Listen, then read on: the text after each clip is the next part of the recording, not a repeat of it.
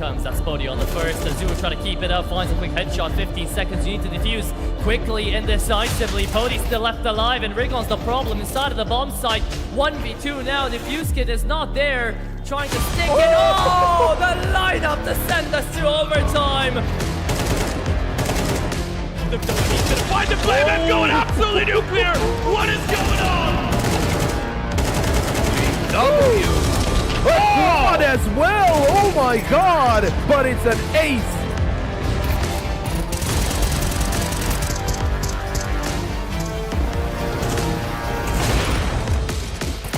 Oh! Up throw with an O-scope.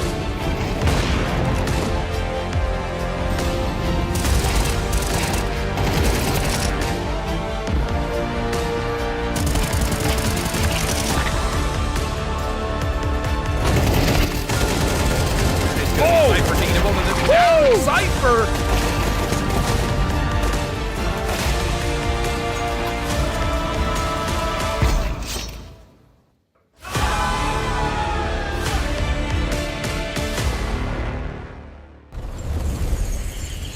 Welcome back, ladies and gentlemen, out here to the penultimate day that DraculaN has got going on here for Season 2. It has been an absolute doozy of a tournament, and we have been very happy to be going through it day by day. My name is Atro, of course, as per usual, joined with me, Ted. Yeah, we're looking forward to this one. It's been a long road so far, a couple of days full of Counter-Strike. Shout out to every single one of you that was here throughout the entire day yesterday, because it was a long-ass day. Yeah. But now we're going into the nitty-gritty of things. We're going into the games that mean a lot, right? We've got just one winner bracket matchup throughout this entire day. Everything else is going to have elimination on the line, so we're going to be saying goodbye to 3 of the teams today, and we're going to find out what the top 3 is going to be looking like going into Championship Sunday tomorrow. Atro, I'd say let's get it on the way. We've got the bracket to look at. We've got a lot of interesting games coming up, and we've got a lot of quote-unquote favorites that were already eliminated out of the tournament, and we have some of them still left, but the majority of them still in that lower bracket. Teams like Ecstatic, teams like Passion UA. OG is the only one that it feels like out of the favorites has been able to keep up with the expectations. Obviously, they did beat Ecstatic, so I feel like as a number 2, the Danes have been playing pretty decent Counter-Strike as well, but they do find themselves here today in need of 2 wins. Yeah, and up against the Cinderella favorites right out here in the upper brackets that we've managed to see out of the Basement Boys. They don't even know how they vibed their way through to the upper bracket semi-final out there, but up to the upper bracket final, I guess that is. But yeah, it's been an absolute crazy amount of games that we've gone through, not only yesterday, but throughout the tournament in general. So now we're going to be starting to slow it down. We've got 2 batches of games, as we've said, starting on up. So we will be looking on over at the upper bracket right now.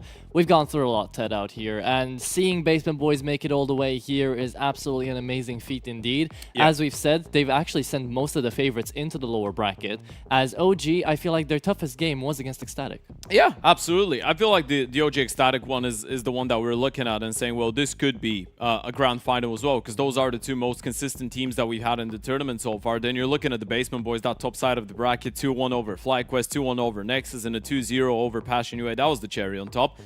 Fortunately enough for Passion, they're still in the event after that loss. Unfortunately for the others, they have been eliminated, and FlyQuest yesterday playing up until almost 1 AM local time up against Gen 1, the Frenchman that will be facing off against Passion today. We're able to take down Fly in 3 maps, and it was one hell of a close affair, that one. I stayed in the studio to wait it out, watch the entirety of the 3rd map, and I can tell you for a fact, those French guys, they had a lot more power in comparison to Passion UA towards the end. We saw that from the Regalia interview right after the game as well. He said that they were a little bit tired, they were a little bit disfocused as well. For Gen 1, I caught a couple quick words with MBK after the end of the game, and he was like, well, we played 3 best of 3s, but I told my guys I'm ready to go for another one if need be. So they are really overhyped with emotions, and the main thing for these guys was the fact that they wanted to get 5 best of 3s in order to get their VRS ranking. Now they've secured that because they will be playing their 5th against Passion here. Yeah. So from here on out, it's all about just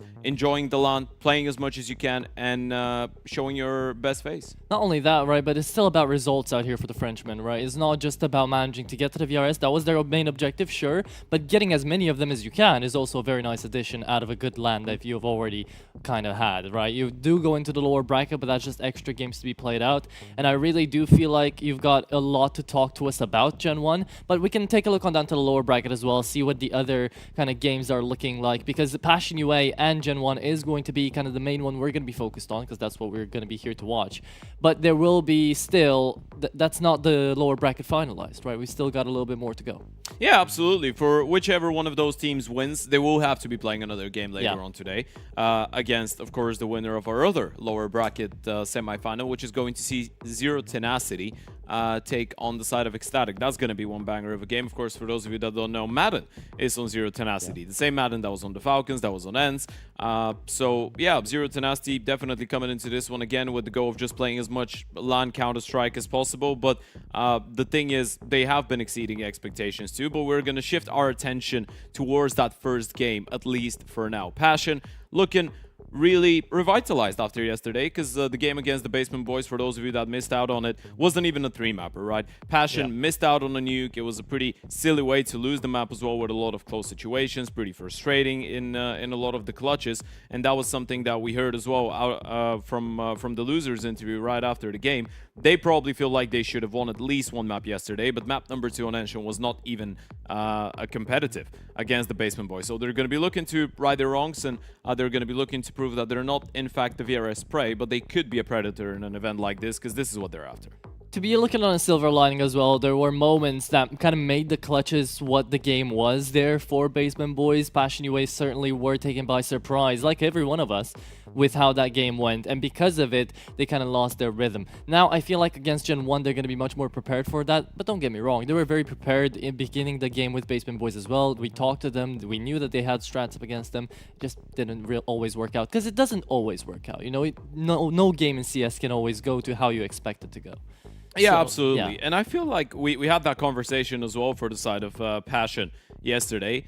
The fact that they're coming into this tournament to strengthen up their positions VRS-wise. Pretty much the same way that FlyQuest did, right? It didn't work out for the Aussies, unfortunately. But Passion are still in this one. They still should be all right with making it into the major, considering that they are competing in the North American rankings. But all in all, it's not going to fill you up with confidence if you come into an event like this one and you lose to the Basement Boys and then Gen 1 to go out of the event. On the other side of things, the Frenchmen have been playing some really exciting Counter-Strike. MBK back on the one we're going to see him here on the screen, and he's been powering through that lower bracket like nobody else. Gen 1 with that game yesterday, with that win against FlyQuest, and with the win against the, of course, Reason Gaming beforehand. I feel like they're going into today knowing that they don't really have anything to lose. It's all about, as we said, enjoying the LAN, playing the best Counter-Strike that you can, and realizing that you are a new team that is getting a phenomenal start to its existence. Again, a new team with a lot of experienced names, just pulling through ratings like we've seen back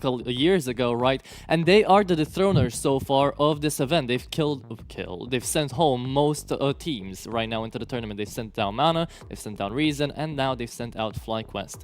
So they want to continue that streak. They want to still be the executioners in Dracula's castle right now, and they'll have to go through one more, which is definitely going to be, I feel like, their second toughest opposition so far. FlyQuest was a definitely hard match out there, and I feel like the Frenchmen kind of impressed themselves towards that really late game as well to be able to finish it off on a 2-1, because it definitely wasn't one-sided. That was the important part. It's difficult when you say that about a team that has Misuta, MBK, and Joko, but I feel like for those guys, it's kind of like they're a group of 18-year-olds, right? Where they don't really mind playing long days and exhausting Counter-Strike, whereas for teams like FlyQuest, for teams like Passion UA, maybe you're not used to that type of a tight schedule, but I feel like with FlyQuest yesterday was really obvious on Dust 2, we couldn't really see the best out of them. I think Passion should have had enough time to rest after yesterday. Kfem has been playing really well, and as we said, the game plans have been looking solid. Hauser's had some on-maps, some off-maps as well. All in all, some of the supportive elements like Nyx have been providing a lot of output as well.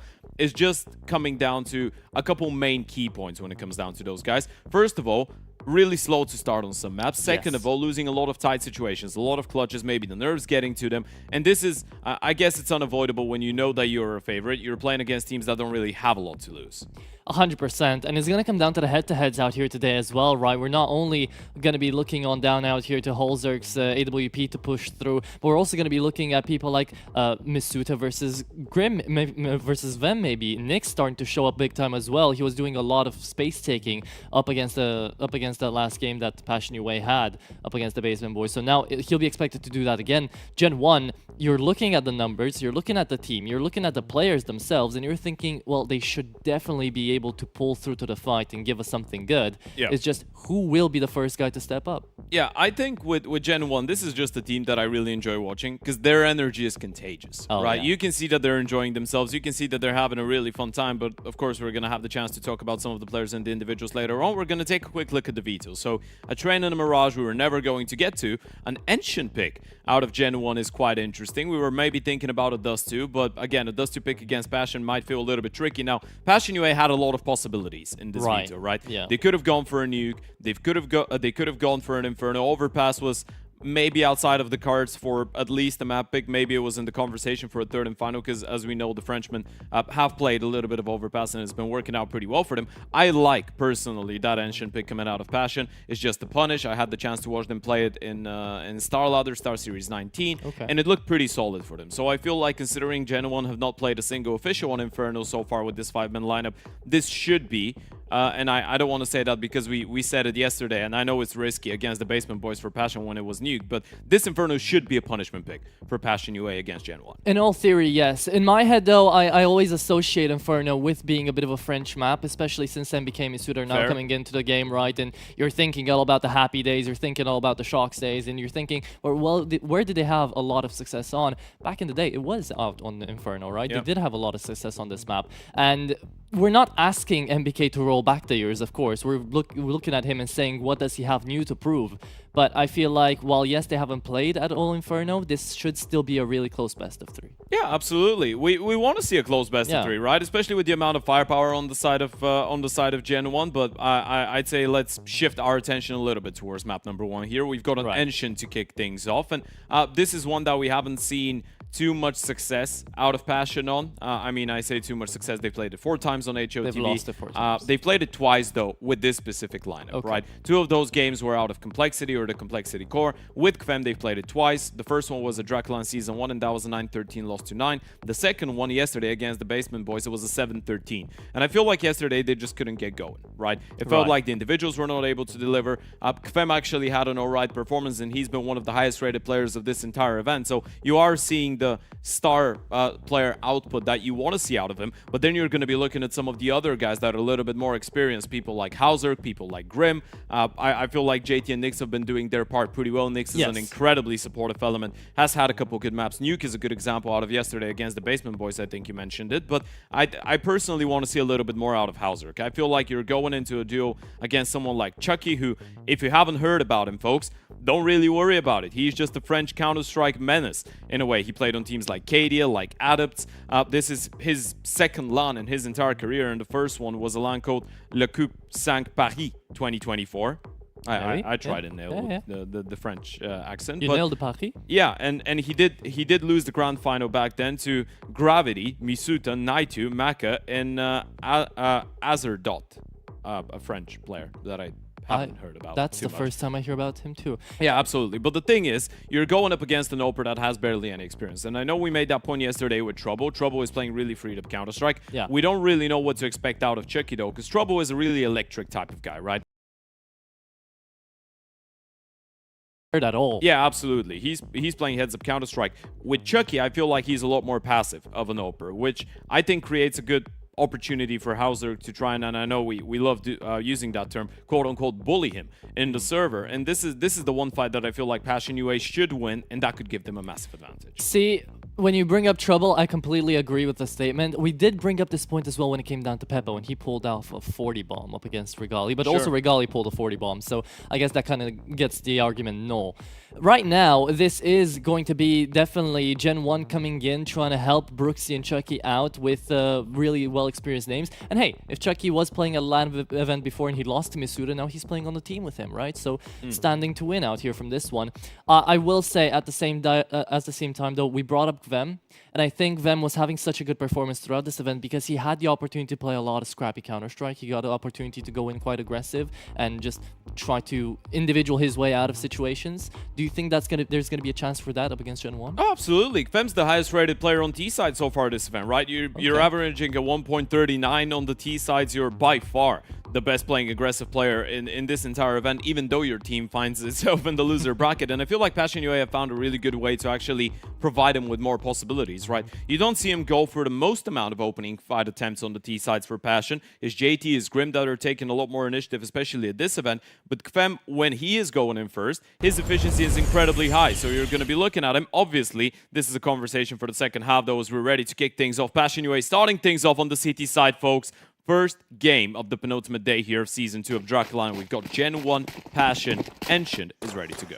The batches of games have started. Dracula has let out his bats, and we are ready to be watching a best of 3 to remember out here. Passion UA and Gen 1 fighting for their tournament lives at stake out here. And it is going to be the T side starting off with a good frag. JT down in towards red, tapping away on middle, sees them all push towards. A bomb site's completely empty, but it's still Chucky to go with the bomb into CT and still go aggressive. This is a fight that Gen 1 are taking straight up to Passion. Yeah.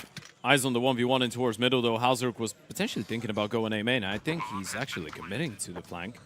No defuse kit for the CT side, so you need Nyx to try and find something before Hauser gets active. You want to make sure that Nyx won't be able to take the eyes off of his flanking teammate. Joko in a position to potentially get caught off guard, but that's a lovely shot onto Nyx. Oh. And yeah, there goes the refrag, but Hauser is going to have to do it all, and he doesn't have a kit or utility. Yeah, and doesn't even have a second to react. MBK one tap away, and those dualies, sure, they had a nice little start and a ring to them, but it's still going to be Gen 1 to take away Pistol T side here. This can open up a lot of avenues for Gen 1. They can manage to, you know, get through that first gun round in round number 3 and then try to play a little bit more heads-up Counter-Strike, be aggressive, be on top of Passion UA. Yeah, and it's an interesting mix of players they've got, right? Because Joko's always been a really aggressive rifler in his entire career, but now, obviously, we had the chance to talk to him a couple days ago and do an interview, but he did mention that he's not as aggressive now on the team, and that is quite factual, right? He's been allowed to play more towards the mid round, towards the late round. That is one hell of an interesting eke around for Passion. Yeah, see, they're doing. Can we have a close-up look on that? 5-man tower in CT spawn. They're not moving. They haven't left the spawn. They're doing a French timeout in round number 2 out here up against the Frenchies. That's amazing. Yeah. It's lovely. They've not moved.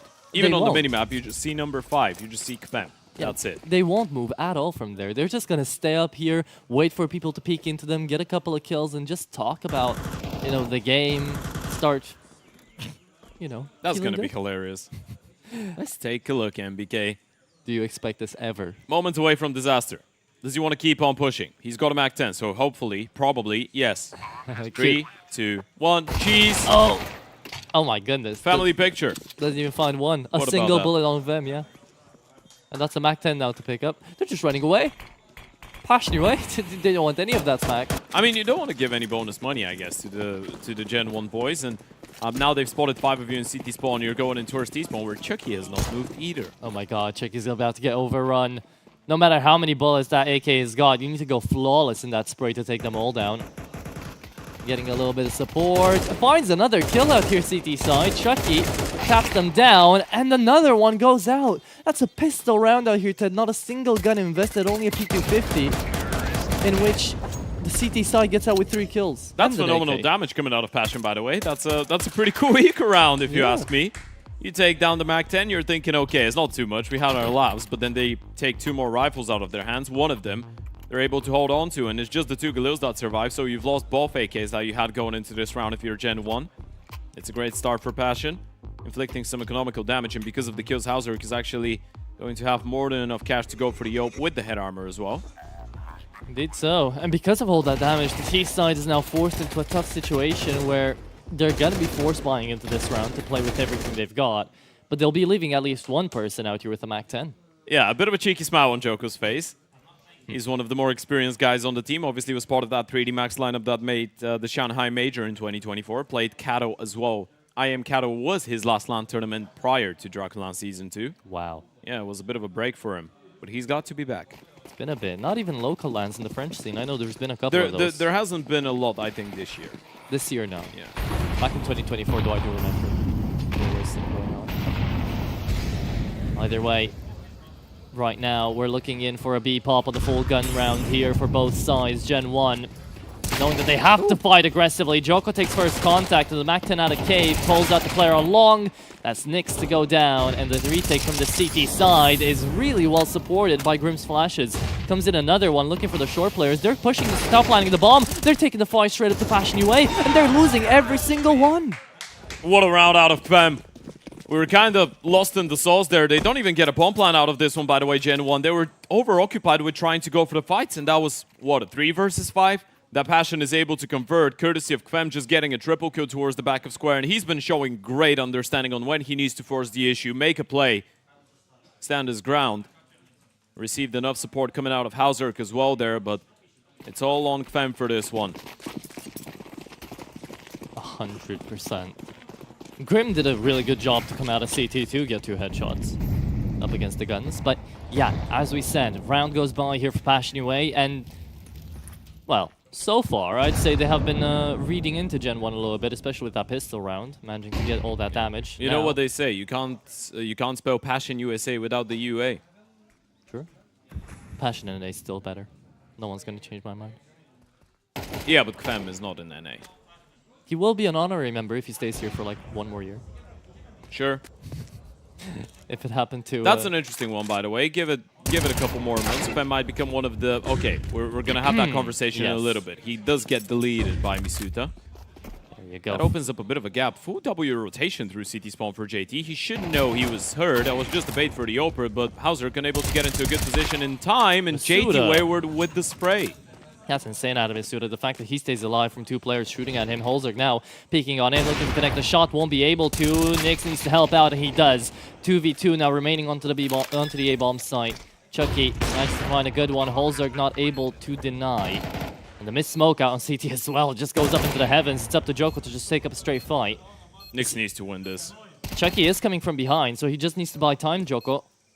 That's exactly what he's doing. Nyx out of the fight, and that should be the round. However, Holzerg never expects the flank. That should be the round. He thinks he's donut.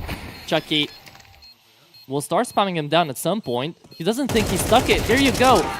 Chucky with the wild spam does connect onto Holzerg, but could have been an option there.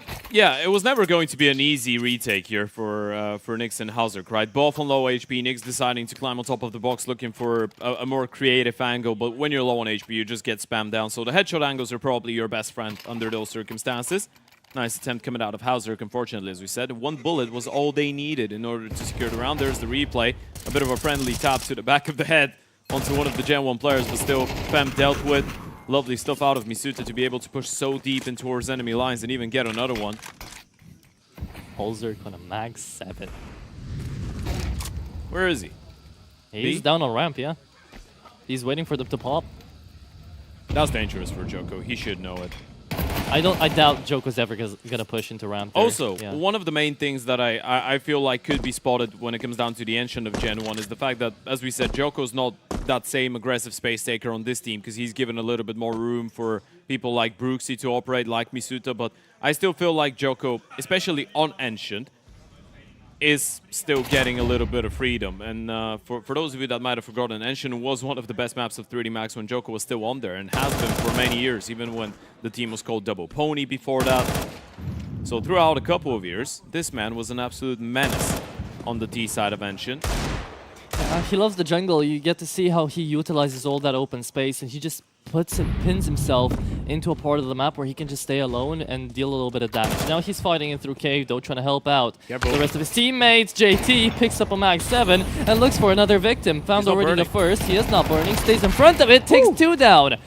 There you go. Speaking of burning, Nyx is going to be dipping his feet in the fire. But a 3v2 later, Vem does have a deagle. If he finds just a wild shot here with MBK, maybe there could have been a round. But Grim, I think he's just going to be scrapping by for an AK. Yeah, good hustling coming out of JT there to find a double in towards cave. But as you said, it was never going to be an easy one. And Chucky won't miss a shot. 8-2 for the young Oper to start it off. Only Belgian player on the lineup as well. Everyone else coming in from France, of course. They're still communicating in French. Yes. And Chucky, as we were talking about hybrid Opers, he is himself a bit of a hybrid Oper. Only 38% of the kills he's getting is with the big green, so you're going to see him on the rifle quite a lot. which is good for the Gen 1 side, right? Especially since Joko likes to call a bit more aggressively, more heads up. I mean, MBK is calling, but both Yeah, of them give Joko usually gives the first contact, so... Sure. There you go, Brooksy down in mid. Full blinded, know that there should be at least 2 coming in here. Slow on the headshots into middle, and it's Grim. Amazing on an AUG to pick it up and find a headshot. That was a bit of a mess up here from Gen 1. Yeah, it's a good underhand flash as well from Passion UA. Good decision not to give all the space for free. Good initiative taken. Go for the late middle crunch, sorry. Good call out from JT as well to just stack up 3 people in mid in a round like that. They know that there should be a buy coming through. Easy kill.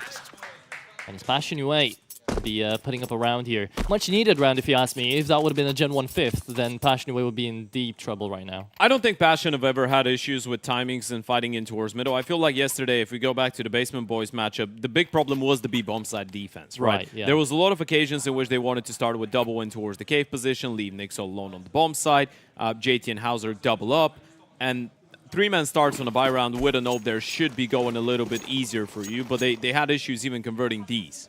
Right. But now, Gen 1 are thinking, since our 2 most aggressive pieces are coming up to the fight, 6 and 5, 8 and 3 for Joko and Chucky, they'll be sending it straight down to the B-bomb site. Might as well, right? Give it another look in. MBK, IGL takes the generalities in his hands. JT looks at them all pushing through long. Joko and MBK just make it look like it's easy. And you're not supposed to be able to run down Passion UA like that, but they have. Yeah, it feels like you should be a little bit more ready for that type of a reaction, right? Because your mid players have the majority of the control. There was nothing going on there. I mean, there was a little bit of default utility, but no one really showing any real presence in towards middle or B. And then Nyx just going for the re-smoke, peek right on top of it. But the moment that he loses that opening fight, the round was pretty much over. Scaling up on the bomb side. MBK with a double, Joko with a singular, and Hauser can JT forced to try and go for the save. JT might not even be able to hold on to the rifle. First kill is his. There's one more player though. Shadow. That's huge. JT, still good for both of them. Good exit damage to come through here. Misuda, MBK, Chucky, they don't want to lose those guns, but MBK goes flying from the bomb. I mean, they're alright. They're 5-2 up. Money is not great for the T side, I do agree with you. Passion are still in a good position to regain control of the CT side potentially, or not regain control, but at least get a couple of rounds on the board. But Gen 1 are showing some good knowledge of how they could abuse some of the things that Passion were not able to deal with yesterday. There's the replay as well. Good heads of play out of MBK and the follow-up as well. Hack timeout out of Passion UA. We remember from yesterday, especially up against Basement Boys, because they were getting a bit overwhelmed. That starts to feel like that's the case here as well. TC was calling out a lot of attack pauses. As early as he could, trying to stop momentum, dampen it a little bit. And now we'll see if that is going to be a good workaround, what Gen 1 are trying to pull off here onto this T side. This is what should be expected out of someone like TC, right? Sure. We're talking about a veteran at the highest level. He was the coach for Complexity for 3 years, and he's been working with JT for even longer than that. He's had the opportunity to coach in games with incredibly high stakes on big stages, so he knows how to try and kill the momentum on the other side, if you can put it that way. 100%. It's all about your players being able to, I guess, complement the good timing of your tactical pauses with a couple converted rounds as well, though, right? Because yesterday the timings on the pauses were really good, but the results not quite following. This time around it might be different. Grim with a good opener onto MBK, nice smoke as well to block off, make sure there's no possibility of a refrag. They're going to be waiting around for it. I think Grim is one of the only pro players left that have got the AUG instead of both the A1S and the A4 in the loadout. More people are playing it nowadays, by the way. You'd be surprised. Yeah, yeah. I have not seen that. Bedboom is one that loves it. Really? Especially on train, yeah. I mean, on train it makes sense. Yeah. Out here on Ancient, a bit less seen. Grim, oh, he's got a golden opportunity to find the bomb on Misuda. However, he is going to peek out with them, and they're both going to fall. Gen 1 managing to trade it back. Damage has been dealt to Misuda, though, and he's trying to plant that bomb. Heard now by Nyx. Rotates will be coming through. 2 CT, 1 mid. So the donut fight is going to be huge there. Big fight. Oh. Joko. Nyx needed that. This should be the round, by the way. They should be thinking about a save already. Hauserik's on an open. Unless JT gets an early pick into it. Hauserik is still closing out the distance. Whoa. But Misuta's just deleted JT. And the opener might go down. First shot does not quite connect. Hebil rushed in from middle. He's got no way out. This is him. Out of the fight. There you go. At least manages to take down one with him, but that's Gen 1, 6-2 up even after the tag pause here, Ted. Yeah, and this is showing how, I guess, calm Gen 1 are in a lot of those situations. This is the reason that I guess they are such a dangerous team here, because it never feels like they're out of the competition, and no matter what happens in a round. An interesting thing that I've noticed, they are incredibly good when it comes down to opening kills. They're the second best team in this entire event with getting opening kills. 5v4 conversion is above 75%. Damn. Actually, 4v5s is where they usually struggle, right? They're really good with getting the opening kill, and then they are the #1 at trades as well. So the spacing is very good. They have a really good understanding on how to scale up on the bomb sites, what fights they should be taking. There's always someone ready in a position to pulse and deny a multi-kill from the other side. But usually 4v5s like this one, you don't see them convert as often. And TC going for a second tactical timeout, sorry. Apparently not happy with how the first couple of rounds on Engine have been going. I'm loving this as well. You get to see MBK and Joko be very vocal, very active in towards these tag pauses, because they weren't expecting a second one to come through right after they win a round. There's not enough space between them, so they're just going to talk about the next round like nothing happens, and they're just going to go next. See, this is a smart play as well. MBK is on the Mac 10. He could have gotten an AK from Joko, but he decides he wants to play a bit more aggressive in towards the B play.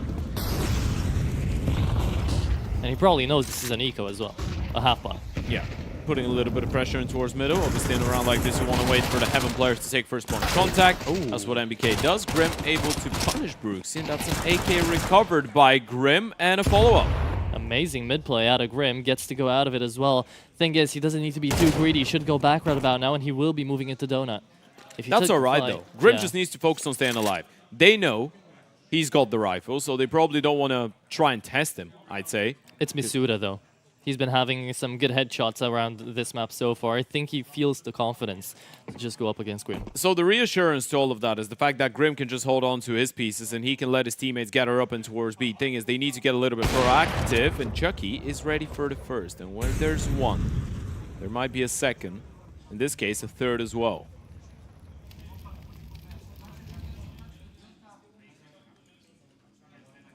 Rotate coming in through Grim onto CT.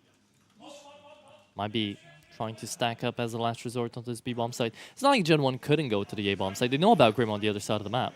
It's just too risky, because Grim has had so much possibility, so much time. Thing is, we're going to fake it out, make sure that the rifle is going to rotate, and now, with the last second rotation, you're going back, 5-7, trying to run down the Oper, unable to get a long-range, difficult shots to connect. Grim is still going to try and cut them off, but he's missed the timing. As indeed. It is going to be up to Chucky really to be an absolute anchor in this round for his team. Gen 1 have got a really good chance right now, and they will be able to take down Holzerk first. JT pushing up, and Joko saving away his teammate. The peel was good, but now you need to convert the round as well. Grim, 3-piece in an eco round, in a half-buy round. Yeah, the damage has been good, right? Yeah. Those are the types of rounds that if you were able to forget about the circumstances and the fact that you're down 2-7, you'd say, nice try, good round, good eco. That should be the energy. But Chucky's been really impressive, man. And you're seeing a lot of intelligence in the way that he's bringing in the fights as well on a pretty micro level. You don't shoot at the first guy jumping over, you're waiting for the second, and then you let the rifle of Joko just come to your aid. Right. And you don't see him put himself in positions where he can't get out. He knew that he had Joko behind him back onto the A-bomb side as well. It's really nice to see this kind of proactiveness out of Chucky. But just in general, out of Gen 1, it's up to Grim yet again to try to find that opening shot, and it's Vem out into mid with that 3-piece into mid to try to make it out of the basement. Joko, 2-piece into ramp out of nowhere, and the A-bomb site's empty. B as well. Passion UA are left to retake both of their bomb sites. They've taken so much space. I mean, Fem needs to get that kill. Thing is, he's low on HP, and Joko is just so sneaky playing on the edge of that smoke. Vem is checking him. Coming. Yeah. Is he going to be able to get the kill, though? Needs to be a little bit quicker. Joko's really locked in, isn't he? A triple kill in the round, 12-7. Hauserik's not on the correct bomb side right now. They don't really know that yet. At the moment that he gets that kill, if he gets it, that is, Joko is an absolute animal. Maniac out here from Joko. 13-7, just up to Chucky from his own lead. That is amazing. Coming through out here for Gen 1. And again, it's Grim to come in with the heroics on middle, right? Trying to be that first man in. Finds the trade as well in the smoke, and just nothing works because Joko on the extremities Just to figure it out by himself. Yeah, he shouldn't be getting a double kill into towards ramp. Yeah. Not in a million years, but he's able to get both of them. I mean, 1 kill is good enough. 2, you've won the round basically by yourself. And you're winning the half here as well as the penultimate round of the first half. It's 8-2 here for Gen 1. Full blinded down mid. Vem doesn't even know what hit him. Yeah, they seen him on top of the smoke. That was the hero rifle too in this round. It's not great. It's been a really tough start for Passion so far. And Joker keeps it going. Finally run down by the MP9, but this is a clear signal. JT's still here. Thing is, you haven't spotted out Hauserk. You know Grim's towards A, so you need to slow things down. But Red B, ooh, what a flick out of JT. Chucky doesn't manage to connect onto the Heaven player. Will move back into the A-bomb side. They have no idea about Grim so far, but Brooksy coming in through CT manages to spot him out on the boost. It's Holzerk and JT on rifles themselves, ready to retake a good aggressive Molotov to take Chucky out of position, but he stays alive in towards the side, and he will actually manage to deal some damage to Holzerk. The grenade is amazing, and it's just down to Holzerk. 1v3, there's just no way for him to get out. Needs a massive clutch. First kill found, but Chucky's just not missing important shots right now. 12-4 for the young Belgian Oper. 23 years of age, second LAN event in his entire career, and look at them. Look at how calm they are, by the way. It's like they expected this to be that easy. Talk to me a little bit about who the coach is actually here for Gen 1 as well. Who's behind them, giving them the morale? I mean, that's an interesting one as well, right? Because we talked about Joko being an ex-player of 3D Max. Well, it's Wasink.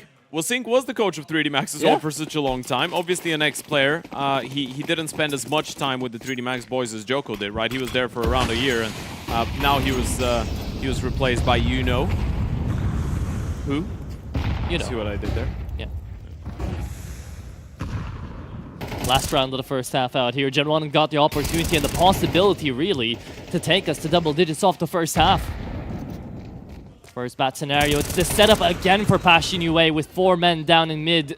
Never to expect it, but JT calls it out to a B hit. It's going to be forced to retake into the last round in a 4v5 here for Gen 1. Yeah, JT needs to make sure he stays alive. As of right now, he's the only one that's alone. Good news for him. No one's really contesting him. They want to fight in towards CT spawn again. Gen 1, there's Chucky. 4 players coming in from there. Yeah, he's got the AWP as well. He could connect on all of them, yet it's Vem to spam him down through the smoke connect, and Misuda still standing as the second man here. They'll never expect him, but he's not enough. He's the last man standing. He needs 3 more pieces. They're running at him full on.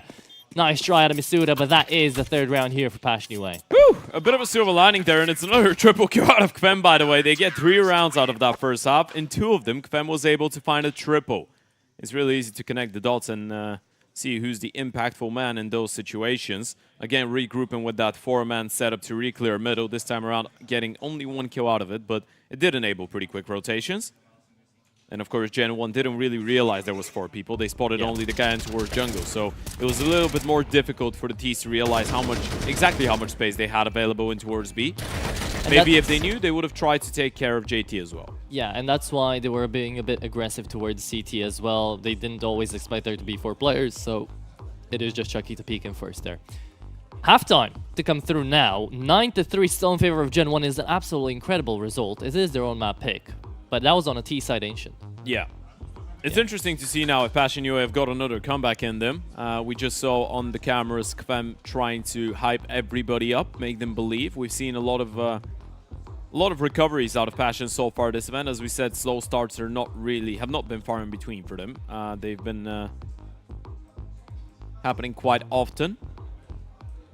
But of course, for the French side, I mean, Brooksy is another one that we haven't really talked about as well. Again, a little bit younger, 23 years of age. I know he looks like he's been around for a bit of a longer time.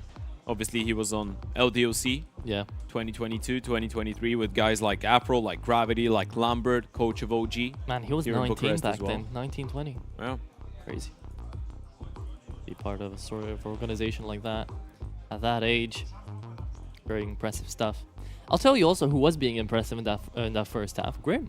He was connecting some shots. You wouldn't see half the players in the server connect.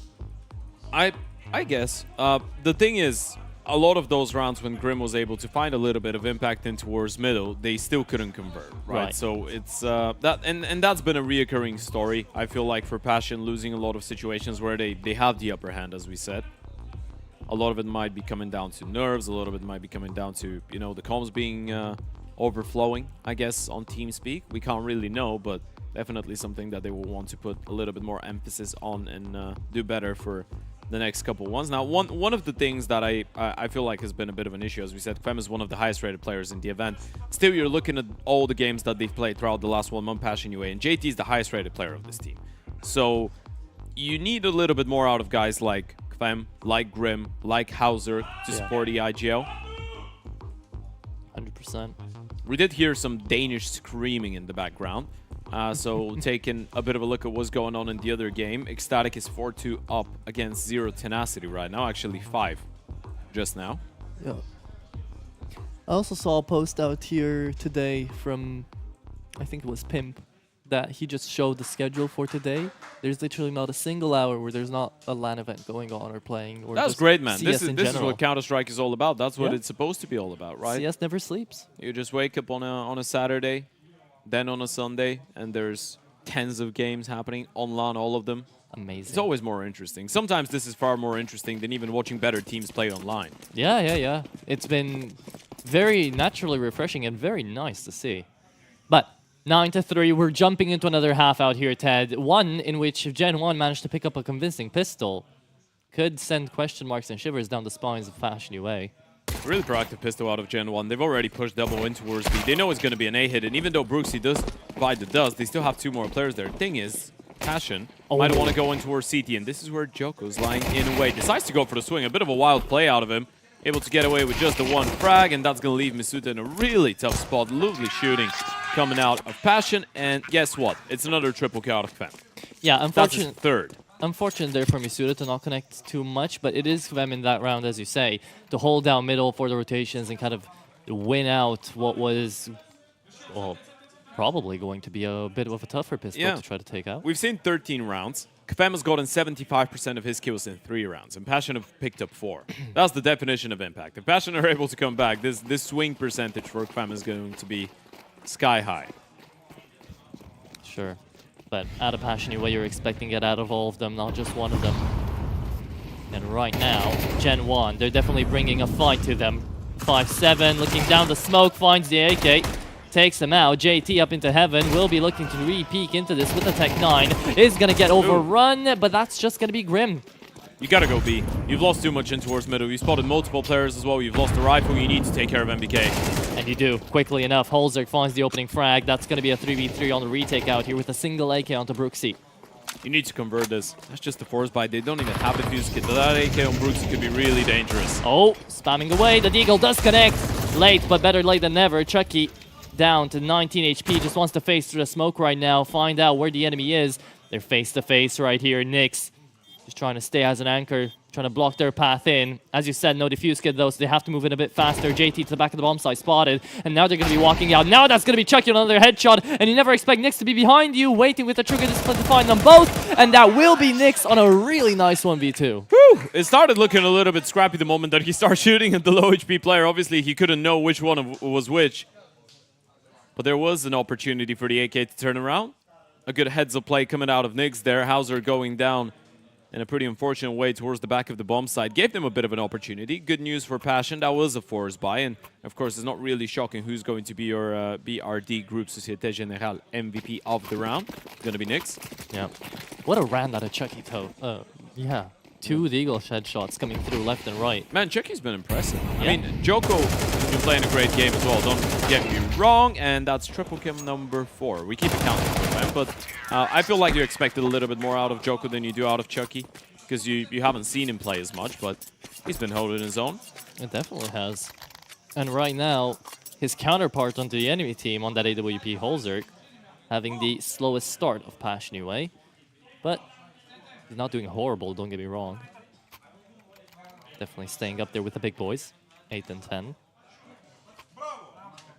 If you want to talk numbers though, Ted, it's 9-6, Passion UA. They are getting through this T side bit by bit. Yeah, right back at it. And it's been a team effort as well. As we said, Kvem is providing monstrous impact, but it feels like everyone else is tuned into the game now as well. Slowly but surely, getting more and more into it.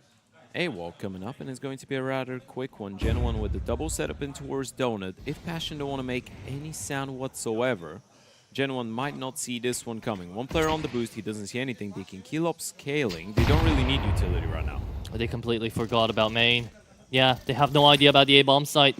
right now. Joko heard the flash go down, heard the smoke ting, and that is going to be Brooksy. At least managed to find a trade back into the 4v4, but it really doesn't help Gen 1 too much because JT was on the flank waiting for MBK to come out of cave. And now Gen 1, I would not blame them if they went for a save here. No, you need to. You need to call this one off. You've just been outplayed, and you know it. And this is good preparation coming out of Pash anyway. Again, I mean, you're able to catch a really good timing. It's a lovely call out of JT. By himself, just throwing a little bit of caution into the wind in towards that B bomb site with the utility staying engaged so he can cut off the rotations. They just walk out. It's all about knowing that you can adapt on the fly, right? You're going in towards that A bomb side on the walk. First of all, there's an op on the other side, so you don't want to tempt fate too much. But you boost that first player. He doesn't see anything in towards tempo, in towards the back of the bomb side. There's no one Xbox. And then you're hearing the spam onto the donut smoke, so you can make an educated guess that Gen 1 have probably left that A bomb side and focused on donut, waiting for the sound cues. They were starting to think about the impact, or the timing, sorry, but by the time they realized it was a possibility, it was already too late. And Fem will get one on the fadeaway. So this is Brooksy as well, losing his gun. Yeah, Might be the time for a tactical timeout out of Gen 1. Genuinely, yes, and that's exactly what's going to happen. Good call out here, Ted. Thank you. Because, yeah, now they're stuck behind a tough choice. Do they force invest next to the AWP and DDoNS, or do they just half-buy? I think buy is not a bad idea here, because you know the T's have accumulated a decent amount of money. Maybe if the economy of Fashion UA was a little bit shakier, you could have justified going for a full investment.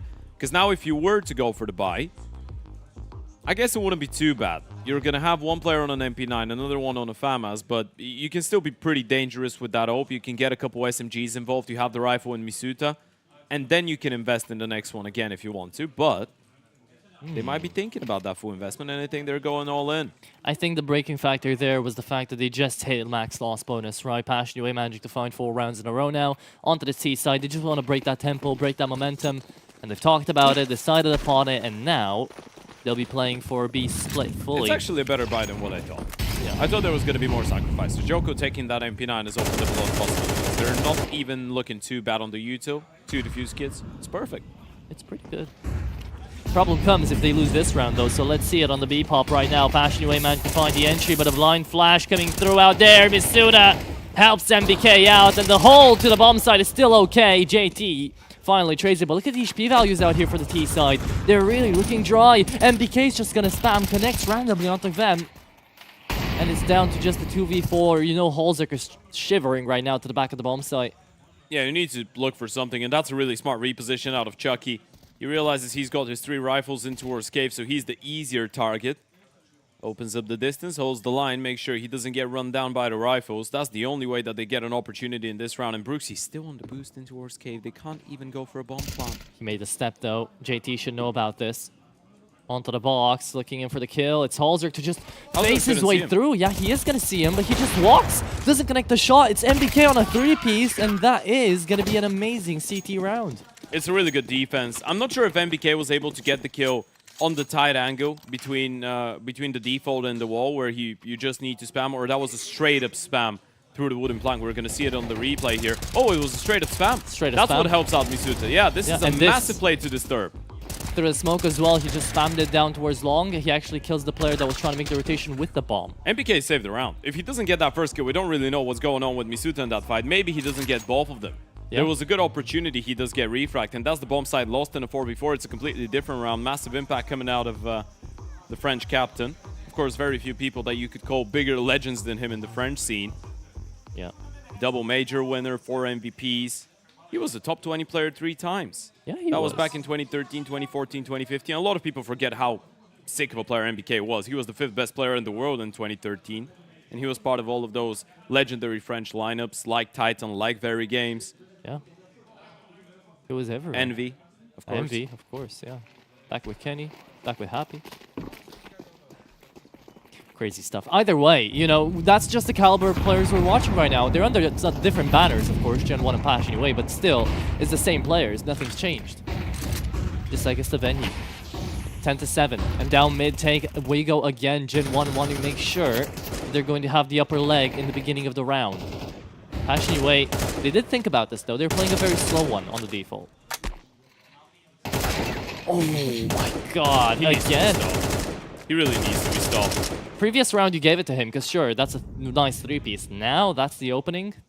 MBK. I mean, previous round as well. He just gets 3 kills in a matter of 2 rounds on people he doesn't even see. MBK is an absolute monster right now. We love our smoke merchants. Unk bringing in the shooting. If BTN had to, so does MBK. There you go, JT. Out of the fight on that flank he's always been on. Gen 1 finally have figured it out, but it's down to the A bomb site, and they've got an amazing setup for the retake. Joko, he's even going to give it a look in before that bomb gets planted. Takes out one, timing is perfect, and it's just down to Holzerk in a 1v2. Never to be expecting Brooksy down here. Amazing plays coming out of Gen 1. It's just because of the ground that MBK is covering alone in towards B, right? You're not thinking he's going to be that brave and he's going to be going for so many fights if he is all alone on the B bomb side. This is why you're not ready for the amount of numbers on A, and the rotation in towards CT was really rapid out of the Oper too. Yeah. And all of that is just selling and selling and selling the fake into not believing they could have a double setup in towards A main. And now here could come the frustrations here for Passion UA. It's the last tack pause that was called in by TC, and you're starting to get flashbacks from yesterday when nothing was working out, when they were all on the right bomb sites, and you just look on down to 11-7 and think, my god, are we leaving it out again? There goes the B fake. A whole lot of utility. You're sending Grim up on a suicidal perfect. mission.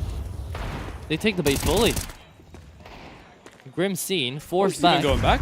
Yeah. Didn't need to engage. I think he realized they've rotated in, and look at the amount of space they've been able to get in towards Donut. It's a big kill here. Does manage to find onto Joko. And JT, up on mid as well, manages to get the man advantage. So if you can just pick up those guns, this round becomes very doable all of a sudden. Bomb Grim's got a plant. rifle. It's a little late. Grim has got one too on that A1S. This is really going to be up to Misuda if he can find this connection. That's the one round that keeps you in the game if you're Passion UA. You need to hold on to the bomb side. Peek at a Holzer could go a long way. He's the man on the Deagle, the only one allowed on the bomb site. Vem's going to help him out bit by bit here. Throws the Molotov out. A lot of noise being made. Holzer should have been an easy shot. Misses twice. And now trying to peek back in. It is going to be Grim to help him out. Chucky just wanted to save DWP, but it's not even going to happen. Savior is actually Grim there. Woo! That one's going to get you fired up. That was a great fake coming out of Passion. A lot of those pocket plays are really, really good against a team like Gen 1 that's trying to be really rapid on those rotations. And you abuse it perfectly. Grim realized that he didn't even need to go down in towards B in order to sell the fake. Lovely stuff out of him as well on that M4 as we pointed out. And Hazaruk was able to keep his zone after the really lackluster first engagement. That was essentially a pistol round, though, coming through out here for Passion UA. Yep. So we know Gen 1 aren't going to be too happy about it either. Calling out attack pause, we're getting to see the coach actually talk a little bit. I mean, what goes around comes around, right? Passion UA have lost so many rounds like these throughout the last couple of days. It was about time for one of those set pieces to work out as well. I guess this time around it was just up against the Frenchman. They could have been denied all of that if Holzer just goes down, because Orange is such a powerful position to have into the retake. You did call it orange. Box. All right. It's an orange box. That's what I call it out most of the time. I don't know how many people do that, but that's what I. Not many I know of. Yeah. Maybe it's a Romanian thing, you know? Maybe. When I hear orange, I'm thinking Inferno. Yeah, that too. Same mid play coming through out here from Gen 1. If they don't have to change it, it still worked out in the previous rounds, and that is going to be the takes coming through. Joko wildly spamming through. You think he get a kill? Yeah, you think if he just stays on that corner, he gets at least one. But right now, that just doesn't happen. 3v4 right now. Vem down to low HP, but Passion UA still with the advantage in this round. And JT is able to bring in a massive double kill to the mix as well. He's had a couple of those rounds where the shooting has been incredibly snappy, and he's still sticking around. MBK probably doesn't want to go any deeper in towards enemy lines, but he's got enough information to send both of his teammates in towards A and make sure they're all calm about it. Thing is, you still might want to go for a bit of an aggressive peek in towards main, and that's exactly what they're doing. But look at Passion. They've just paused and are waiting.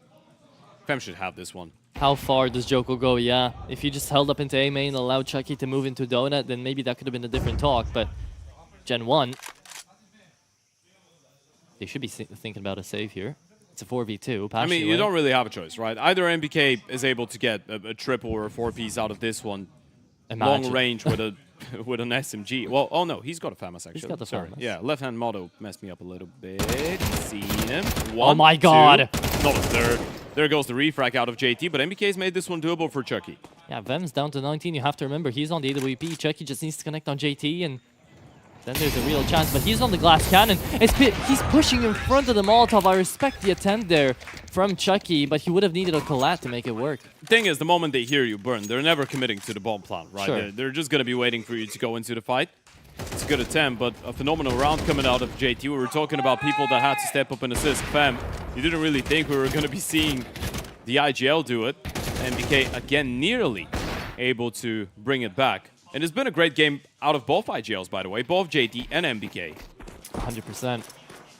MBK right now having a bit more bang for the buck, but besides that, it's 11-9. You'd be expecting it out of them. Gen 1 down to pistols once again. Should be double digits here for Passion UA. We'll see in what the manner they're going to be able to do it in, though, because Berksy finds off the opening frag yet again. I wonder if they really wanted that smoke to not go deep in towards cave, or that's a fell piece of you, because that is, it creates a bit of a weird predicament when you're playing against pistols, and JT's so aggressive, but his teammates get blocked in towards middle. And now Nyx is going to get run down by the pistols. This is looking terrifying. Yeah, that's 2 AKs out here for the side of Gen 1 to be able to be picked up.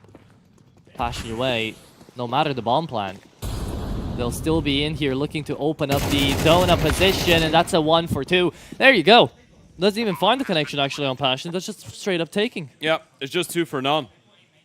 And this round has been saved. That's what it feels like. It was just a half buy for the side of Gen 1 though, so even if Misuta just wants to hold on to the AK-47, it would still be a job well done.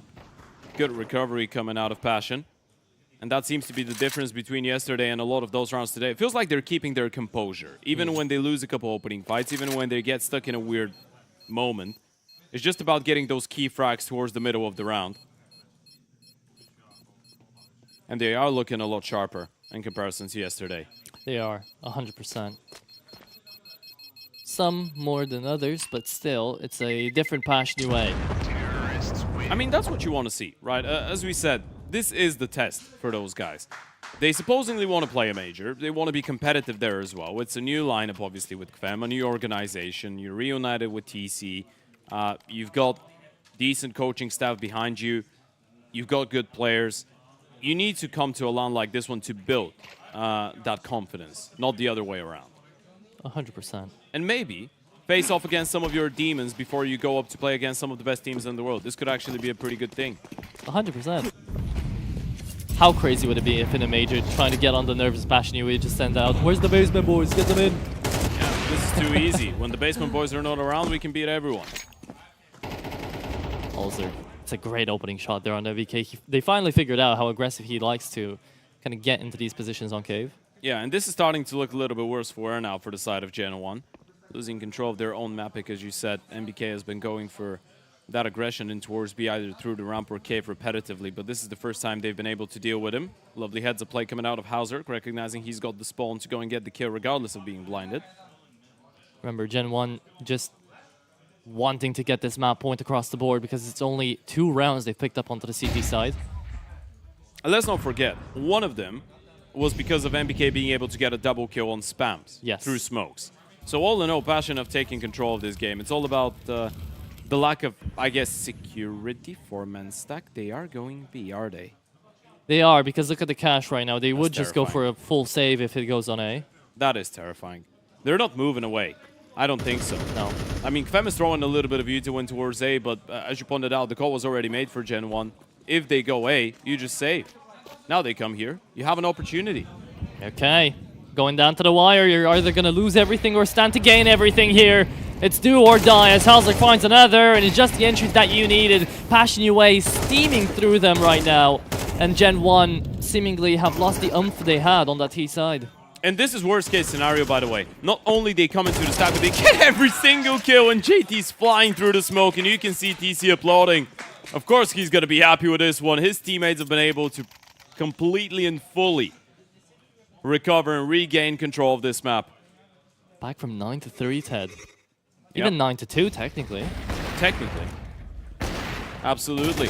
And this is where you're starting to see the impact out of JT with the multi-kills in a lot of those rounds. Out of KVEM in the early stages, he's on 23 and 13. He slowed it down a little bit.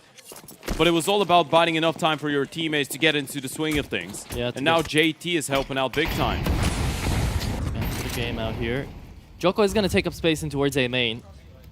They finally decided to leave one guy there, but it's still the usual Gen 1 setup here for the B-bomb site. They are working on a force buy technically though, so trying to get your bang for the buck. Nyx wins out a very important duel with the help of Grim's Flash. Yeah. Now you just go A. And again, you had someone to help as well, right? Kvem was right behind Nyx, so you've got the Flash, you've got 2 players going in. You're just not taking any chances, as it should be in a round like this. 100%. And now, you're just going to slow it down. You know, needing to get that information, not knowing if the rotates did get made onto the A-bomb site. NBK, to call out a second full stack on B would have been crazy, but they will be rotating around. They don't want to save too many MP9s after all.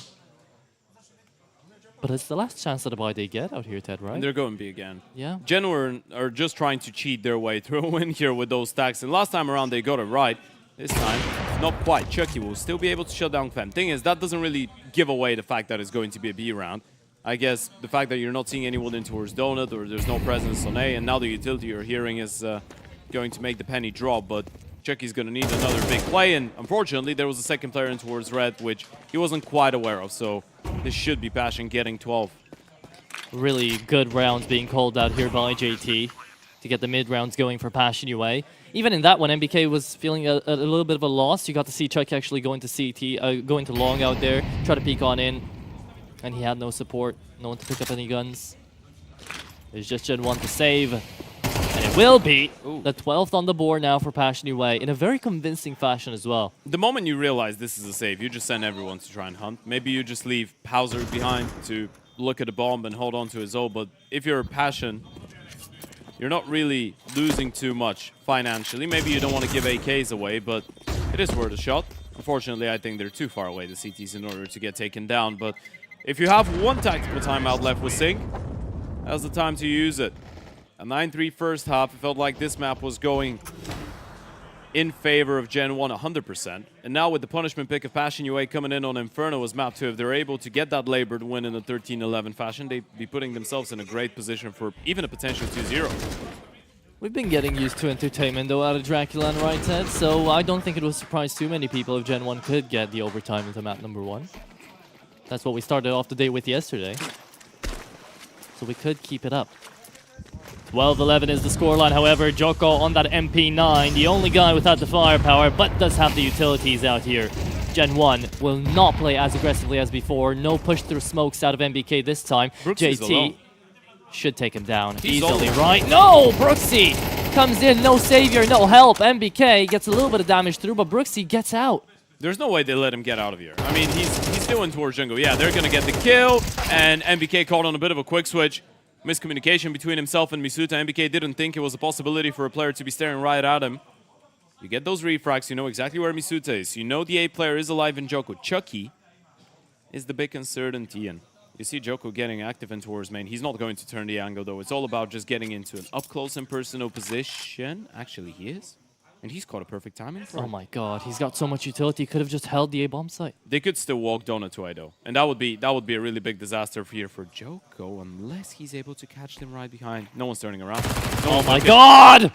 Joko, he's brought it back! He's brought it home! The Frenchies go to OT off the back of an amazing timing on that flank. Oh, they're going to be kicking themselves after this one. Passion and Joko with the play to save the day.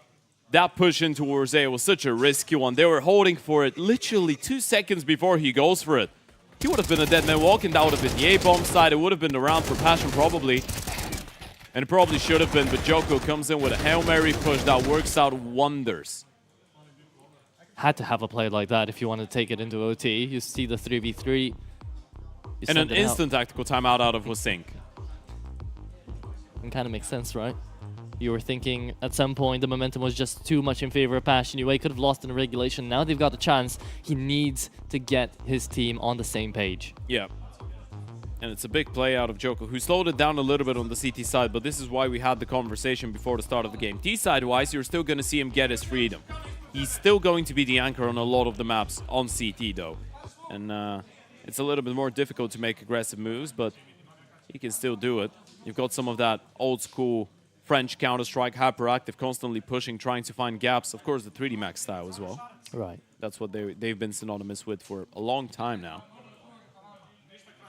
I guess that's the end goal here for Gen 1, right? Get the 3D Max level out here and manage to get up against them. I mean, it's been a long time since there's been 2 competitive French teams at the same time, and we're not really counting Vitality as a French team, are we? So, yeah, if Gen 1 are able to keep it going, that would be nice. Misuta, really good damage out in towards the bomb site, but he's lost it. That is going to be passionate away, managing to overrun, and looking at elbow.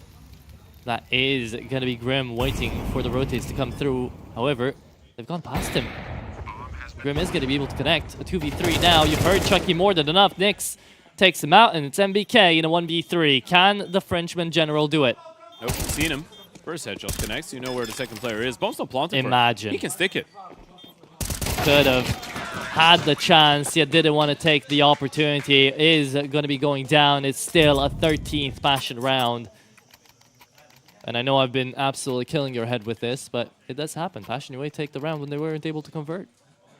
The only one thing that I can't understand is why you're calling it Haze's Law. Like, don't get me wrong. I love Haze, but did he come up with it?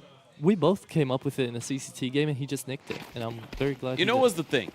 I think you're suffering from the syndrome of thinking you're the first people to think of something. Of course, we know we're not the first ones. We just coined it. Right. I can back that. Misuta. He's becoming a bit more aggressive. You can see the gears turning out here for Gen 1 as they're starting to lose rounds. I mean, they need at least one.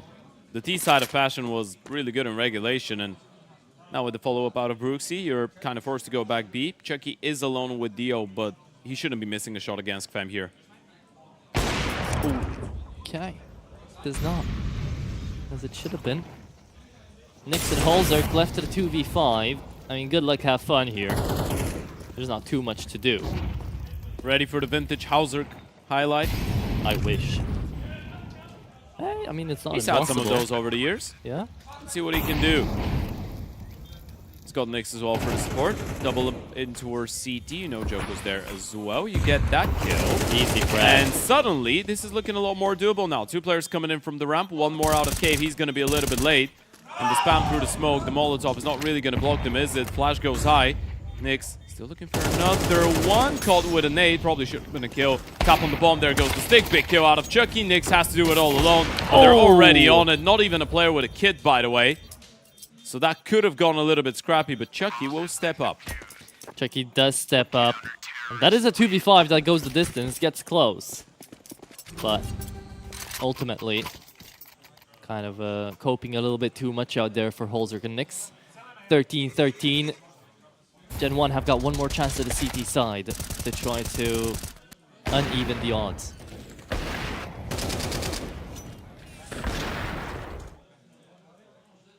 Well done. Impact player of the round. Yeah. Trying to compare Chucky to other operators, he's way more calm, I'd say, on his crosshair. Doesn't go for a lot of flicks. Yeah, seems pretty chill. Gen 1 don't seem too chill though. Look at all the space they're trying to take. They're getting antsy. Feels like that's completely alright with Passion though. This is just a fake in towards A as of right now. You still want to retake middle later on, and you know that you're probably going to make them a little bit less focused on that middle area. Broxy still be able to get a kill, but not without losing his in-game leader in the process, and Passion still have plenty of time to work with. Onto the 4v4 now. Bomb is going to go into mid, trying to play anti-flash. Holzerk falls. Brooksy's come up big time into this overtime. That timing is just awful, man, and Grim loses his head in towards A. This is going to be 14 rounds for Gen 1 on that CT side. Nyx can't even be thinking about clutching up a 1 versus 4 like this. Can't imagine they're even going to give him an opportunity, a chance. That's a nice first shot, but the more fights you get into, the more people will be trying to shrink that circle around you and towards middle, and there's so many angles he needs to be careful about. Smoking towards Donut over, not able to connect. Nyx is suddenly making this one feel a little bit less impossible. Chucky needs to hit the shot, another miss, but Misuta's there to back him up. A little bit of a scrappy finish, but still 14 rounds nonetheless.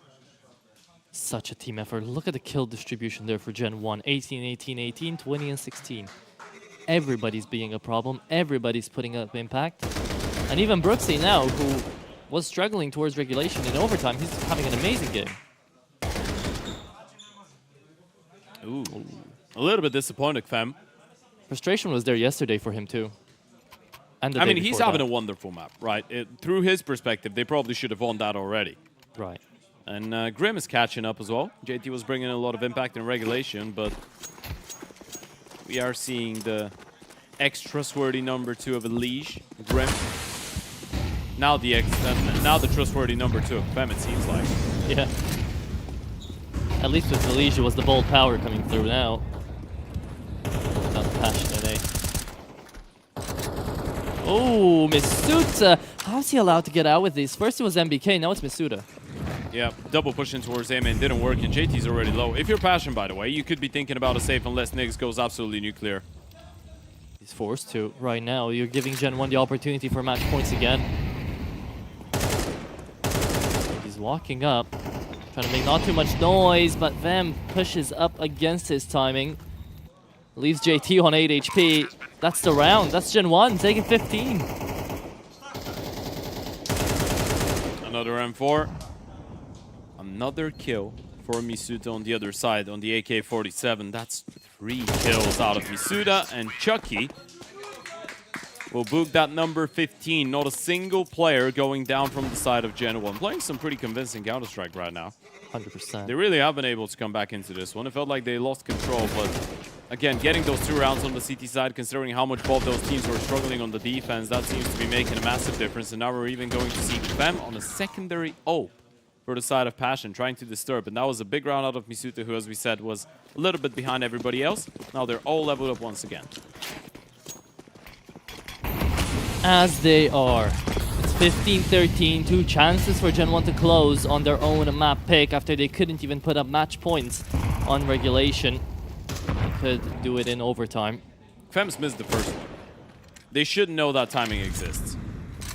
He is on that secondary off though. So he's going to be forced to hold the angle here for the smoke. Can't rotate around back towards CT or nothing.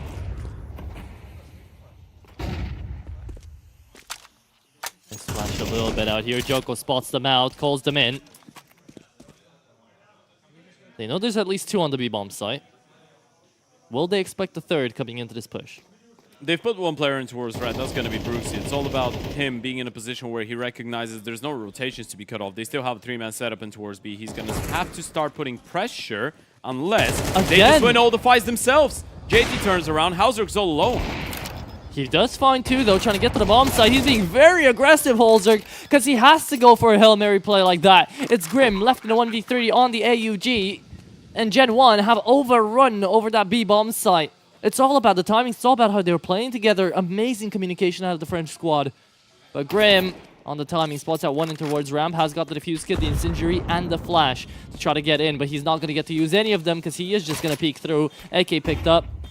And throwing it out. Oh, full blind. Grim. He's hating life right now. Lines them up though. Finds them both. It's down to Brooksy on 36 HP. Just 2 good bullets. And he is a dead man walking. But Brooksy's never peeking this. There you go. Gonna take him out. Grim. Has he saved it? Yes, he has. Passion UA. Keep it alive. Grim. Insane 1v3. That's one of the clutches of the tournament. That map should have been over. They spot him out. They flash him off. All 3 of them are staring at him right at his soul. That should have been it. That was the golden opportunity for Gen 1. And we sure as hell know what happens to teams that overlook those situations. That double peek wasn't great. They just lined up for him, and Grim had just enough time. The smile on the face of JT. They all can't believe this map is not over yet. Everybody was happy besides Grim. He was like, why am I put in this position? How did I do this? I don't even know. But that is how an experienced player plays the game. MBK gets taken out here. IGL action goes wrong here for Gen 1. Passion are loving life, but maybe not too much. Vem comes right back around. It's a dogfight. It's scrappy. It's everything you'll want it to be and more into this B-bomb site. But no utility, no nothing. It's just JT peeking. Has the bomb. It's Chucky now in a 1v3. Otherwise, it's overtime too. Holy moly. They've missed the chance, haven't they? Oh, yeah. They had the opportunity. They should have closed it, but now we're going again. What a one-tap out of Chucky, but of course it's going to be Grim for the final kill. 25 kills out of Grim, and there's your answer. Who's going to be that star when you need him? Grim saved Passion UA, and look at Kvem. He can't believe it. I mean, Such a moment of relief. Right now, yeah. One of the youngest players out here on that Passion UA squad, and he is definitely one of the most emotional. You can see it on his face. One of the most Ukrainian as well, which means one of the most emotional too. Usually equals it, you know? Yeah. I mean, big personalities in the Ukrainian scene, I'll say. Eastern Europe, man. I mean, you can see how the Zero Tenacity guys be moving. Oh yeah, the Yeah. Mana boys too back when Oh, they were yeah. still in the tournament. Absolutely. We could hear him. We could hear them here from the studio. Speaking of Z10, by the way, Okay. they completed a really impressive comeback against the side of Ecstatic, and they've won map 113-8. 9 rounds in a row. Yeah. God. I mean, 7. Okay. Yeah. Yeah. Counting is tough sometimes. Madden's dropped to 26-12. God damn.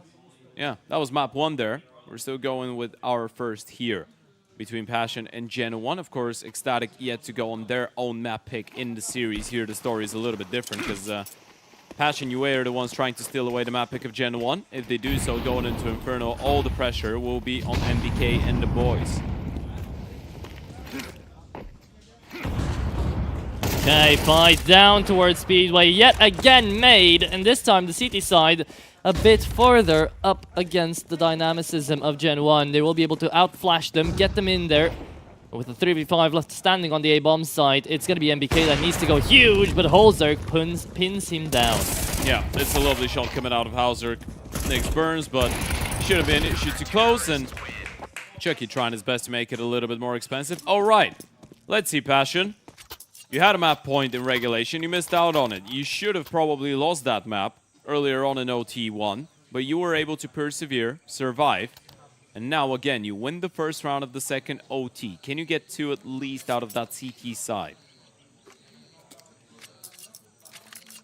I mean, it's already looking way, way better for the CT side here for Passion UA being able to put up a round like this. I mean, that makes you believe, doesn't Yeah. it? There's a little bit of magic that comes in with a clutch like this out of Grim. Not just the clutch itself, but what it does to the mental of the entire team. Suddenly you believe that you are the team that can not only lose those clutches, but sometimes win them.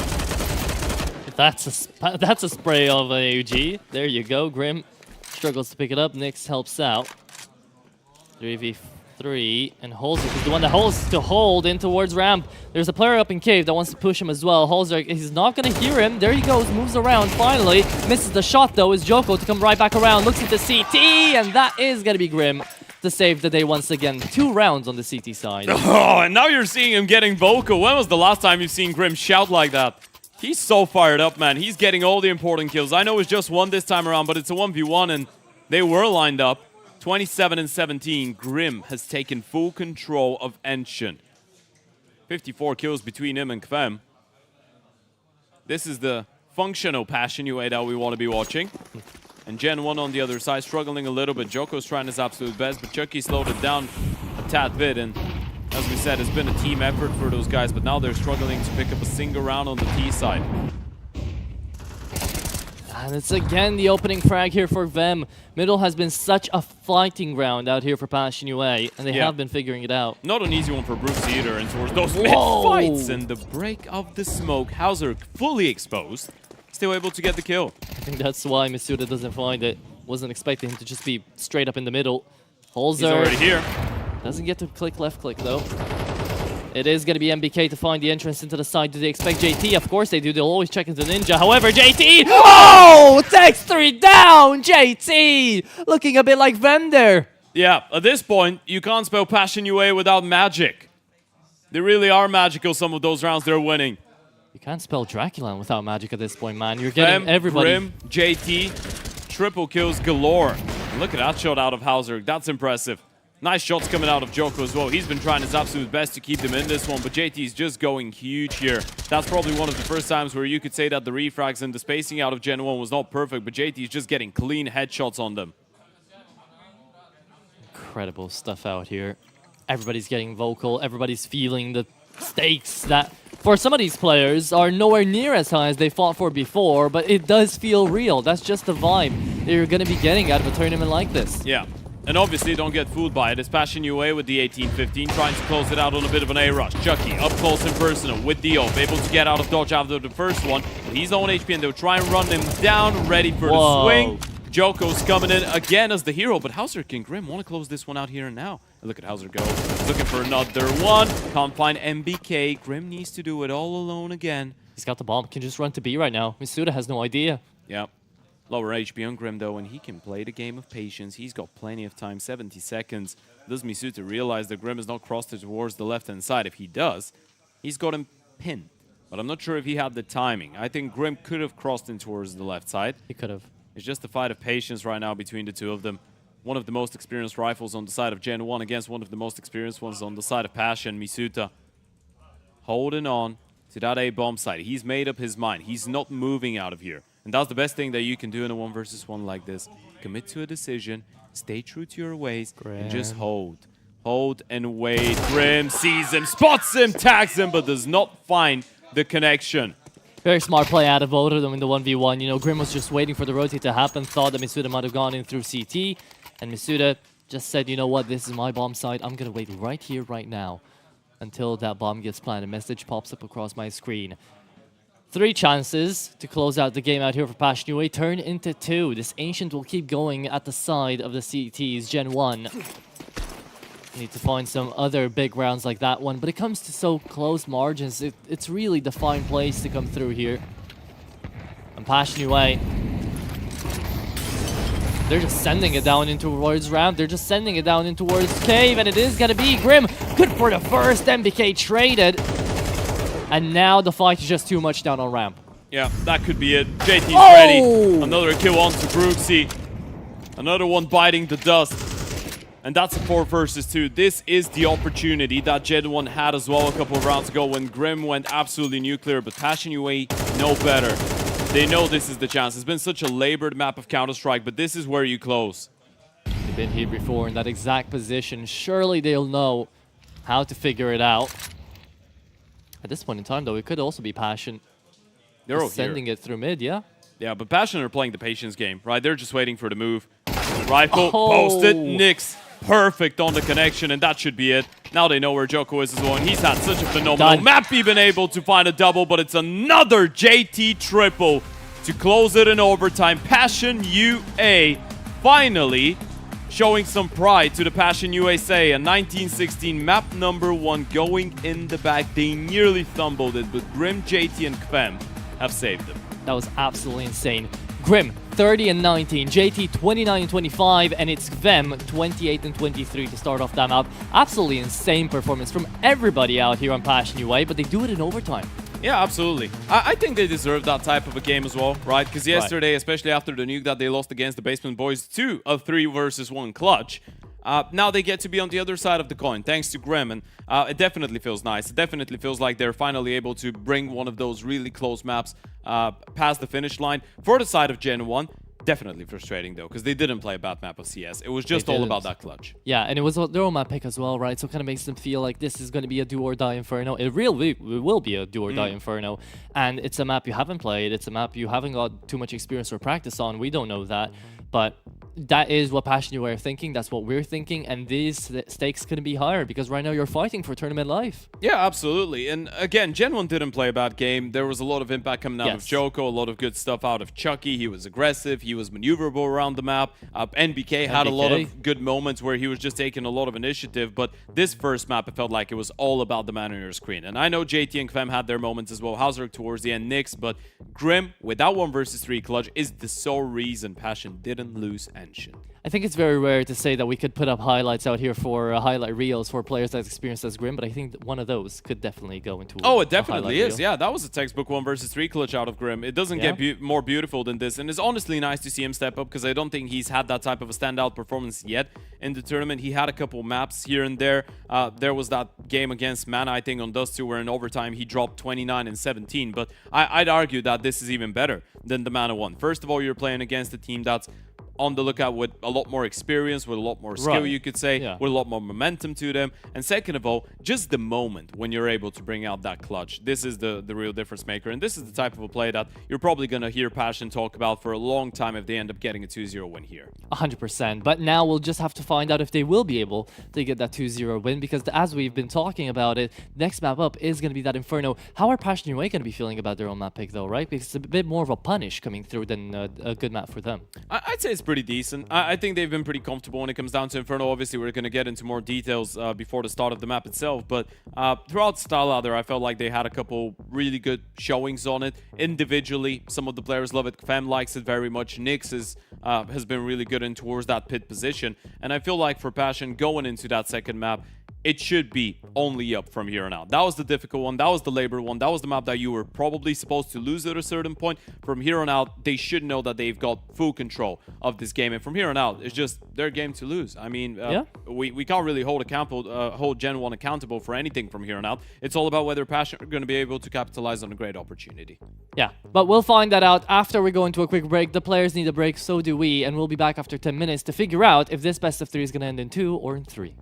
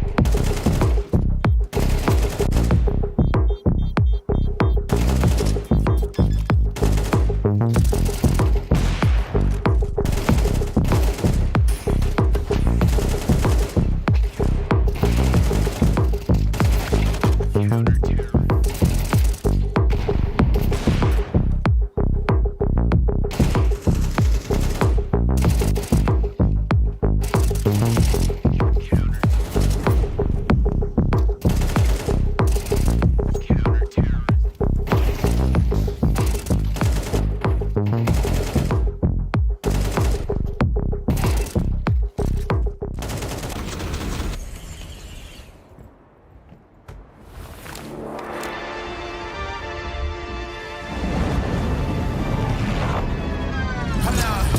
do they doubt the kid? I'm about to prove them all wrong again. I got a low tolerance, cause they don't even know what the problem is. You waiting on the boy to fail, now hold your breath and face your head. Cause you play a roulette with each step I progress, no less. Go ahead and place your bet, cause we know who we are, we know we top tier. Cause all the hate that you bring, we know it stops here. I'm taking off like a rocket here and stopping here. They cannot see the future, but see profit here. Wait up. Always win.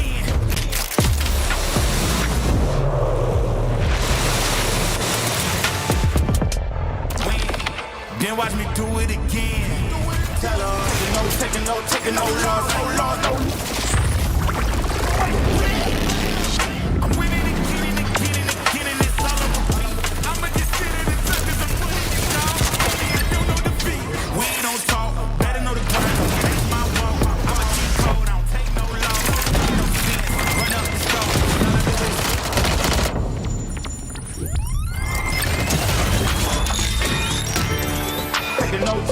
taking no loss, I ain't taking no loss. Look, I'ma always win. I ain't taking no loss. Look,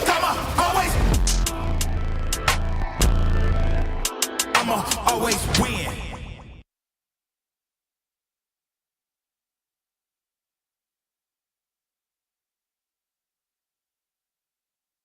Accidentare gravă pentru Radu Drăgușin. Urmează o recuperare grea după operație. Ultima victorie? Mai poate reveni anul ăsta. Victorie. Va mai fi titular? A serious injury. Victorie? Ce este o victorie? Ceva ce ieri părea imposibil. Victorie? Forța Radu, nu te lăsa! Luptă! Victorie? Părea imposibil.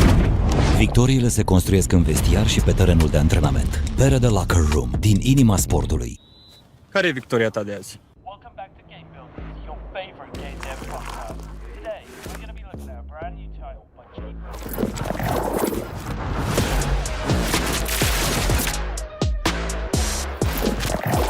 Yeah, I bet on myself. Can't sleep so big that it thinks I'm crazy. Let out the beast, no, they can't tame it. Tell them we bringing the table. Yeah, I bet on myself.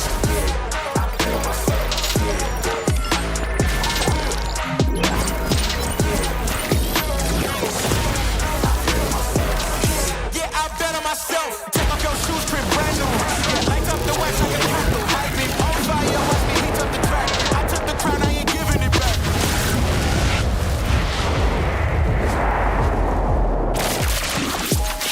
Look at my team going way off. Now we run indicate they can't play y'all. We don't need an assist, now we counting up chips. I think it's time that they pay y'all. Let's go.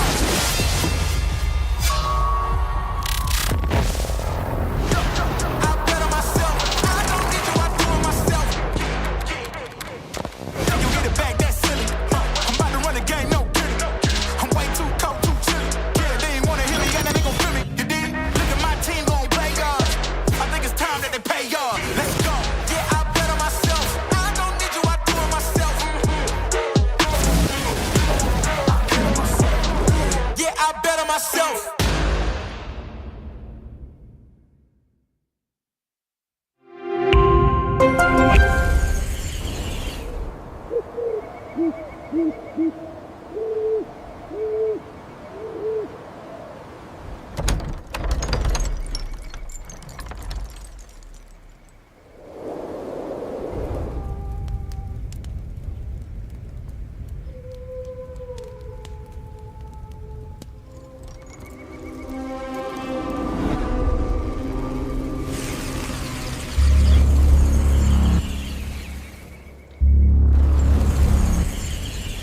Up to ready of our first game of the day here, day 4 of DraculaN Season 2, folks. Welcome back to the stream as we are getting ready to, almost ready, to get into the swing of things with Inferno between Gen 1 and Passion UA elimination on the line. Map 1 did deliver. It had overtimes, it had unbearable to process clutches, and it had a lot of ups and downs for both teams. But Passion UA come out on top in a really tight game thanks to a miraculous clutch out of Grim. I feel like this is the first time we can say that Passion UA end up not on the receiving end, but on the other side of the coin when it comes down to such a close endeavor. They've been losing a lot of these lately, but this one feels like a breath of fresh air. It felt like it was about time. It feels like it indeed, and it also feels very nice because you get to see not one, not two, but three players step up out here for the Passion UA side, manage to overwhelm the opponents. And in that case, you know, comes down to the question of will Gen 1 have the usual performances on Masuda that we got to see before? Will Joko keep it up? Those are the questions that we'll get to see starting to move into the server. But I do want to talk about the odds as well, right? Superbet is sponsoring this. They are our partners, and there's some crazy odds right now into Gen 1.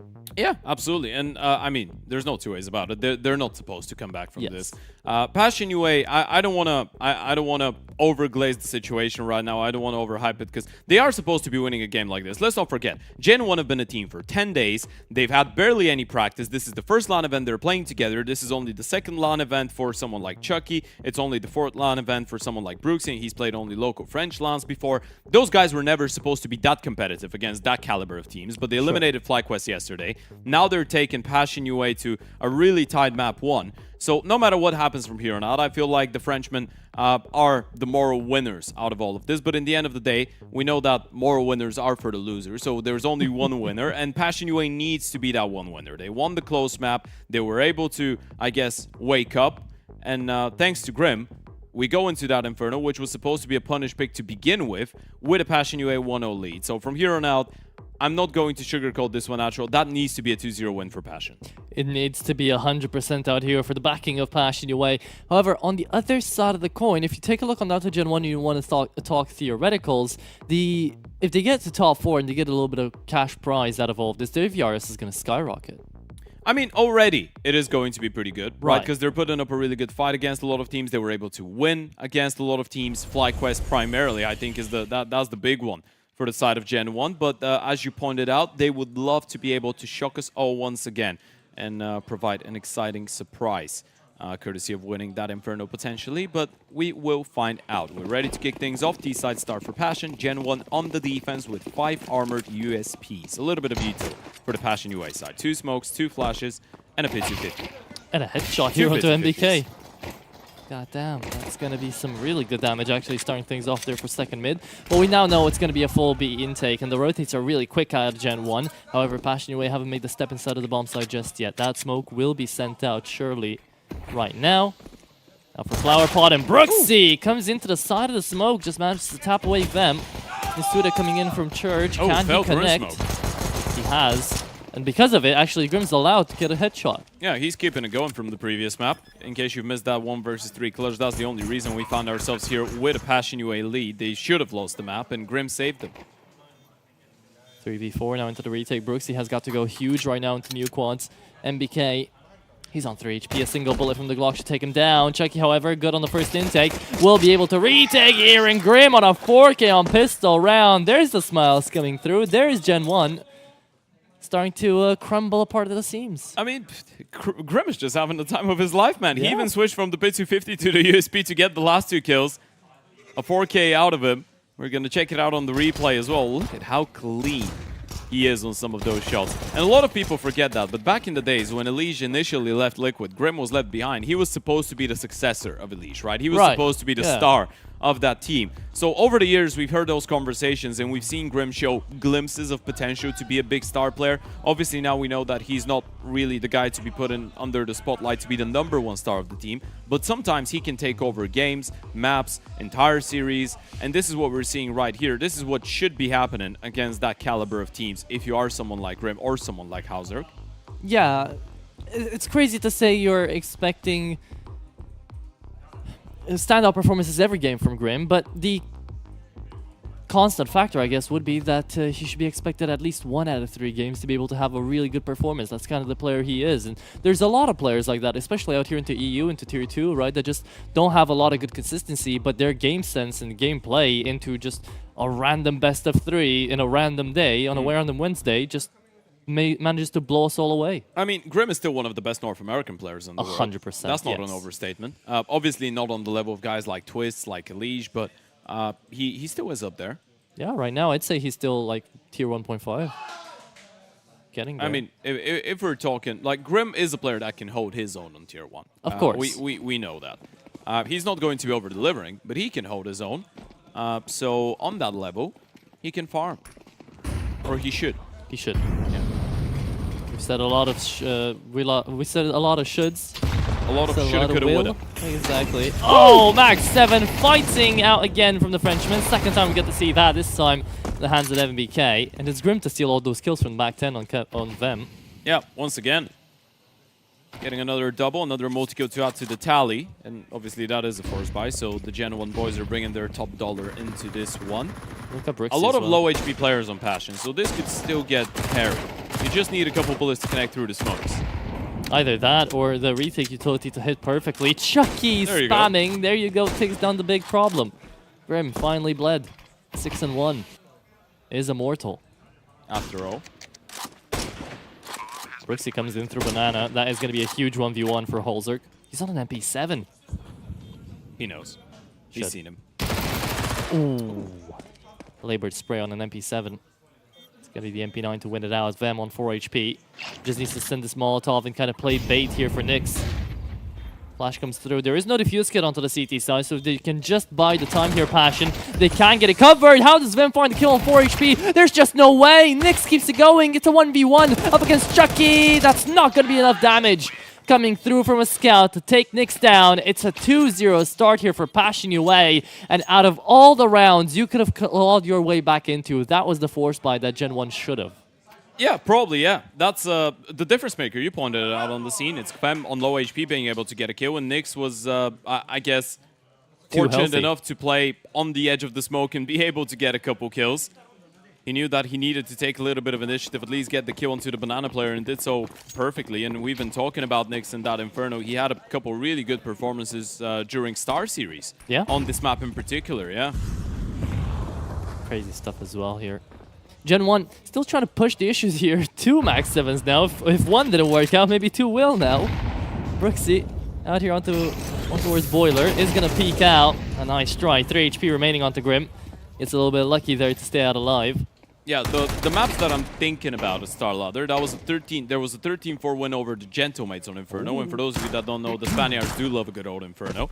And then there was a 10-13 really close map against Navi. And again, Navi on Inferno, especially when Bid is playing well, which he was in that game, is a really difficult beast to tame. So all in all, I feel like the Passion UA Inferno is on a pretty high level, maybe higher level than a lot of people expect and actually realize. 100%. If you talk about the core as well, they were having a pretty good run on Fisher, the first one. I mean, good run. They did so on one map, but yeah, I think now it's even better. But yeah, Inferno's always been solid for those guys, not the best. But I feel like Hauserk has always been a good opener on the map. Yeah, which is crazy to say because this is a tough map to op on. Hauserk is a tough guy. What can I say? Jocko will go down. Grim, I doubt he wants to pick up a Mag 7. But better be looking for something. Good damage through the ranks of the CTs. Passion UA with 3-0 start will have to manifest a win up against the first full gun round out of Gen 1. Yeah, and just to put a little bit of logic behind what I was saying, by the way, because we were talking Inferno. The only maps that they played, obviously they played only 2 maps with KVEM, but throughout the last month, out of all the players, the maps that they played on Inferno, the core from X Complexity, and of course now with KVEM, Nyx is the highest rated player of this team on the map, 126, and Hauser's got a 113. Oh, MBK and Joko got a plan though. They do indeed. With low HP, however, it's going to be Holzer to claw his way back towards into this banana position. You were leaving Nyx out there to try to thwart any rotations that might want to come through. A bit of a flank. Passion UA. They're actually not in a bad position. If they can just find Joko on 32 HP, they've got the entrance on the side.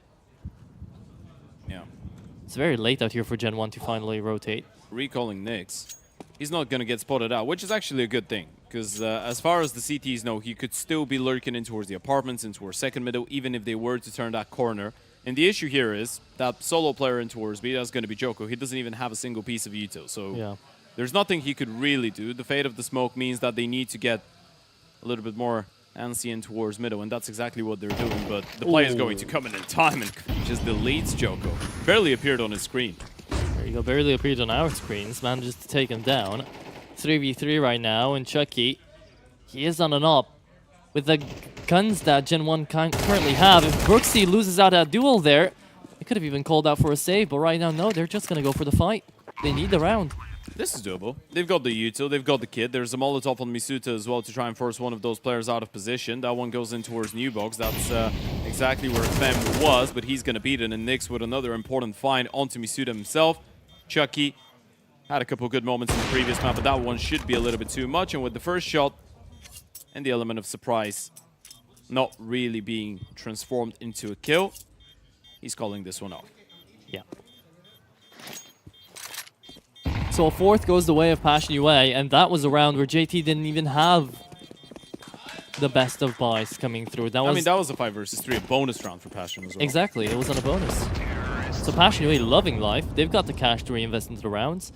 CT side is just gonna have to half buy around Chucky. Yeah, I'm not gonna be too mad if we were to see Gen 1 burn through a lot of the tactical timeouts to begin with out of Sync. Obviously, you probably don't want to do that after just one buy round where you started with a 5v3. You probably can identify pretty easily what went wrong, but in the end of the day, this is potentially your last map at the event. And the story has been great for Gen 1 so far, don't get me wrong, and I'm loving what this team has been doing, but on a map like this, you need to try and disturb Passion UA as much as you can. This is still not a game that you want to admit you've lost, even though everything is pointing towards that direction. Ooh. Nice double nade. Double nades are landing. And indeed, they've managed to find this banana presence 2 rounds now in a row to have that man advantage into. They just need to not repeat, but that's, of course, up to the delegation of MBK who's left down there. It's up to Gen 1 to try to find some damage in towards brackets. Good find, but even better refract coming out of Nyx. It's all about getting those 1-for-1s. You still have not spotted the AWP of Chucky, but you do have the Yuto to try and isolate him potentially. Misuda's going to be the big anchor man here. Ugh. Long smoke doesn't... That was a... I think that was designed to go library or... Moto. Maybe. Or Moto, yeah. So they'll have to reinvest the smoke, and now they've only got one left, maybe for balcony if need be. Or they could face through the smoke and somehow go into archways. I feel like it's just an A split. You just wanna wait and see if Gen 1 are going to force the issue. And as of right now, the most important thing for Gen 1 is to make sure you're not throwing in Chucky into a position where he just loses his ult for nothing. So holding on to the double setup in towards B, they've made the call. If Misuta goes huge, maybe we rotate, maybe we give it a chance. If he goes down straight away, this is just going to be a save. MBK is giving it a look into second mid. Chucky right there behind him to help out on a retrade. You can still try and do a little bit of damage, I guess, if you're MBK, but don't really have the it's cash. just to try and boost up the money for the next round. Obviously, you're getting bonus cash, but as you said, now the element of surprise is out. Yeah. So are they. Au revoir, they say, as Gen 1. You have to pick up a round. MBK still giving it a good look, and that's going to be good damage. But he needs to run.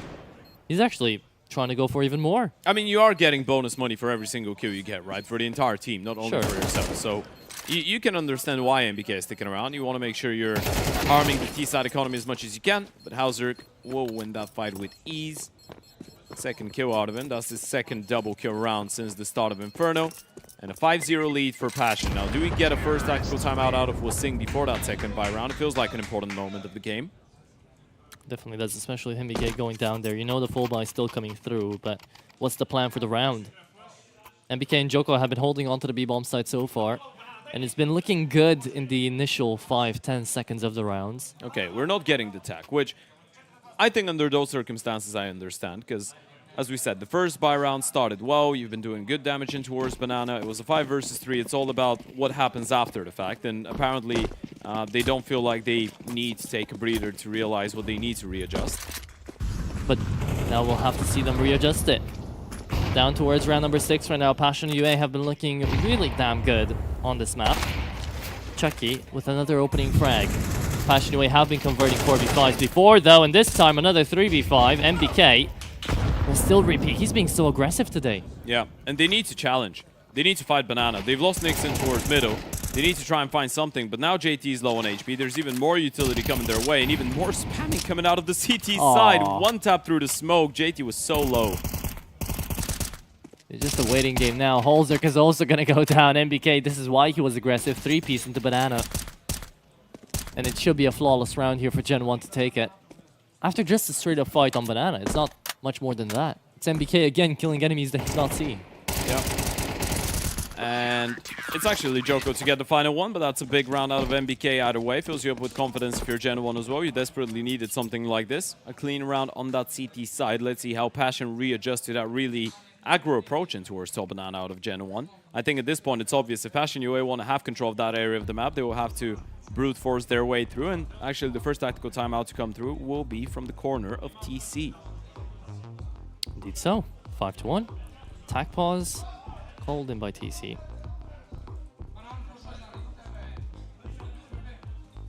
I feel like this is the most dangerous type of tactical timeout, where the coach is just looking at the pages. At the paper, yeah. Yeah.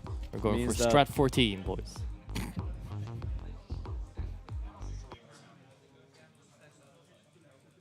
Considering it's Inferno, imagine they have a call-out 3D Max, something like that, or I don't know, Yeah. something French. We're doing a G2. Vitality run. And we just go 13-0. That's the Vitality run. Sure. Makes it fun you say that, because this was the map that they lost to Legacy at the Major. Yep. Okay. Well, the Force Bite did come through. It's just Grim and JT sticking onto Galil's, but the utility is going to be running dry quite early, so you might get to see a single pop out of Passion UA straight up into the safe side after they play a bit of a slower early round. Also, there is a map that Kvem didn't really play before on previous iterations of Passion too much as well, and other teams before. So this is one he needs to readjust to. Mirage has always been a lot more comfortable for the man. But of course, you get a new core, a new IGL, a new set of players, you need to readjust the veto a little bit to suit you better. Suit everyone. That's a nice flash in towards long, but no one's going to get caught by it. Saved of the smoke. They've sneaked their way in. Oh, they're still going up, them. Fem's still going for a fight. He's caught Misuta in a weird transition, loses the fight, and that's making them reconsider. Deep Banana smoke. The player with the bomb has crossed into her CT spawn. Joko should start thinking about it, and that's a bit unfortunate for JT as well. Now you're putting all your eggs into the basket of Grim and Hauserk. There's the attack, and you've lost Nick, so yeah, that's a 2 versus 5. Brooksy doing a really good job at finding these flankers, taking them down one by one, winning out his duels. Holzerk forced up against the Incendiary, can't do anything about that round. It could be 2 flawless rounds in a row here for Gen 1. At least you get a bomb plant. Silver linings, sure, up here for Grim. Ah, does manage to take down 2 in his fight, so a little bit of damage inflicted upon the Frenchman, but still a good round out here from Gen 1. Yeah, and this is a... I want to say it's a nice try. It's one of those that you just look at Grim after the end of the round. You're like, good job. You got 2 kills, you got us a bomb plant. It wasn't really a round that was supposed to be too, I guess, successful, judging by how it started. So, job well done. Lovely stuff out of Misuta as well, and Brooksy with that aggressive peek. They're being really proactive. I mean, when you compare the CT side of Gen 1 on Inferno, judging by the first 7 rounds to the one, let's say, of 3D Max, you are seeing a lot of similarities, right? It's just French Counter-Strike in a nutshell. There's going to be a lot of mid-round pushes. They're always going to be on the lookout. So if you're Passion UA, this is your, I guess, cue to be expecting a lot of movement around the map. They're not really static, those guys.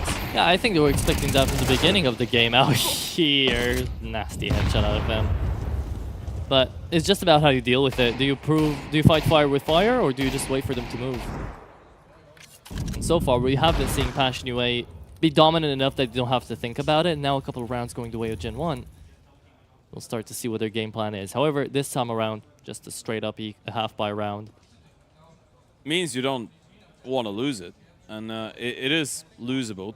Good thing is, they don't have any utility on Passion UA. So you will need some incredibly sick shots to connect. Brooksy is peeling currently right now into pit for Misuta. The first engage should fall on him. Thing is, no utility onto this T side. If they even will not rush out here into the bomb site, they'll have to do it with the bodies only. Someone's walked really close. Yep, that was them. That he goes down. Tech9 now to run. Nyx stuck inside a mini pad. Good headshot actually onto Brooksy. the grenade doesn't even take him down. Nick still left alive somehow. Misuda down to 6 HP. Tech9 is actually dealing quite a lot of damage. Can they be lethal too? That's the question. Grim, headshot onto Chucky. That's the op-out. It's a bit terrifying. More so than not. That is gonna be Misuda. Found out but not denied. Looking for another headshot. Grim! 1v2. Look at the HP left for Gen 1. 10 to combine them. Whew. You can imagine a world in which he just turns around and 1-digs the player onto the side instantly, by the way. Then he's got a rifle to pick up. He knows the last player is in pit. And he was low as well. That was a terrifying one. Passion are honestly able to make it too expensive, considering they didn't have a single piece of Uto. Oh my god. Yeah. I didn't see that in real time. Sorry. I didn't realize how he got that kill. That's why I was calling it out. It was crazy. Crazy lucky too, but he just puts it onto the crosshair. 5-3. Full buy now for Gen 1. Mid push. Toki is coming through. The mid push is good, but Vem holds it down for Brooksy. Halted a little bit there by the utility of Passion, actually. Gen 1 weren't fully committed into that push. So this sent 2 back to bracket, 2 into banana. There's the response. Misuda out of short, as we said. Those guys lose an opening fight. They're going to be looking for ways to respond back. Push towards banana happening in the meantime, but that should be a free kill. Oh, actually, never mind. JT's gets cleared out. Chucky will shut down Kvem in the meantime. And this one has just been turned around from a 5v4 to a 2 versus 4. Misuda had the opportunity to find a head there, but however... That's the pit player. You need to realize that's the pit player. And Chucky was the other one to get the kill. Yeah, there's the penny drop. There's where the comms become a little bit cleaner. You realize the bomb site should be empty. This injury to call it out. It's not planted for default. You should know where it is. Nick's holding over short into the bomb site. We've got Holzerg. Problem is right now, no AWP out here for Holzerg, so even with that half HP, he'll have to play close.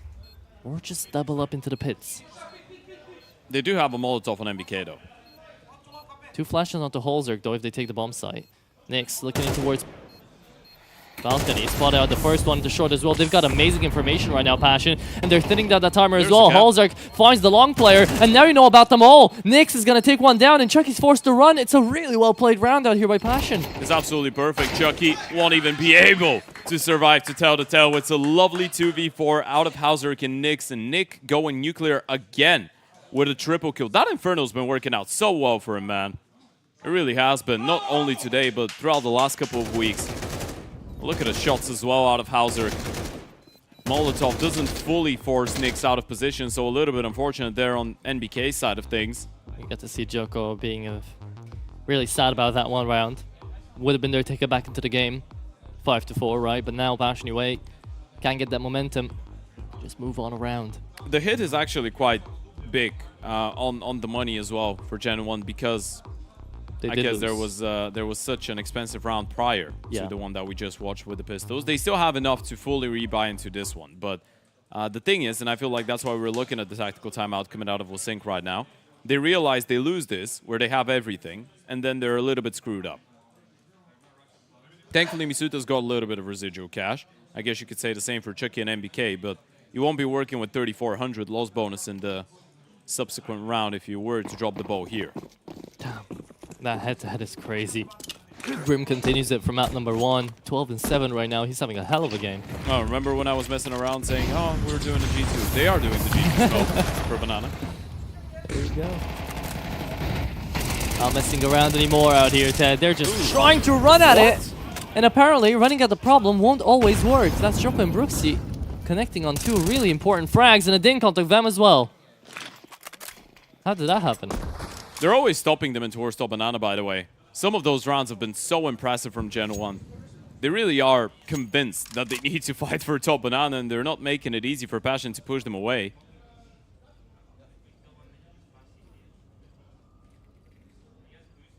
Bit of a slower mid-round now to be called in by Passion, trying to figure out how they want to play this. Into B will go. There should be enough utility for this take as well. 1 smoke into Church, 1 smoke into CT. But of course, Gen 1 playing on those pixel informations. Brooksy heard or knew something. Took him down.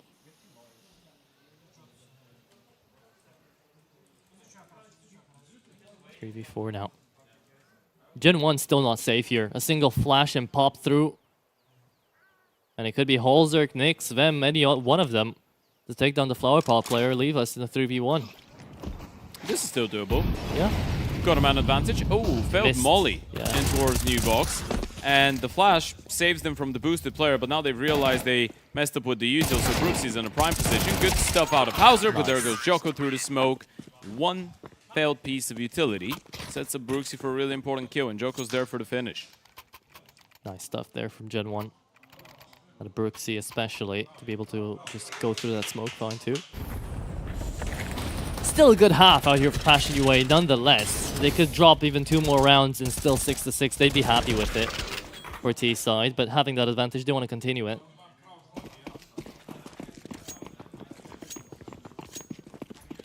And now, just pistols to go. Gives us a little bit of time to maybe podcast it out. Ask you a question as well. I saw some people now starting to say that somehow Valve have fixed movement or something. I mean, there was an update that was supposed to Help with B hopping and stuff, right? improve subtick. Right. So consistency of some guns, the game to feel a little bit smoother, movement as well. I'm not sure. I haven't We played can it, ask the so players. Yeah. We can ask them about that, sure. Glocks won't Nice. deal too much damage, yeah. Gen 1 managed to deny it quite well. Good recovery. That was a 4-0 start for Passion UA on the T side. Gen 1 are getting 5 rounds bare minimum on the CT side. A lot of it has had to do with the really solid holds in towards Banana early on, so you're forcing them back into the A players, and Misuta's been pretty solid alongside Chucky. And of course Brooksy too. All around, not a bad CT side out of Gen 1. Yeah, they bring it back. Same thing can, of course, be said about Passion UA, though their T side has definitely been delivering. Now, if they would make it 7-5, they'd be very happy. Last round of the first half here, Ted. And Gen 1 stacking up in towards Banana here. It's again MBK to go and call out this aggressive type of round. And he makes it work. Whew. There you go. There's the assertiveness. A little bit overzealous to try and pick up the rifle there. Unfortunately, Misuta. Oh no. Oh no. Oh gosh. They seem to know. They know everything. MBK getting the double kill. Chucky's not in towards A either, so you've got an empty bomb site to work with. They've given themselves a chance, or shall I say, Gen 1 gave them a chance. Nyx is low on HP though, and Hauser will have to do the heavy lifting again. A 2 versus 4. Not going to be the first time those two have pulled one of these so far. Check is still on his signature gun as well on this retake. Boiler. Oh my goodness, Nyx has got the opportunity. However, needs the information from That's Holzerk. it. He will come through. Easy kill surely out here onto MBK. And Chucky will fall on the timing as well. It is Passion UA to make it up to 7. And that is going to be a great outlook for that second half. What a T-side out of Nick in towards the apartments. We got to give him a shout out for that. A 12-5 performance, 2 2v4 rounds that he wins alongside Hauser. And there's a triple kill in this one. And if you're Misuta, you probably are feeling a little bit silly trying to go for the rifle upgrade there, allowing Nick to get another 1v1 to potentially open up the bomb site. I mean, off the bat, you never expect the second player to be there because most of the defaults out here for Passion UA have been with 4 or 3 people down towards Banana, so you think there'd be too many bodies towards that part of the map, but well played out of Nyx, as you say, yeah. Have to give it to him. So now in the halftime, the coaches are going to get a little bit of time to talk, right? They're going to be able to tell the team about what happened to the first half, trying to concoct up a plan for the second. Passion UA, if they're anything right now, they're going to be motivated to try to close that out in 2.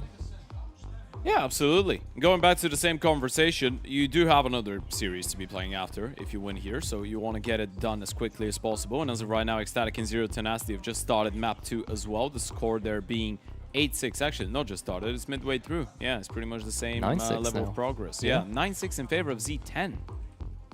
And they won map 1, by the way, mind you. Inferno is the map pick of Ecstatic. Obviously, they haven't gotten to play a buy round in the second half yet, the Danes, but still. Zero Tenacity might be going all the way, man. And Madden is going absolutely crazy. Carrying the hell out of them. Damn. What a player. Actually, there was a tweet by Kassad a couple days ago about the fact that you can put up a really decent Serbian-speaking team right now. with a couple really good pieces, with a good coach. I'm going to try and find it, because that is an interesting conversation to be had, because Zero Tenacity now with the addition of Madden, I think are looking more and more dangerous. When you think about the amount of talent there is in the Balkan scene, especially the Serbian-speaking players, Serbian language-speaking players, it is kind of crazy. Yeah. There is a lot. It would be kind of crazy right now, but I mean, they're not the only ones. I feel like the Balkan scene definitely Oh yeah. would be looking good. So the lineup that Kassad put forward was Veno, CS, who's on Falcons Academy. He's actually a massive talent. I've had the chance to Haven't watch seen this guy him. play a little bit. Yeah, he's a youngster. He's not well known, but he's a massive talent in the Serbian scene right now. Dragon, we all know Dragon. Of course. We've got the Oprah conversation between 8Kid and Brute Monster. Again, both Balkan players. We've got Vladan, Madden, and then coaching staff. You've got Letni and Emi, absolute legends of the Serbian scene. So when you think about it, that's actually a team that could make a lot of damage, could deal a lot of damage, especially in the tier 2 level. Yeah, I think they can be dangerous. Surprised we don't make the Kakanito addition to that lineup, you know, have the conversation. But Sure, yeah. still, yeah, really good. I think that's because you've got someone like Veno on the team to be the aggressive A little rifler, bit of be the young star, blood, right? Yeah, and he's a youngster. A bit of a gamble, maybe, for a roster like that. Also, Sasanito's on the team with Simple. Sure. He's enjoying life. So is Emi. So, Yeah, fair. yeah, we're going to get a bit of a match medic into this one. Or maybe Gen 1 just taking their own French timeout. I doubt it, though. Yeah, bit of a technical timeout out here into the halftime. We're going to be rolling back to pistol. No worries about that.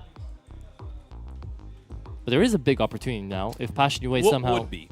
Let's have that conversation. Okay. What would be your, let's say North America, because we have Passion right now. Oh, you know what? Let's go France. What would be your go-to 5-man lineup from French players? From French players of all time or right now? No.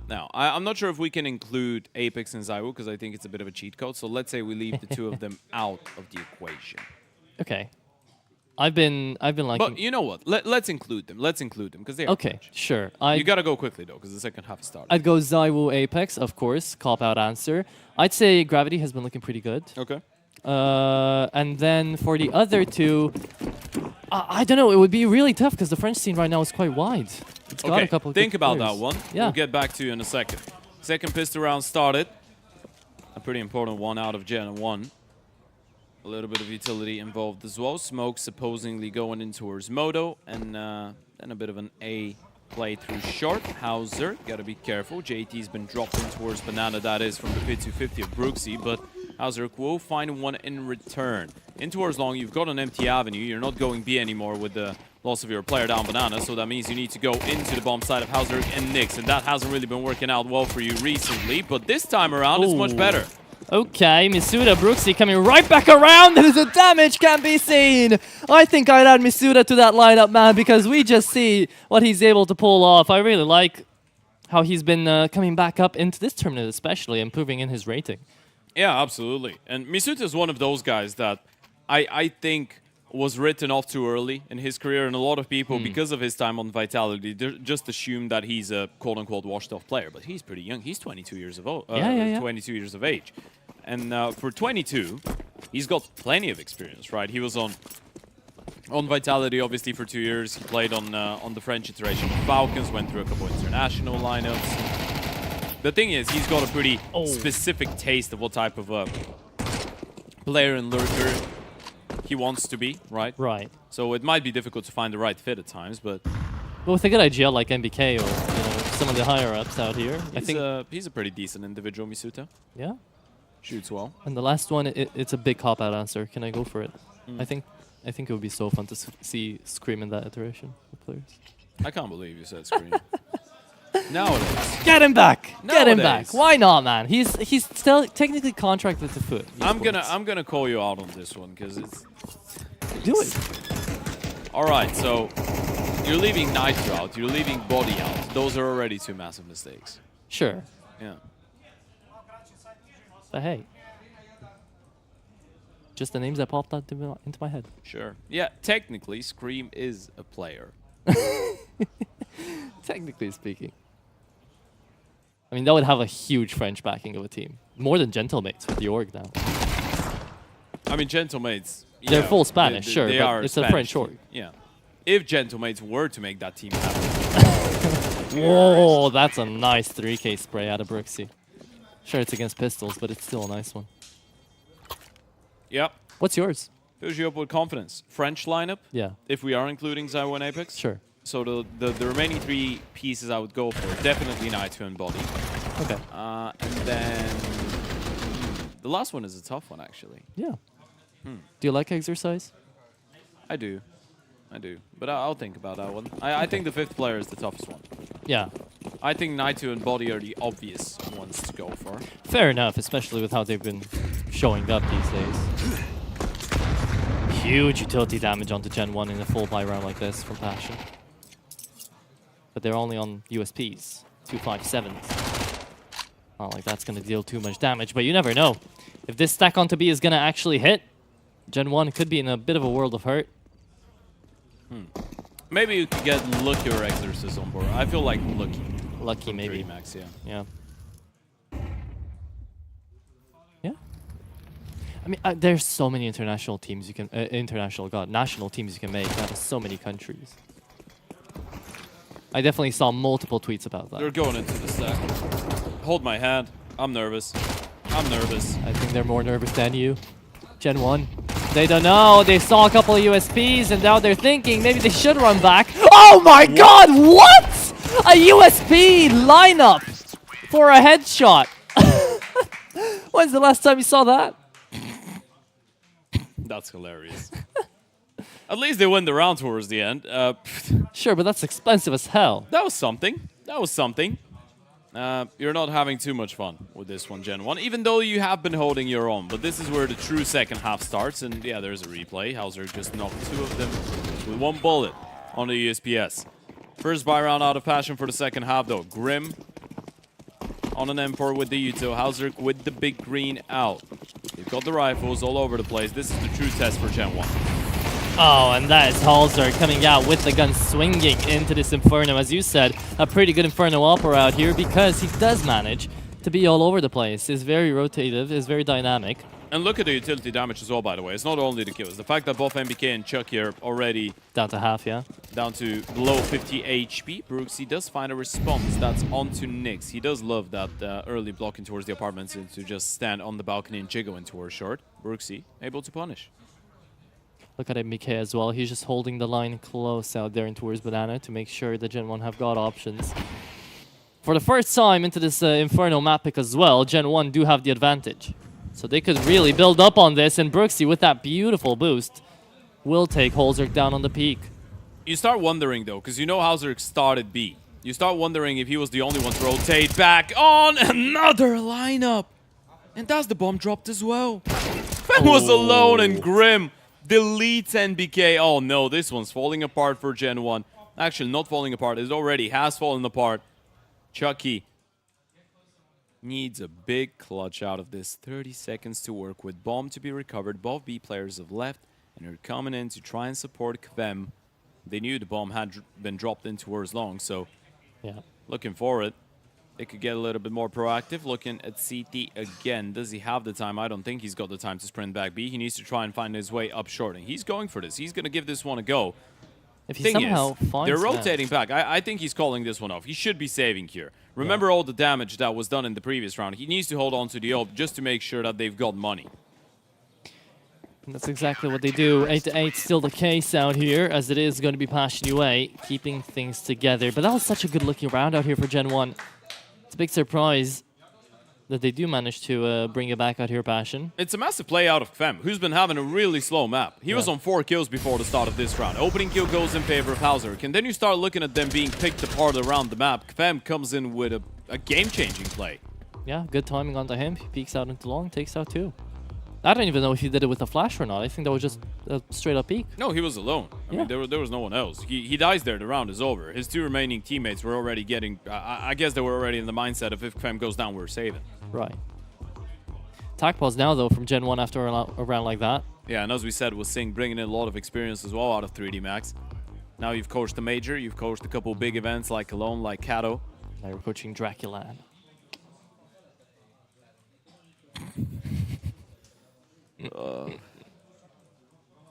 I don't want to say anything.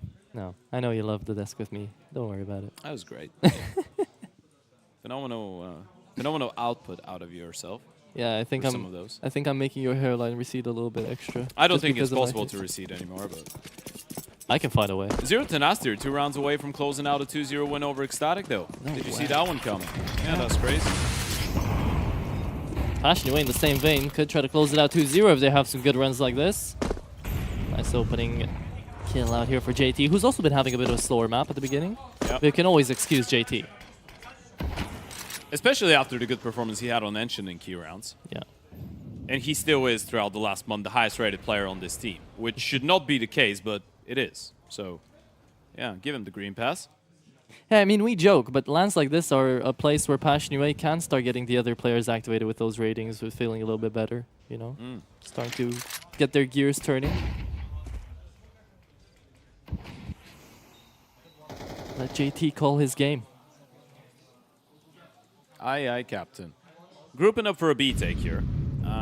You've got JT and Grim, who's boosted in towards CT. They've got no utility. There's currently a smoke, but the moment that this smoke fades, there's nothing more. Grim has been able to block that smoke in towards CT. Do they realize he's blocked it, or do they think they failed it? They should realize it's been blocked, but yeah, you never quite know 100%. 34 seconds left to go. Head spotted. JT pulls it in. That is going to be the double peak. They line up and into the smoke. They're absolutely denied. Joko and Chucky at this point might just want to run away, but they don't know how many bodies are into the bomb site. Chucky finds another, and it's down to Grim to clean them up. If there were 2 onto that bomb site, Gen 1, I would have given it to them. Might have been a nice try. I'm not even sure if they spotted Grim on the boost initially, by the way, because Kvem arrived on the rotation and he was the one to get the first kill onto the player trying to push through the smoke. They were all hugging the wall and the smoke. So I don't think at any point in time they actually realized there was a player on the boost. And then the side player just needed 1 kill. That's what he got. Lovely stuff coming out of Passion. A bit of a problem for Gen 1 as well, the fact that they can't even get a bomb plan out of this, meaning you have to go down to just a couple of upgraded pistols, no armors, no utility, no nothing. Whoa. That was lightning close. quick reactions there at the Holzer. Yeah, but doesn't connect the shot. You know what? When you miss, might as well miss in an impressive way. Yeah. Might as well miss fast. Get a chance for a second shot.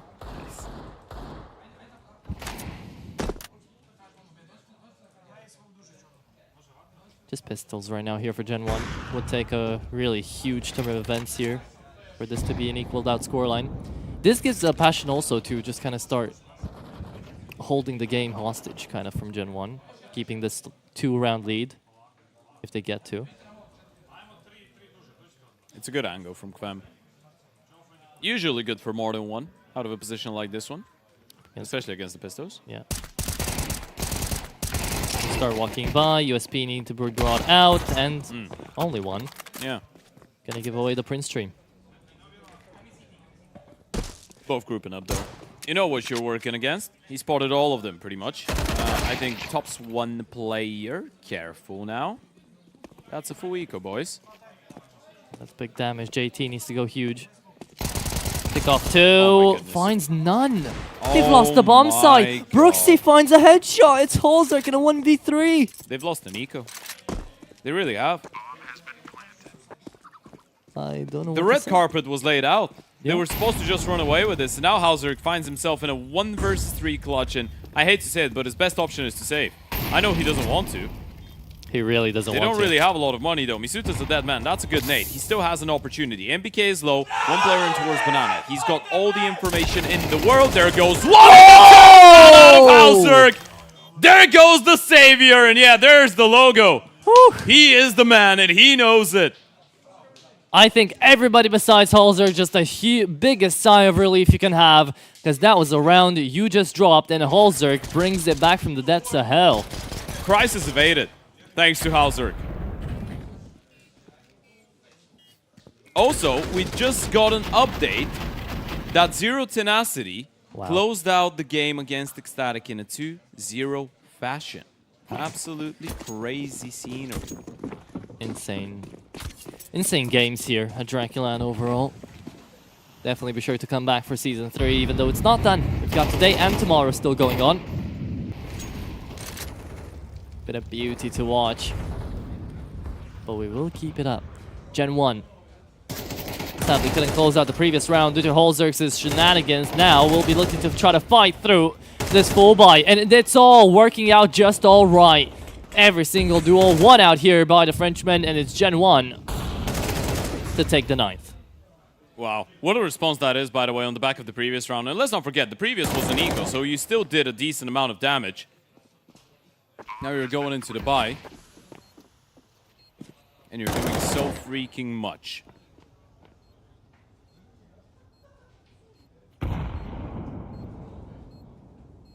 Okay. 10 to 9 comes around, goes around. Gen 1 looking for the equalization. Passion away. No money. They've been broken away, broken down, and attack pause will come out of TC. Will be very interesting to see what he says into this one, because you're calling into it when you know your cash is bad, when you know options are running low, you still got the advantage. You'll try to make your boys maybe go for a Hail Mary play, try to pull through, but he of course has to address that pistol round that Gen 1 had going on. And Passion Away will have to work with what they're being given. And that is not too much. Grim even sells away the P250, buys on the smoke, and we will be going into a full USP round. Wouldn't be too surprised to see Passion Away pull through some sort of shenanigans, just like they did back on Ancient, and just hold into CT with all 5 USPs or into B. But they won't be doing that right now. 4 into A, just Grim on the rotate to try to hold down that smoke, buy some time. And Gen 1 should be, and I'm saying should be, an easy 10th on the board. Now we'll see if I jinx them or not, but really, that is a 1% chance. Now, they'll be playing it slow. Flash comes through. We're hearing all this util. Passion Away. Been in this spot dozens of times before. Grim spots him out, throws out the smoke. And this could sell out a bit of a fake. This could actually sell out to be a force buy. You see the smoke. Don't always expect it. So Gen 1 will start thinking twice, because Grim hasn't shot a single bullet, so they didn't hear what weapon he had. And with how quick that kill went, I doubt they saw what he did. Only 4 into the A-bomb site. They were hoping for Passion Away to rotate back around, maybe catch a couple of extra frags, but Gen 1 just get an easy 10th. And that is how the round strolls by. Now, of course, we're not expecting to see Passion Away even save a single pistol here. I'm hoping we just get to see them run them down. There are no Mac 10s onto the T side, so the kill bonus that you are giving away should not matter too much. The reward outranks the risk here for the CETs, and they're walking down mid, especially for Masuda. Let's see how many he gets to pick up. Nice Vitality craft on that Fire Serpent. Now, a peek into your demise, maybe. Nope, that's Nick's down. JT trades him. AK does get picked up. Will it get saved as well? That's the question. It will not. Chucky coming right back around. As Ted's mentioned it before too. You know, you can do it with an AWP, you can do it with an AK. Chucky does it all. Good damage out of JT though. Full USP round, and he takes 2 with him. Exactly what you want to see out of Passion. Fist bumps will go all around out here for both sides, and now we go into the round that counts here. Passion Away still looking to close it in 2. Gen 1. Can't he figure it out to take us into the 3rd map out here, which would be Dust 2. A bit more scrappy like we just got to see on Ancient, and that went all the way into an OT. So it's not unlike the Frenchman to try to reverse sweep a game. However, we're talking far off into the future. Holzerk, Hero AWP to come out here, UMP onto Vem. Everybody else onto rifles. Passion. 3-man setup into this B-bomb site, and they're playing pretty passively, waiting for Gen 1 to push. They know that the Frenchmen have loved to take that banana control, and now Holzerk good for the first. JT keeps it up from the previous. These are just complete fights that Gen 1 is taking and losing, at the very least. Suited trades. They've got another avenue open. Mid will be looked into. They're making a lot of steps right now. Passion Away should know that in the worst case scenario, they're trying to fake out this presence away from Banana. And they have called in Vem back towards the B-bomb site, but he's just playing rotation. He's just waiting for the actual confirmation of the bodies being spotted. Nyx down towards Pit will be able to be the first man seen. Oh, it's actually going to be the Blaze UMP out here from Vem. He should be going down. Spotted out of hand. Grenade goes in. Brooksy doesn't take that much damage. However, took too much for his liking. That's a UMP to take him out. Nyx on another saving kill. And it's just Chucky left in a 1v3. 35 seconds. They're going to be running after him. He does have the bomb. That's one silver lining. But he's stuck in towards top brackets right now. He's got the util. But he doesn't really have the information. Should be able to deduct it though. He knows that Nyx was towards Mini. Will he clear it out? 17 seconds. Too scared of Nyx right now on half HP. And a 1v1 duel. Chucky will be able to win it out. That should be a bomb plant to go as well. No defuse kits onto Holzerk and Grim. So they're just going to be retaking on the fly here and going in quickly. That is Passion up to 11. And that is them taking that round away. Such an important round to go the way of Passion right there. Holzerk even saves the op. Gen 1 felt like they've got it in their hands ever then. And they go into long, fight them, lose up against the UMP with a kill. And that's just how it goes down from there. Yeah, this is a massive one. And Nyx is coming in huge again with a couple pickups. Passion. Again, we say that it's been a labored couple of days, but this one feels like it's set up for the win. Gen 1, this is do or die. Money utilized, running through the util, trying to pick up the pace, but running into the AK of JT! And he keeps going forward, finally humbled by Brooksy. Finally denied and stopped in the tracks, but look at the amount of damage he's done. Joko and MBK are no more. Brooksy down to 41 HP. How do you recover from this Gen 1? This is the second round in a row that Gen 1 start like this. A 3v5 deficit. Now they make it 3v4. But Brooksy's down to half HP. Holzerk on the other part of the map right now. Spots out one. Shoots out early. Will leave all the fighting to be done by Nyx. Once again into the mini pit. He's been having a really good performance onto the C-bomb site. Will be peeking out on the timing. That is again another good kill. Holzerk is going to steal the actual credit for it, and it's just Nyx back towards the back of the bomb site. Yeah, he's all alone. Could go down here. Low HP on Brooksy though. Holzerk just needs one bullet. Shadow doesn't give it away. Brooksy still able to get that kill. Double peak was time to perfection. Brooksy with a big triple kill, and this one goes down to a 2v2. Kfem and JT need to step up. That's their moment. They need to play together. A single flash left out here onto Vem. Ready to try to trade it back on into the bomb sites. Good smoke. Timed out here by Gen 1. And seeing as there is no defuse kit onto the side of the CTs, they'll have to move in quickly. They can't really afford this. Vem looking over the wall out there to try to spot out anybody onto Pit. He's playing on Mini once again. Brooksy taking Nyx's position. JT able to trade. He did get the kill. 1v1. You have the information as well. Vem running at him, but he's running out of time. Oh, he's got it. Where's the defuse kit? Where is it? Does he have the timer? He does not. This is a Gen 1 round. He saved it. He's going down. I don't think he's got it. No, he doesn't. 11. The lack of a defuse kit. Just that little detail. And they've done it. What a round that is from Brooksy. 24 and 15. And that was another one of those situations. That should have been an unlosable round for Passion. They play it perfectly. Double kill in towards top banana. Holzerk shuts down another one. Nyx is able to get one more. How do they not convert? Yeah.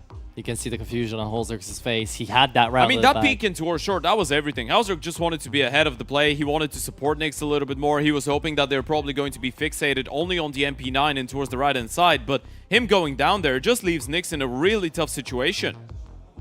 Tough indeed. And now, Passion away. Another chance, and it goes down exactly like Ancient. Remember, 11-11. But they don't have money.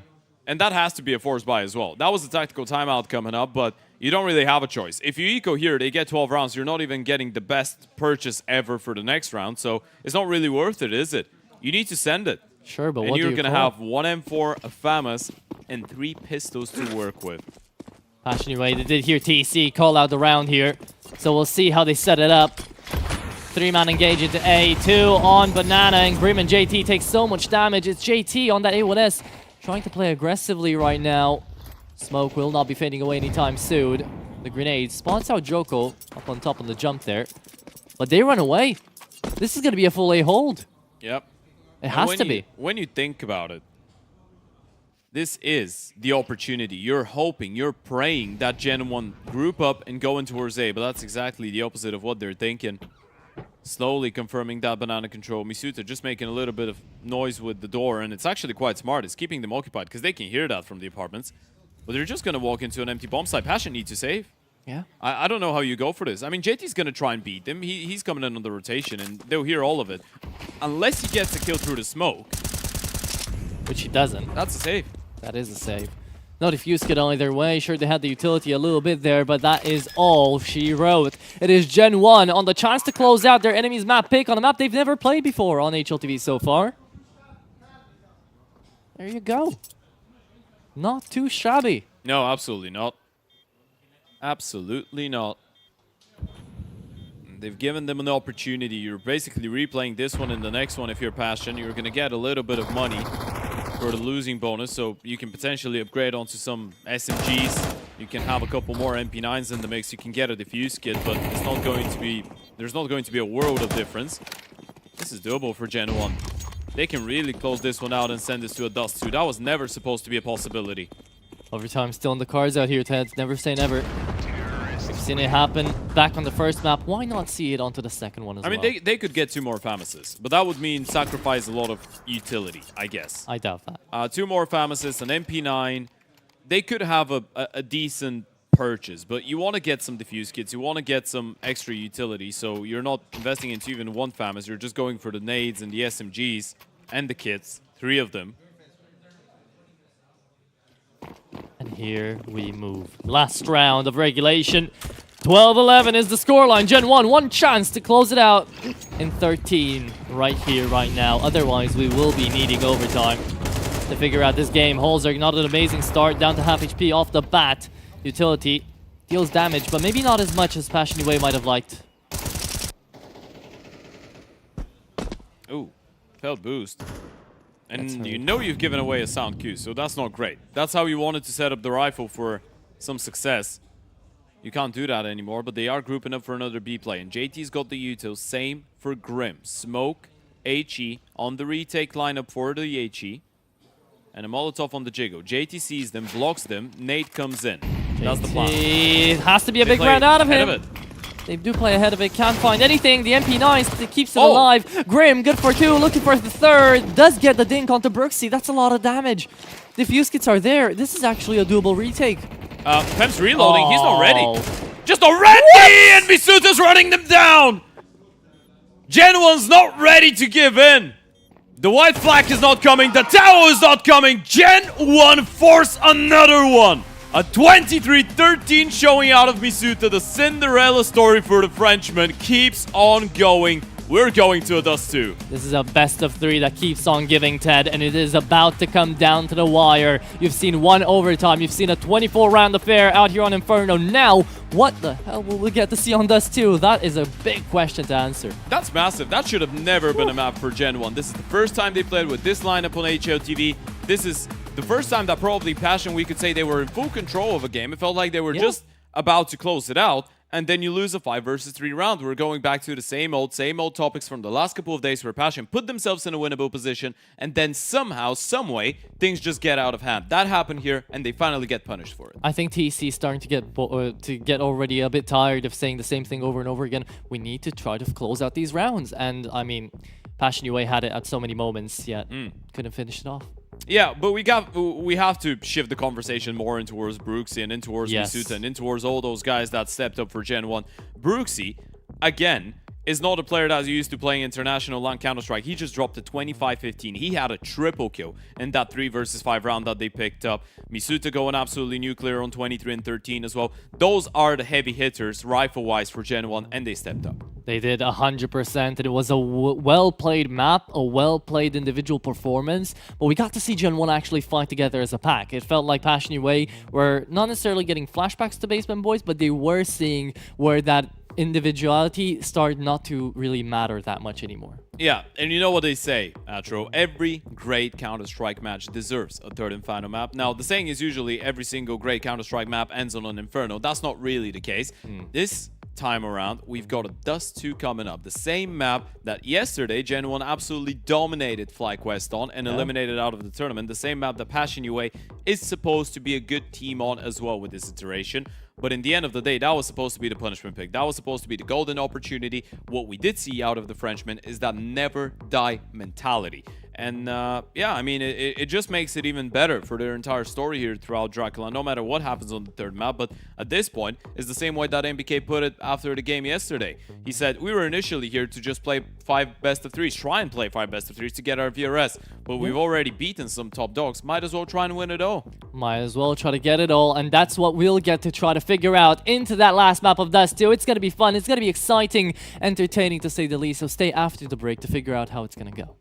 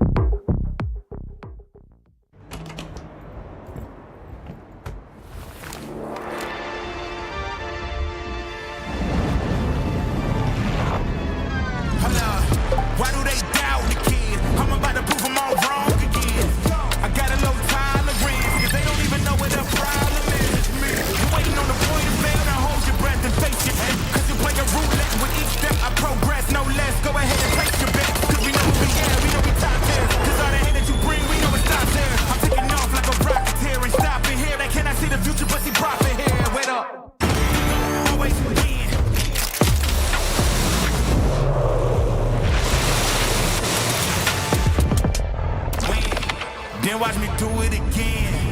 Tell her, no taking no loss, no loss, no. I'm winning again and again and again, and it's all on repeat. I'ma just sit in the circus, I'm winning it, y'all. Baby, I don't know defeat. We don't talk, better know the grind. That's my walk. I'ma keep cold, I don't take no loss. No sense, run up the score.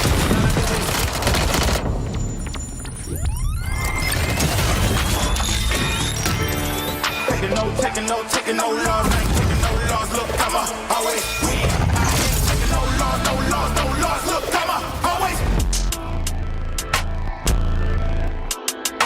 always win.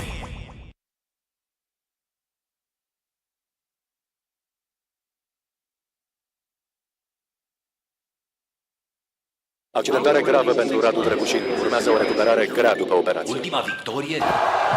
Mai poate reveni anul ăsta. Victorie. Va mai fi titular? A serious injury. Victorie? Ce este o victorie? Ceva ce ieri părea imposibil. Victorie? He's a machine! Forța Radu, nu te lăsa! Luptă! Luptă! Victorie? Părea imposibil. Victoriile se construiesc în vestiar și pe terenul de antrenament. Pere de Locker Room, din inima sportului. Care e victoria ta de azi? Welcome back to Game Builders, your favorite game dev podcast. Today, we're going to be looking at a brand new title by Bo3.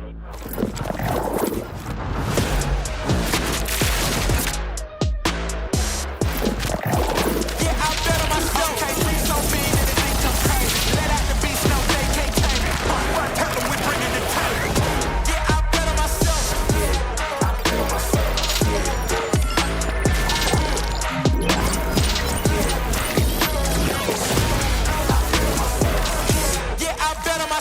Take off your shoes, trim brand new.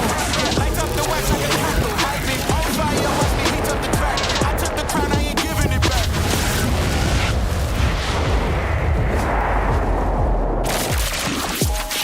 Look at my team go way off. Now we run in the game, they can't play y'all. We don't need an assist, now we counting up chips. I think it's time that they pay y'all. Let's go.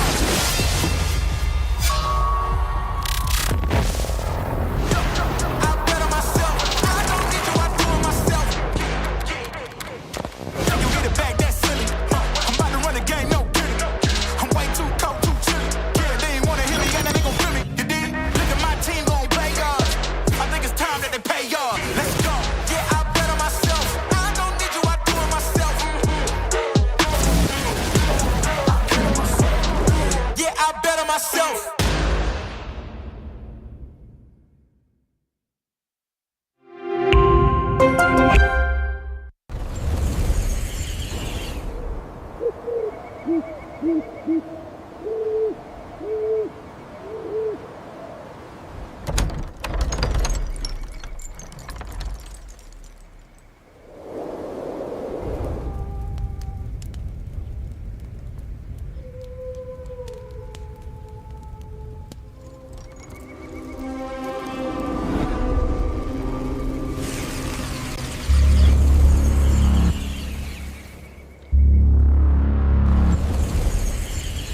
And welcome back to the decider of this beauty of a best of three. But Ted, all good things must come to an end. We're down to Dust 2.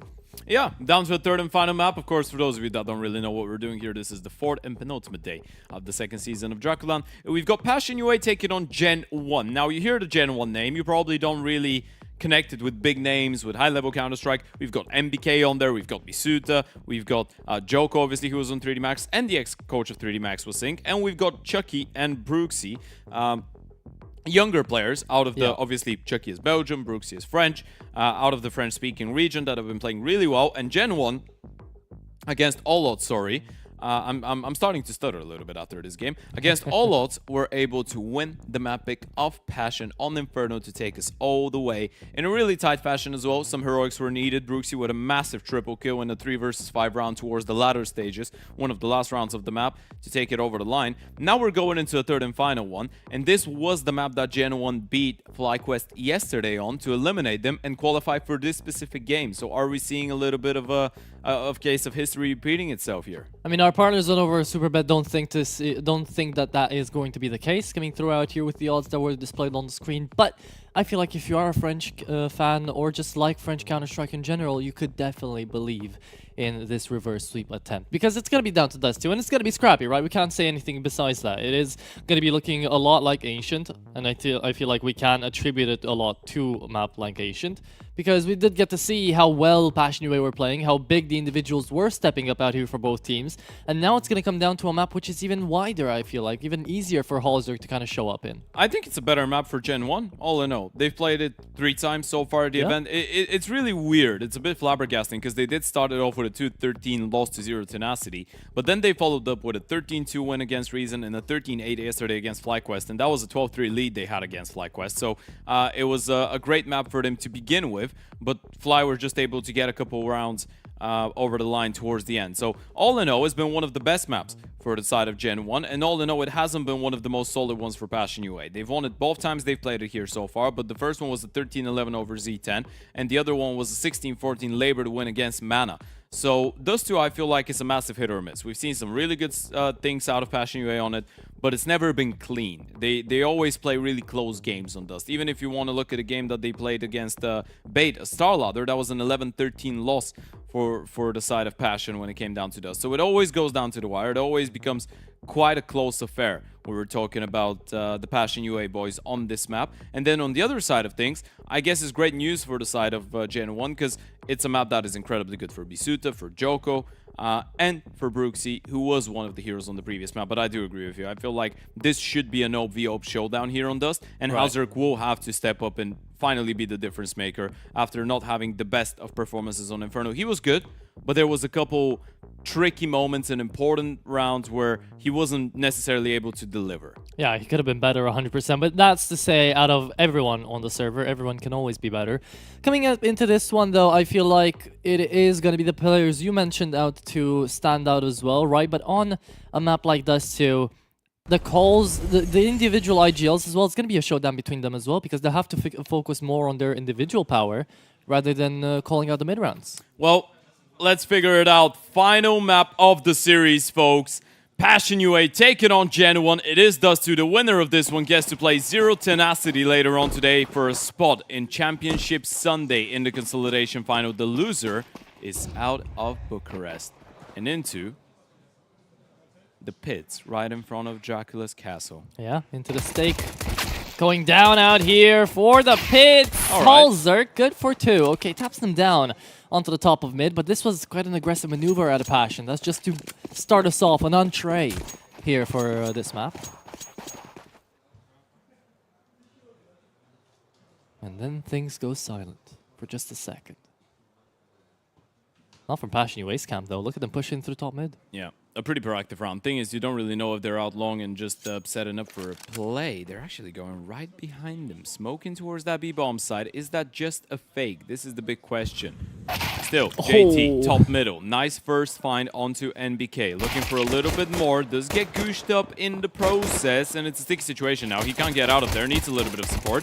Grim as well, good for 1. So you get that 2v1, and now you've spotted out the other player as well. Nyx has to be careful. He's received the goosh as well. This is pretty doable here for Chuck. He just needs to find that final bullet, and he will do it with the last one in the clip. Bomb still dropped in towards middle, though.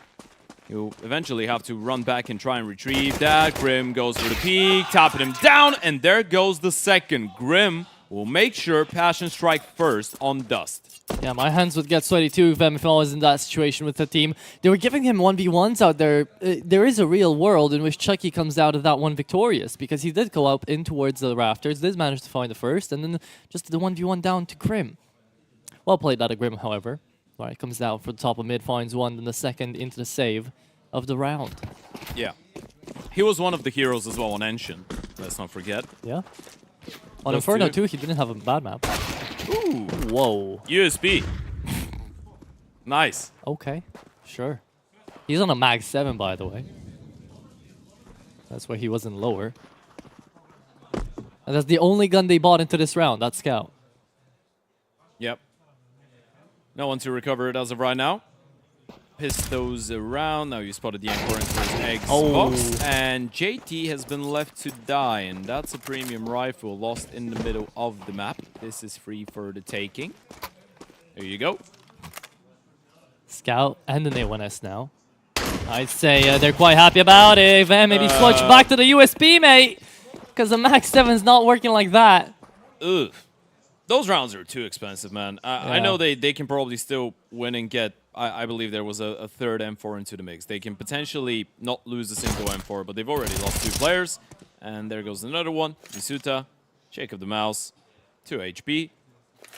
I pay 250, no armor, and a dream. 1 more kill, and that's a fantastic eco round.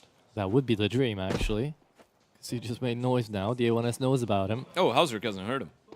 No way. Oh! Sit down. Talk about expensive. How crazy He would it can just have throw that one out. No, it doesn't actually make a difference. Never mind. Don't listen to me. He could save it. That would be the big difference. 20 seconds. And Actually, a safe is not a bad call here. Yeah, I agree. I really doubt Passion UI are going to run after him because they've already lost so much. Nailed him midair. It's crazy he didn't hear him. It happens, right? It was just the position he was in, but Just unlucky. a quick bullet through the eyes. A 2-0 lead for Passion nonetheless, but a pretty expensive one, so Gen 1 are going to be feeling damn happy about it. They had a great start yesterday against the side of FlyQuest. I think Fly were able to get, what, like 5-6 kills in total, 6-7 rounds into the map. So we're seeing a little bit more of a competitive start here for Passion in comparison to what the Aussies were able to provide. But let's see for how long will that keep on happening. As we said, money is not really there for Passion UA, not really there for either side, but it's expected for Gen 1. And they do have the open hands of Chucky. Mid-door smoke, frame 1, coming in. Not too shabby. Lands. Lands indeed. Even if that misses, it still goes down towards the middle of the doors, so it's fine. Can't land anywhere. That's literally the logic. Even if I throw a CT smoke or Mirage and it fails, it's still in CT, isn't it? Still blocks the doors, man. It's still there. Oh, Vem's got a really good position out here. Finding that headshot with the back turned around. JT's going to steal that kill away from him. It's the force by out of Gen 1, though, to dish out the damage. They just push in through middle. They just take out the fights. There's more. Grim So is on scrappy. short.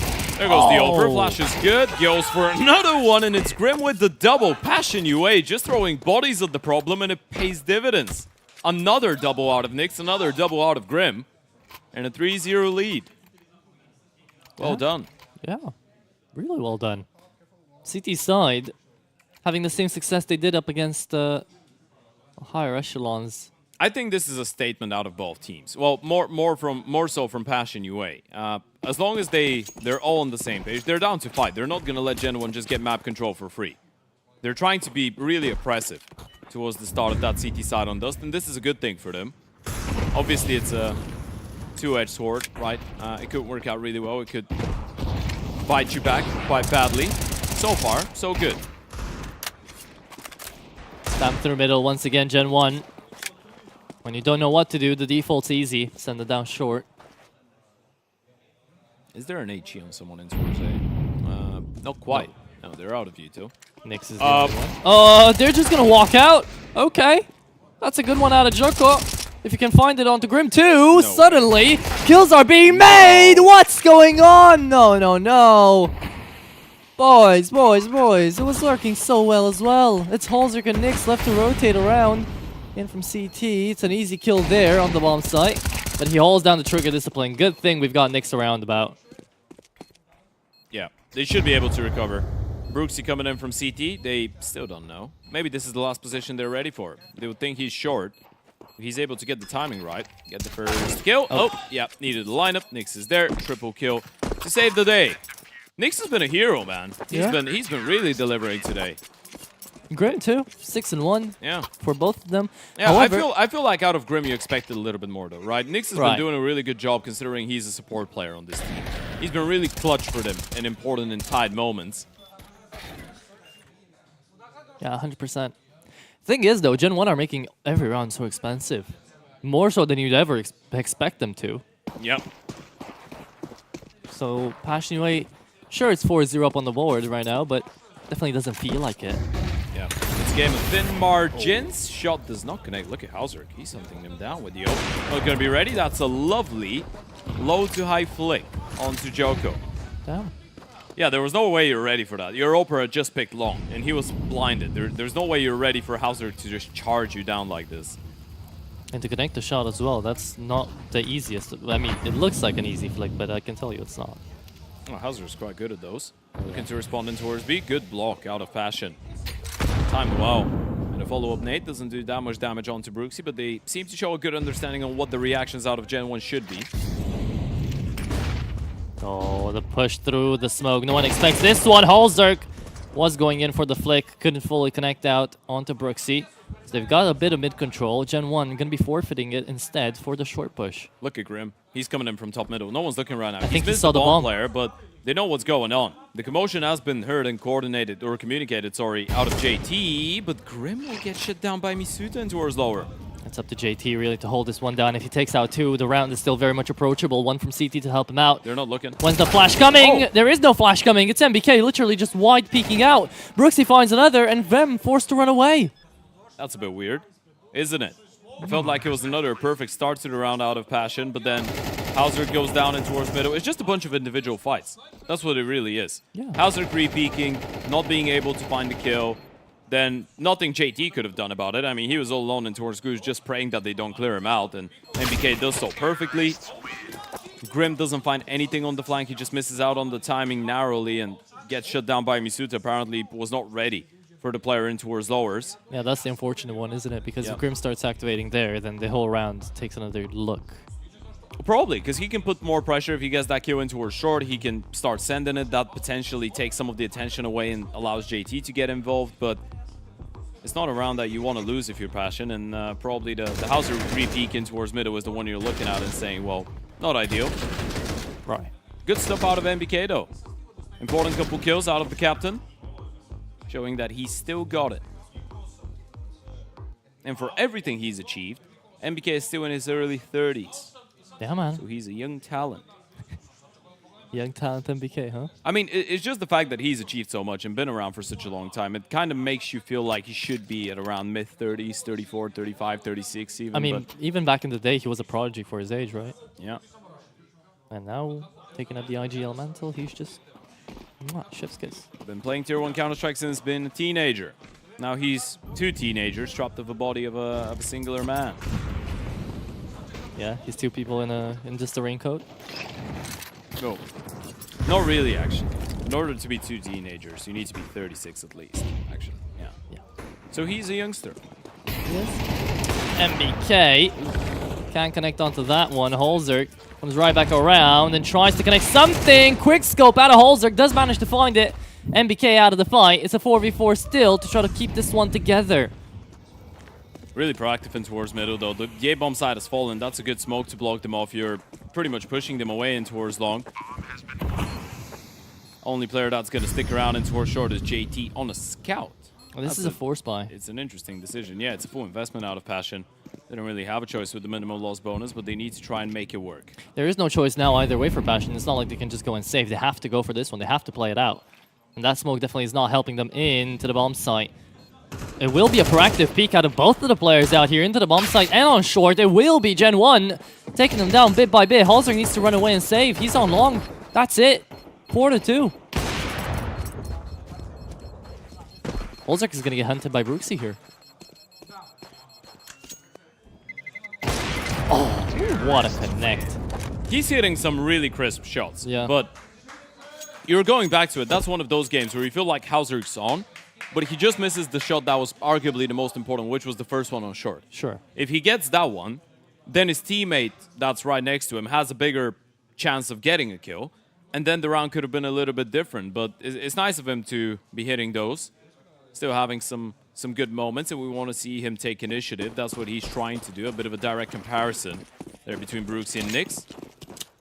This is really nice for Gen 1, right? Because finally putting consecutive rounds on the board means that Passion UA's economy turns out like we're getting to see it now.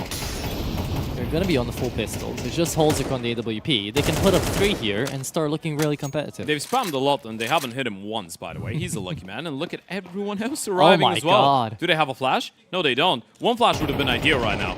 Or they can just walk up, I guess. There you go. AK denies them. And it's Holzerk, the only man that connects. Chucky trades it out onto Holzerk, and that is 4-3. Yeah, really well done by Gen 1, considering that there was 2 players in towards pit that were exchanging utility, so it wasn't really a 5v5 showdown. It was more of a 3 versus 5, but they're still able to clean up pretty efficiently. Hauser's got plenty of cash to go for another AWP this time around. I say plenty, it's a glass cannon he's working with. But he needs it. He needs it to try and counter Chucky. Is that a B-rush? I think that's a B-rush. Joko first spawn, max 10.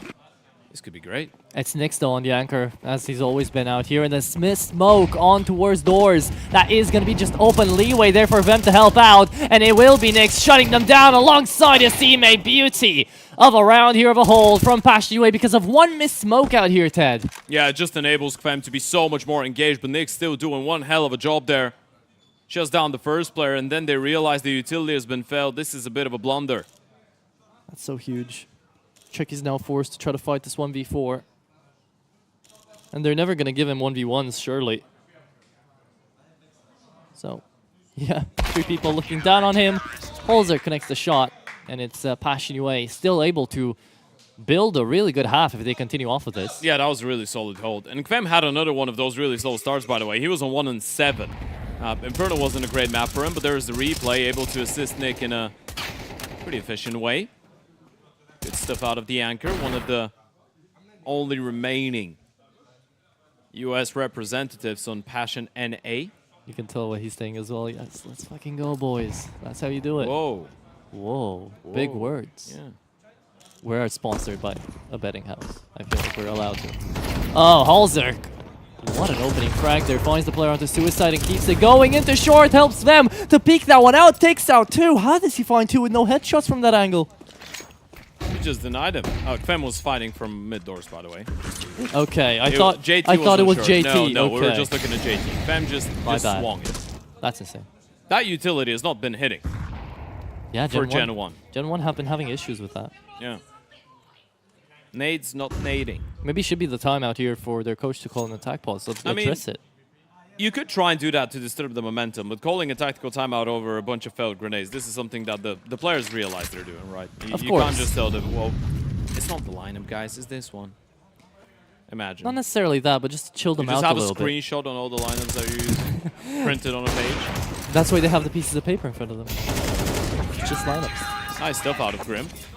Good round out of Kvem as well in towards middle. Gets the necessary assistance out of Hauser and JT. So again, the times that Gen 1 have tried to take that really early mid control, PassionUA have been contesting, and it has been pretty successful. Hauser with another opening. We've had plenty of those already, and Kvem coming in with a fight quick enough on the second kill, otherwise he would have gotten shut down. He would have gotten shut down. That was a great English sentence. He would have gotten shut down out of top middle.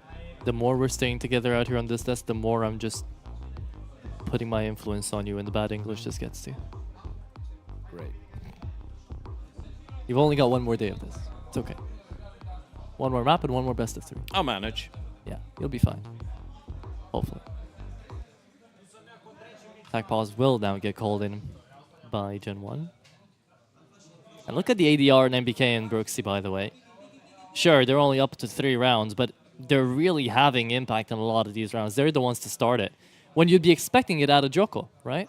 I still feel like the PassionUA rounds that have been lost are coming down more to maybe the individuals not being as focused, right? But in terms of the entire idea and the concept of how you want to play the rounds, it's been looking great. And look at Hauser go again, by the way. He's been everywhere around the map. Yeah. JT's on the next Sam now. Playing with it into lower tunnels, waiting for Holzer to take the first initiative, and now for the rest to push into him. JT falls out, wasn't close enough to MBK to find him, but Holzer is playing very aggressive Counter-Strike. Combat hopping into his shotgun, connects on nothing. And that will be Nyx helping out Grim in towards short. 2v2 now, yeah, there is a chance. Yeah, nearly shot his own teammate, but now they know Nyx is not on B, so it's going to be free entry there. This time around, the smoke in towards doors a little bit better. The rotation is coming in, aggressive peek out of Visuta, catching Nyx off guard. Actually, the smoke is not ideal once again. Yeah, but they don't care about that right now. It's 1v2. I think he's blocking the doors though. Might be a bit of a gap on the right-hand side. I don't know. Yeah, it is. It is alright. Grim makes steps though, so he's forced to use his util, loses the surprise effect. We'll be looking in towards the car. Knows there should be a player there, still waiting for him to pop out, and he's a dead man. There you go. Perfectly played by Gen 1. Lovely stuff out of Misuta. He was the one to take all that space, knew he was ahead of the timing, thus made it a lot safer to go for that aggressive peek in towards the window to try and take down Nyx. You get a 4th round on the board here, Gen 1. Money again troubled for Passion, but not for this round. For the next, supposedly, if they lose here. Mid aggression doesn't quite work out as much, even though Hauser did try his absolute damnness with Diop. He was stuck in a pretty tough spot. They're only down to 2 rounds remaining onto this T side. Passion away. I think they're kind of, they will be getting desperate towards the next round, towards this round, because you don't want to let Gen 1 come out of a half like this where they started off that well, and for them to equalize it back up to 6-6. They have to keep the pressure up. And they're taking some pretty good space. In towards long, you get to see a double push. You get to see Passion holding down towards the B-bomb site. You know that most likely Gen 1 will be here. Not really getting faked out here, Passion, though. Yeah. And they still have the double setup. Are they looking to push? They're a bit And aggressive. JT's walking in. They're lining up for him too. JT could find so many. There's the flash. That's 1-2. It's a beauty of a flash. It's a beauty of a frag. And a montage to go with it. JT. 3K is great. And Checky and Brooksy now left to just watch. Caught with their pants down. The flash from Nyx was phenomenal. No one was playing anti. No one was looking for that type of a play. They were just not ready for it. And look at how quickly a round can fall apart here for Gen 1.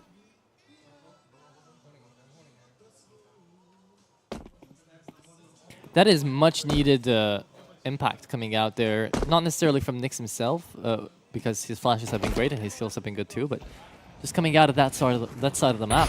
Passion away finally looking like they can hold on to this game. They have taken the advantage. 7-4 up. They need one more to cement a really good CT side. It's just one of those moments, man, where you're caught with the utility being lined up and miscommunication there for no one to hold. Happens to the best of us, really. Perfectly executed. As we said, some of those aggressive plays, either it's early round or mid round from Passion, have been pretty decent. Yeah. And now they've put themselves in a position where they could get away with 8 rounds on that CT side. That would put them right on track. Hauser has been really efficient in opening fights so far, trying to keep himself as mobile as possible. He's been all over the place into the CT side. Very, very just dynamic as an individual. And then Grim and Nyx have just been very consistent, right? So that is definitely a recipe to success. Another opener. Not this time. Nice peek. Good grenades. Will deal a little bit of damage. Force Gen 1 to play a bit of a slower game.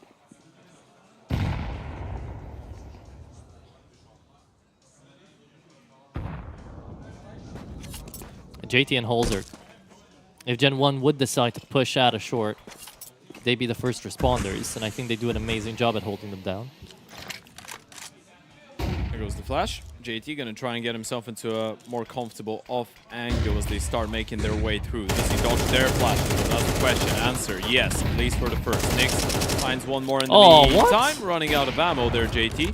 A little bit unfortunate, but he should have the necessary backup, and he does. 8 rounds out of that CT side, not too shabby out of Passion. Gen 1 trying to keep themselves in this, but they will need a pistol round victory going into that second half if they want to do so.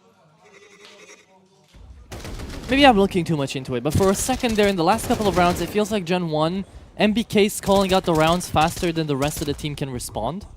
You get to see them be just 1 second behind Passion UA, and that's what Passion UA are doing really well, figuring out where they have to position themselves on the CT side and respond. They've done it for the 8-4 split. Now, I'd say it's more of a case of if you're Gen 1, now you're playing against a team that's playing really proactive Counter-Strike as well, and that's obviously prepared for your style of Dust 2. It's a map on which there's a lot more tape of how you like playing in comparison to an Infernal, let's say.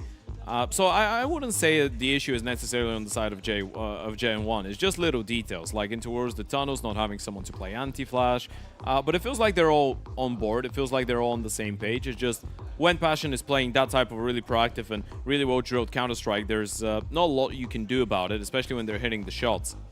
And Hauser has been putting them in great positions all around the half with opening kills. Being really difficult to predict and read as well. That's the initiative we wanted to see out of Hauser. And it's really difficult to find a way to counter that if you're Chucky on that T side as well. Now he's going to get potentially an opportunity to try and do the same to Passion. Yeah, see, and now you get the smiles onto the Passion UA boys, right? Because they're 4 rounds up. They're moving into a T side that they should feel pretty okay on. Yeah. Also, this is the one game that we're waiting for here at DraculaN to finish. We already know what are the next for the day. The winner of this one's going to be playing Zero Tenacity. That one should start in around 1 hour and something. I'm saying something because we don't really know how much this one is going to take. Probably still a little and bit. then we've got the Basement Boys and OG scheduled to start in 1 hour and 5 minutes from now. Yeah, we'll see what that happens on over. But this second pistol round will mean quite a lot here for Gen 1 if they can actually pick it up, because then the game will stay very close. If not, Passion UA, sure, you'll be looking on him for a pistol round. Let's say it happens. 9-4 up. Then Gen 1 are just going to continue on force buys until they're able to blockade them. They can't really give up any more rounds. We'll see. Have to get in there. You get to see the coach gonna hype everyone up before the game starts once again. Grim looks hyped up. So does Kvem.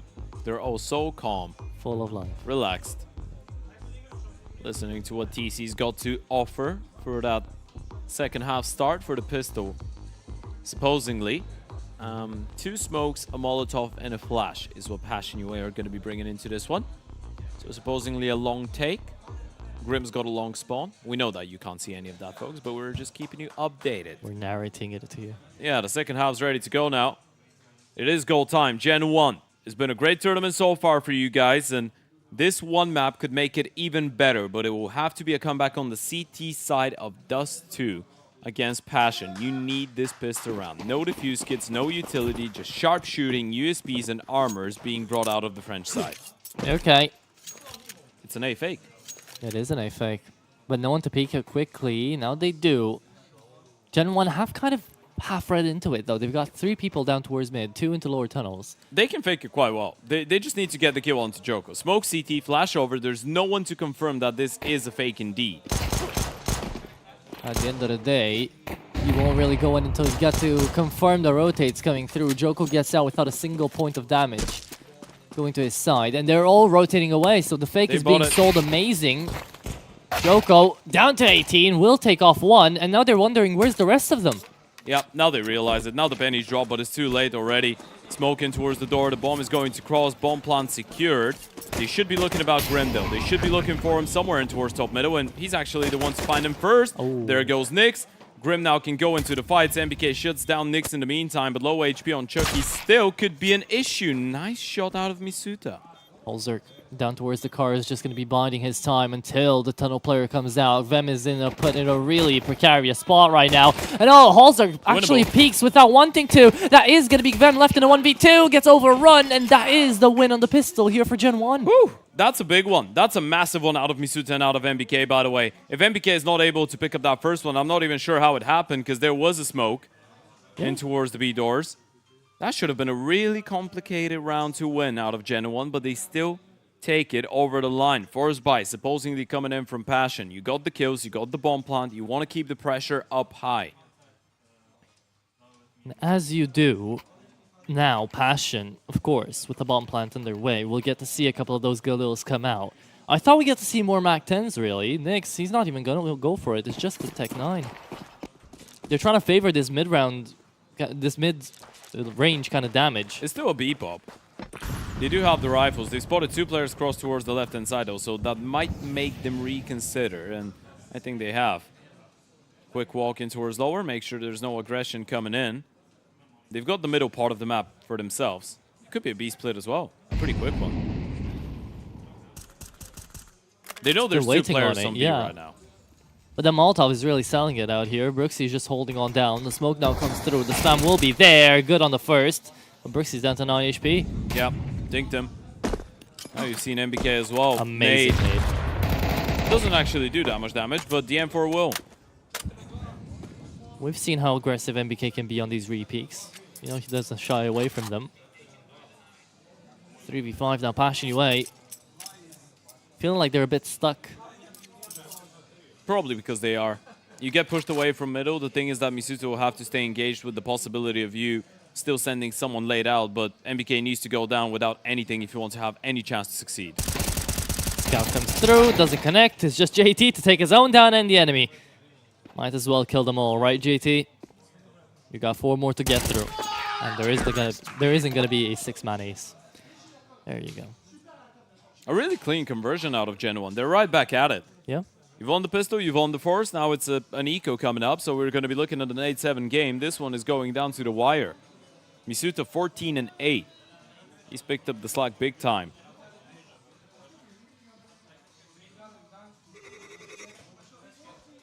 Gonna see it on the replay. Yeah. Unfortunate there for Nyx. JT too, but just how it goes sometimes. The Eagles to come out here for Grim, Vem, and Nyx. Everybody else just to run at them in towards short and hope and pray for the best. These are the rounds where Gen 1 think that they might have it in the bag and suddenly headshots just come on a win. Left and right. Say goodnight. Good night, Nyx. There you go. Yep. Didn't have a Digo though, I think. So we're looking at Kvem. Okay, let's see. Is it really impossible to spell Passion USA without the UA? Show us what you've got, Kvem. Possibly not. Chucky on the peak. Only man on ramp right now. Gets a little bit of support from Long. That is going to be Joko fully blind from his own teammate. And there's a bomb plant in this round. They've achieved their goal. That's what they've wanted to get to. And that is Grim connecting on a single one. It's not too bad, considering the investment. You get a bomb plant, you get 1 kill, it's alright. Yeah. If you're Gen 1, you still feel like you dealt with it pretty nicely. There was at no point of the round concerns about potentially dropping it against the pistols. So that's good for them. Brooksy with a big double. Chucky as well. He hasn't really been having the most vocal map of the series so far, but plenty of time to change all of it, as now we're going to see him on the op for the first time. Same for Joko, I guess, as he's on 16-13 going into this one, but he's had so much impact so far that I feel like we can let him off the leash for a little bit. Sure, but look, man, could have been a collateral. It didn't connect on a I don't know how he didn't at least land a tag on this. That looked so accurate. Yeah, happens. 8-7. Gen 1 have brought it back 3 in a row here onto the CT side. And Halsek really needs to connect something on AWP before they get a move on. There's the flash. Brooksy doesn't see anything in towards middle. Another nade supposedly to break the smoke, see if MBK can spot someone else. He spotted Halsek, and unfortunately that was the last thing he will see until the end of this round. That is from his own POV, of course. Big grenade onto short, actually. JT and Nyx is going to take a good bit of damage. I think now you spotted the rotation player right hand side fighting alongside MBK from the left hand side. You're starting to realize there's only one guy on B. So this is a really good mid-round call-out. Flashing. You still need to keep some pressure in towards middle though, not allow those rotations to come in. And they're doing a really good job at it. Misuta all alone. Grim takes him down. You should know that B-bomb side is free for the taking. And as of Chucky and Joko, they should be thinking about a safe already. Should be indeed. 2v4 only. Not like it's going to be a huge round out here for Gen 1 to lose. Hunt him down. 9-7. Yeah, Grim doesn't really have the cash for this, but might as well. Neither do Gen 1. That's going to be a kill. You don't want to lose anything else over this, though. I really doubt Vem is ever going to push this. It's Kvem. Vem. He might do it. Ah, true. Although... Let's go, Kvem. You know you want to. Yeah. He is. He wants to. He wants to, and that's why he wants to. There goes the kill. Never doubt. Never. When in doubt, Vem it out. Absolutely. This guy always wants to fight. That's the superpower. He never goes back. Even Chucky could have gone down there. Vem was just not looking the right way. He was looking too short. I don't think he's Kvem enough for that. You think? Yeah. He's gonna be Kvem enough. If he was 23 and 9 instead of 9 and 13, maybe he goes for it. Okay. Fair enough. Yeah, you know, Kvem is like one of those friends that you start sharing something bad with them and they just start putting even more salt into the wound, you know? Yeah. When he plays well, he just keeps on going. He's like an avalanche. Yeah, but he's the friend that makes you feel better at the end of the day, right? There you go. Big grenade out on Brooksy. Nice response. Good damage, though. Hauserk's though as well. Chucky looking to hold this one down. Not from Car, but closer in. Connects the shot. Grim out of the fight. And the Flash is just delaying out here onto this A-take. Yeah, good utility. They can't really go for the bomb plant yet, but Hauserk, another opportunity to shine. Needs to win that fight in towards short, then turn around and help out his teammates. But this is the must-get kill, and he connects on the shot. Now this is much more of a doable hold here for the side of Passion. Retake coming in. 2 players out of CT with a whole bunch of util. And 1 guy in towards long. That's going to be Chucky. JT tapping them down. First kill goes his way, and Nyx will follow suit, though. Keeping it evened up. The refrag is coming, and Chucky might have to do a little bit more. Flick does not connect, but MBK's M4 does. Oh! And it's all down on Hauserk. He switched to a rifle. Time is running out. I'm not sure if Chucky's got it. He's going to pick up a defuse kit, but the bomb is ticking, and I think Chucky's just given this one away. He's realized he's losing too much if he ends up dropping in the end of this one.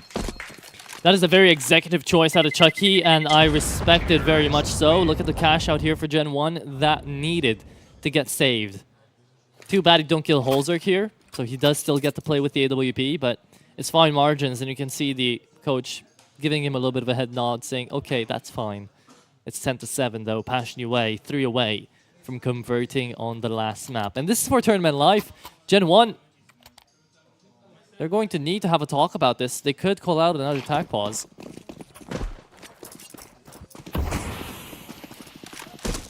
For now, though, fine margins have been the talk of the game so far.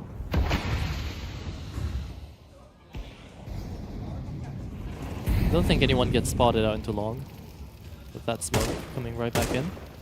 Joko might be thinking about pushing this. They have lost mid.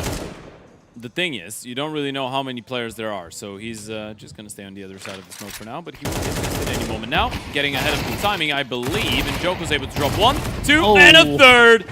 Just counting to 3. 1, 2, 3. Go back to your own spawn.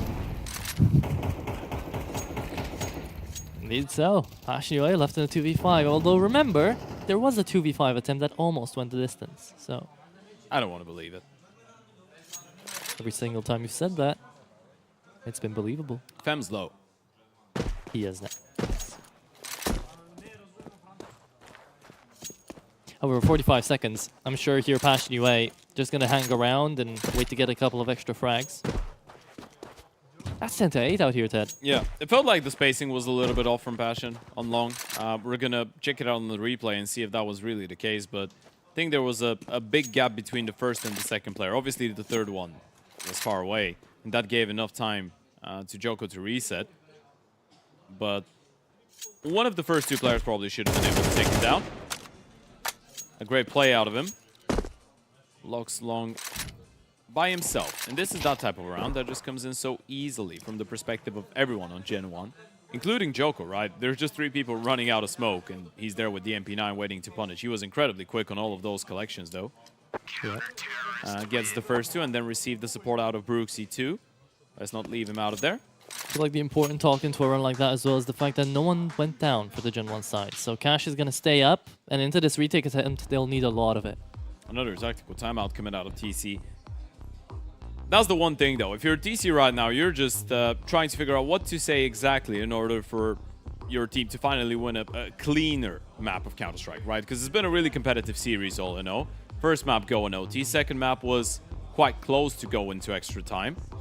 And if you're TC, you're probably in the position where you just hope to finally see a 13-8, 13-9, something less stressful. I haven't seen one of those in a while. Also, you know, if they lose this round, they're screwed up financially. Yeah. So this round has got the weight of 2 on it. You lose here, this is probably going to be a tight game at 10 apiece. Could even be 11 for Gen 1. They're not working with any loss bonus Passion UA. Even if they full send them to the next. They are. They will have 1900 next round, and then they've got 2400 accumulated with the money of doing an eco. So they will be alright, but 10-10 for sure. Round 19. Full defuse kits, full utility. Gen 1 looking happy and nice. It's a mid-take out of Passion. We will get to see a very slow, silent round out of Passion UA at the beginning of this. Because the stakes are so high, they need to time everything to a T. A bit gambly here out of Gen 1, starting with 3 in towards the B bomb side, probably anticipating something around a switch up in approach after a tactical timeout, so a B take, a B split. As of right now though, Fem looking for something. Gets blocked by a smoke in towards that A bomb side. Haven't really seen anything around the map above the teams, to be fair. The only thing Fem knows is that there was one player in towards the ramp on A, that's it. Yeah, that gamble could start paying off right now. Passion UA looking like they want to go for a split into B. That's what it feels like. Early block long. Completely left, and yeah, you're right. They're just committing to the setup, and Chucky's here with the AWP. Chucky with the AWP, Masuda and MBK. Scariest player, I'd say. Players out here onto the server for the CT side. That is going to be Chucky having a huge whiff of that AWP. It's MBK only good for one. How did Gen 1 how are they not able to connect on tunnels? Happens. It's just a couple fights, yeah. I mean, the AWPer can't find a connection on the first one. Then you repeat and you just get decapitated. One more player goes down without a kill. That was Misuta. MBK, nothing he could have done about it. But this is going to be really frustrating if you're Gen 1. This is very reminiscent of one of the rounds that we witnessed on Inferno earlier, where they had the stack on B, and Passion UA went in and got all the kills and reset the economy. Yeah. This is the worst type of a gamble. Because it pays off, it works out like you wanted it to, but you get only one kill and you lose so many guns as well. Under those circumstances, if they were to go A, for example, get both those kills, and you make the call to save, at least you're bringing something into the next round. Now you've just got 2 AKs, that's it. At least you've got a little bit of residual cash, so Joko's going to be able to drop over and open. You're going to have rifles, I think, all around the place, all over the board in the team, but it's still a pretty disappointing one if you're Gen 1, because you feel like you got it right. Yeah, you feel like you got it right. You felt like you looked into it, and then when it came down to actually executing, just couldn't go your way. And this is one of the 2 rounds left out here for Gen 1 that it felt like a must-win, right? And that's a tactical timeout for Passion UA, I think. That's a tactic for TC. For TC? This is him realizing this is our best opportunity to potentially run away with the map in the series here and now. We win this round, they've got no money left, and the next one should be a lot easier. This is the chance for Passion to finally get a comfortable map win, remotely comfortably. TC 100% knows what the buy coming through out here for Gen 1 is, though. It's just about a gamble of whether or not Chucky went for the AWP or not.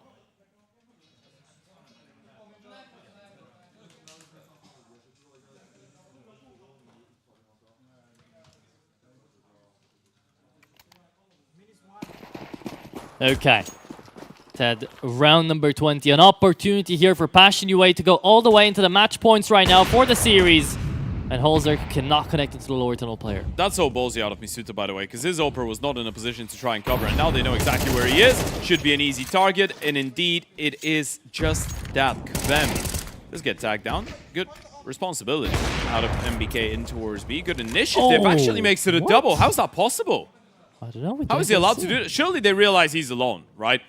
I mean, they haven't spotted the AWPer yet, but with Misuta going for that type of a maneuver, and he's the B player, now you know where MBK is. Re-aggression in towards middle. Kvem's going to get cleared out and found out by Brooksy. This one, they've completely lost it. Yeah, you don't even re-aggress into MBK, because why would he be that aggressive if he was by himself with no one else into the B-bomb site? That is why. It doesn't make sense, right? Yeah. You see Misuta in towards lower. You see MBK pushing upper. You're thinking, well, definitely the upper started B. He was definitely holding the line for MBK. So it's not really as clean as it is for us that there was a gap for them to try and exploit. And then Kvem just gets re-cleared in towards middle. Really proactive. Counter-strike out of Gen 1. They get a number 9 on the board. Passion. As well hunted by some financial difficulties, by the way. Yeah. I just realized that. Yeah, they don't have money for days either. This starts to feel, this round for Passion, it starts to feel exactly how the previous round felt for Gen 1. Because they had the opportunity to close right now. That's why TC called out attack pause. Now you have no attack pauses remaining. And Gen 1 have got the opportunity now to come back into this game. 9-11. Could be 10. Yeah. That's not going to be an easy one. This is not how things work here at DraculaN, folks. If you thought there was going to be easy and clean maps. No, it's all competitive. It all goes down to the wire. That's how it has been for the last couple of series here on the A stream. So we'll keep going in. And the tactical timeout coming out of you know who? Wasink. I don't know why I thought of 3D Max. Actually, it's not a tactical timeout. He was just given a high five. Yeah, I'm sorry, Wasink. There you go. Direct comparison between Misuda and Holzerk right now, they're dead even. I feel so bad. Oh, are they going for a B rush? They are. It's just MBK. It should be a B pop though. They don't have a single Tech 9, not a single Mac 10. Nyx is on a Glock. They have utility. Probably, yeah. They were just setting up to let Hauserk search. If he's able to get a kill, then you can scale up onto the bomb side. But if they block you on so early, you need to put some more pressure elsewhere on the map. Hauserk is still really determined to try and find a kill here on the fate of the smoke. And thankfully for him, that's a 4-man lean from Gen 1 on A. So MBK is alone. This is terrifying. It's really... Absolutely It's terrifying. a big gamble that's actually going to pay off for Passion UA if MBK gets less than 2. If you get a 1-for-1 refrac on this, by the way, this is mental. It is. And it might just happen, and it did! Grim takes him out. Them holding in for rotates. You always expect this if you're Gen 1. Do you really want to go for this? Like, it's a 4v4, but you're on the other side of the map. You kind of have to. Oh, but with that kill, you might not. You're safe. Yeah? You have to. If it was a 4v4, I'd get it, because they know what the buy is coming to for Passion. Oh my god, but now it doesn't even go to that. Can't even save it. There's a lot of questions on my mind right now. Is really, around like this, the time to go for a 4-man stack? Is it a miscalculation on the money? Did you think that they were going to force with the save round? That should be the case. This is not the type of round that you call when there's a half buy on the other side. So they must have thought Passion would just buy on the back of the Galil and Diop. That's the only explanation I can find. Or you're not playing that position if you're MBK and you know there might be pistols on the other side.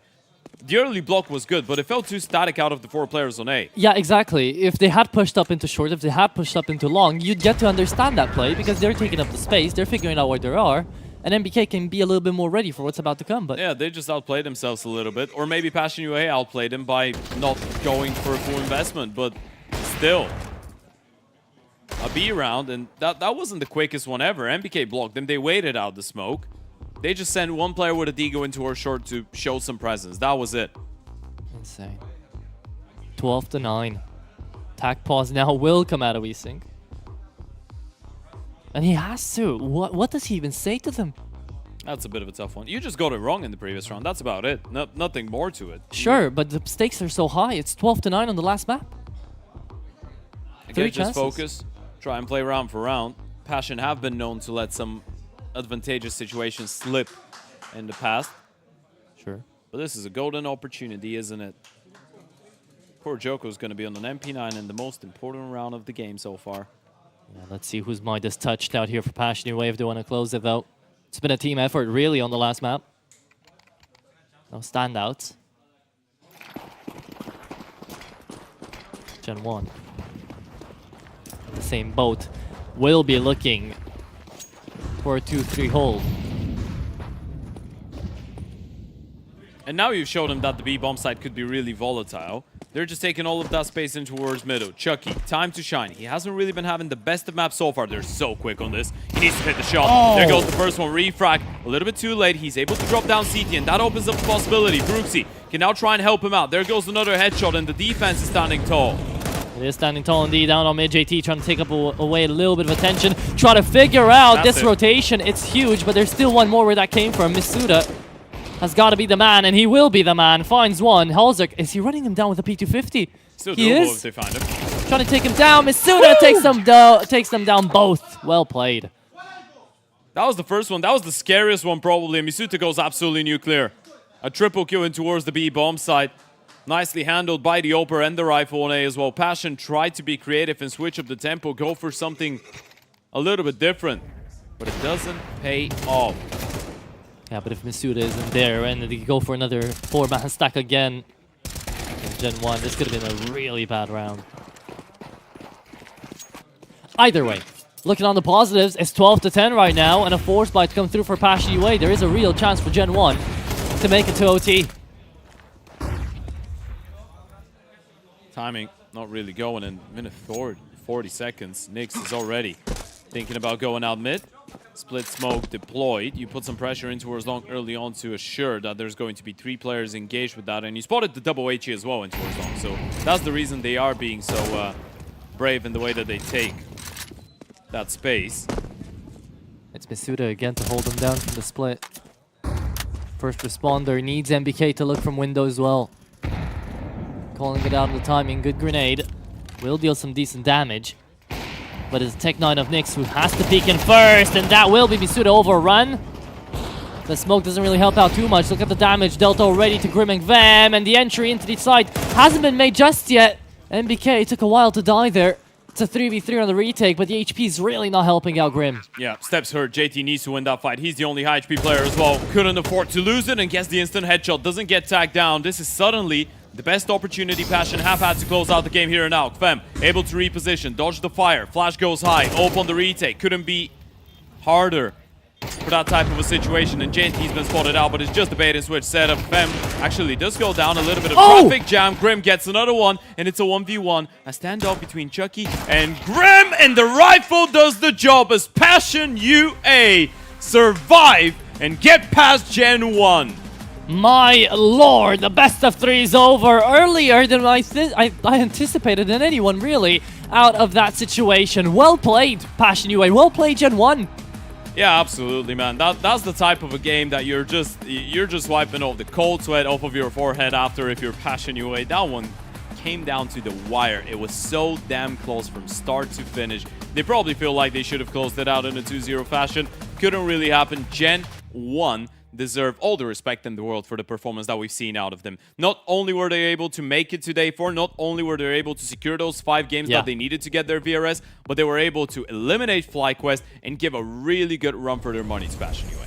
100%. That's 2 teams that are going to be attending the major, right? So good lookings out here for Gen 1, and they will be looking to keep that up. I mean, Gen 1 is not attending the major. No. Oh, you're talking about FlyQuest and Passion. FlyQuest okay, and yeah, Passion. sure. Got me confused there for a little bit. There we go.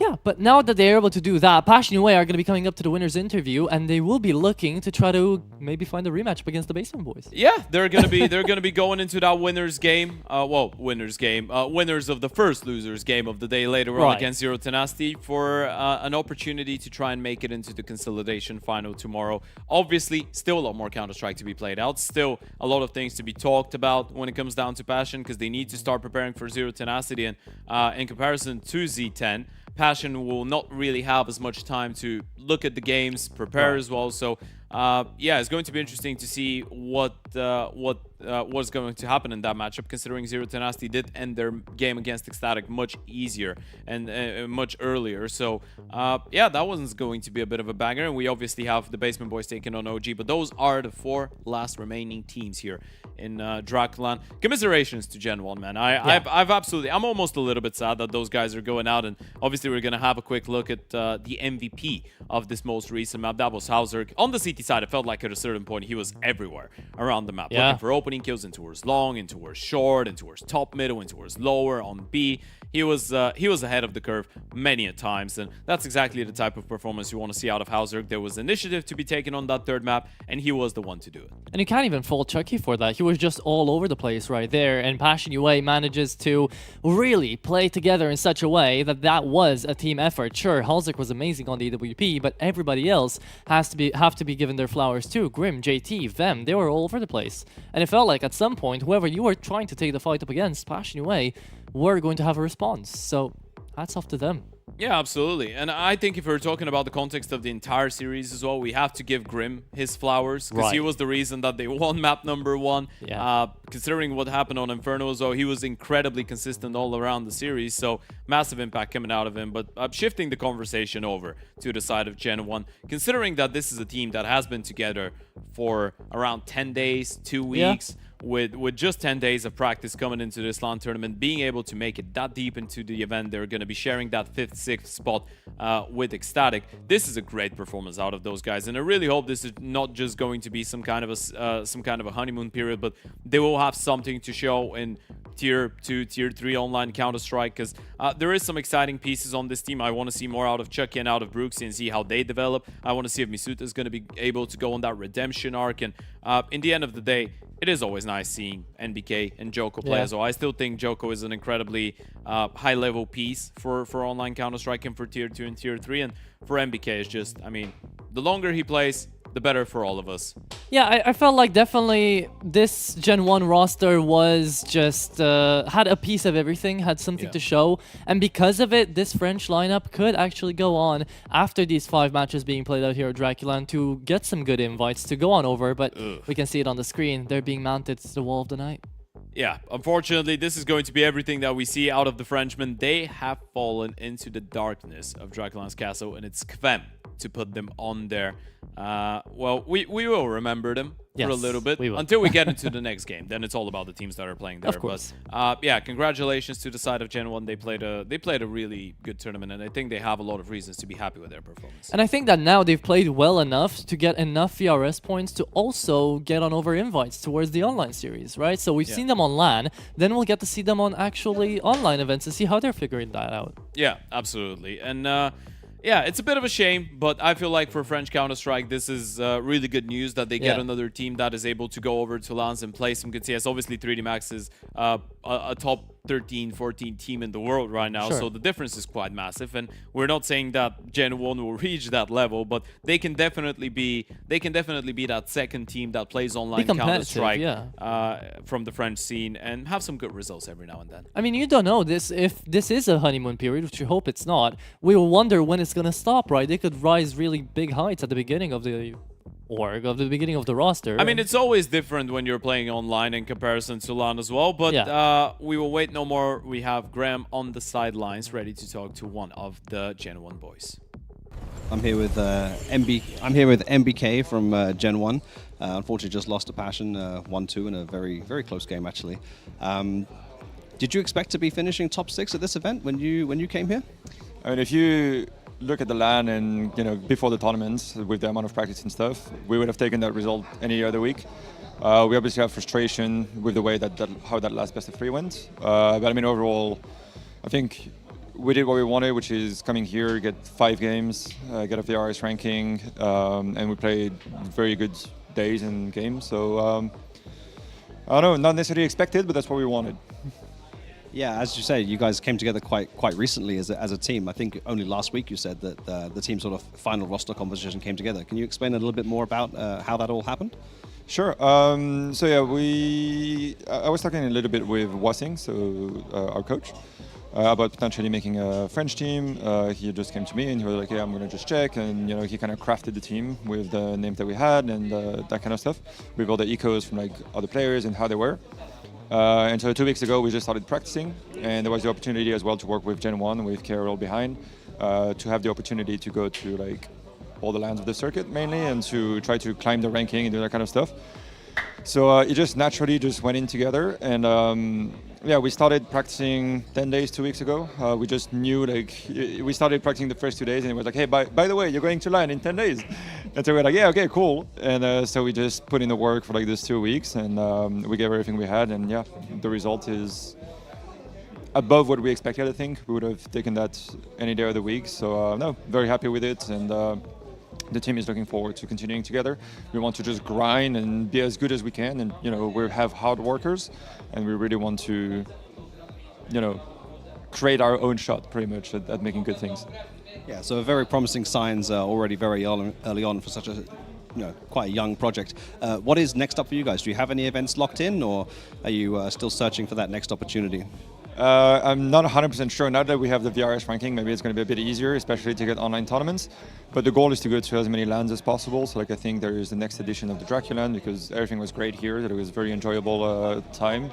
A lot of games, old school environment, the kind of stuff that we love, and with very good conditions. Like, we want to just build up on that and play more lands. So I don't know, probably the next edition here.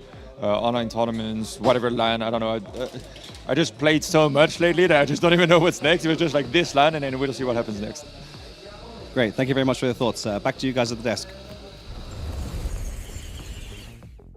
Yeah, that was very nice to see that the Frenchmen are enjoying Romania and that they're enjoying DraculaN as well. And not only that, but that we're finally getting new teams being formed up out here with the specific of trying to be that LAN team. You know? Yeah, I think it's obvious to say also that they exceeded expectations. Of course. And it was a nice Cinderella story to follow. Sure. They played some good Counter-Strike, and it's nice to see that they didn't go down without a fight in that last game. They were able to eliminate FlyQuest. They came really close against the side of Passion, but they came close. They couldn't cut off the heads of Passion. Thus, we are going to be having a bit of a conversation with Hauser here. First things first, congratulations on the win. A bit of a tight matchup, but at this point, it feels like every single game that you guys play here is really stressful and really close. So, yeah, how are you feeling after this one? I'm feeling good, of course. We won, but I feel like we still have a few steps to take. I feel like we're not playing to our best right now, so we still, to win this tournament, we need to step up.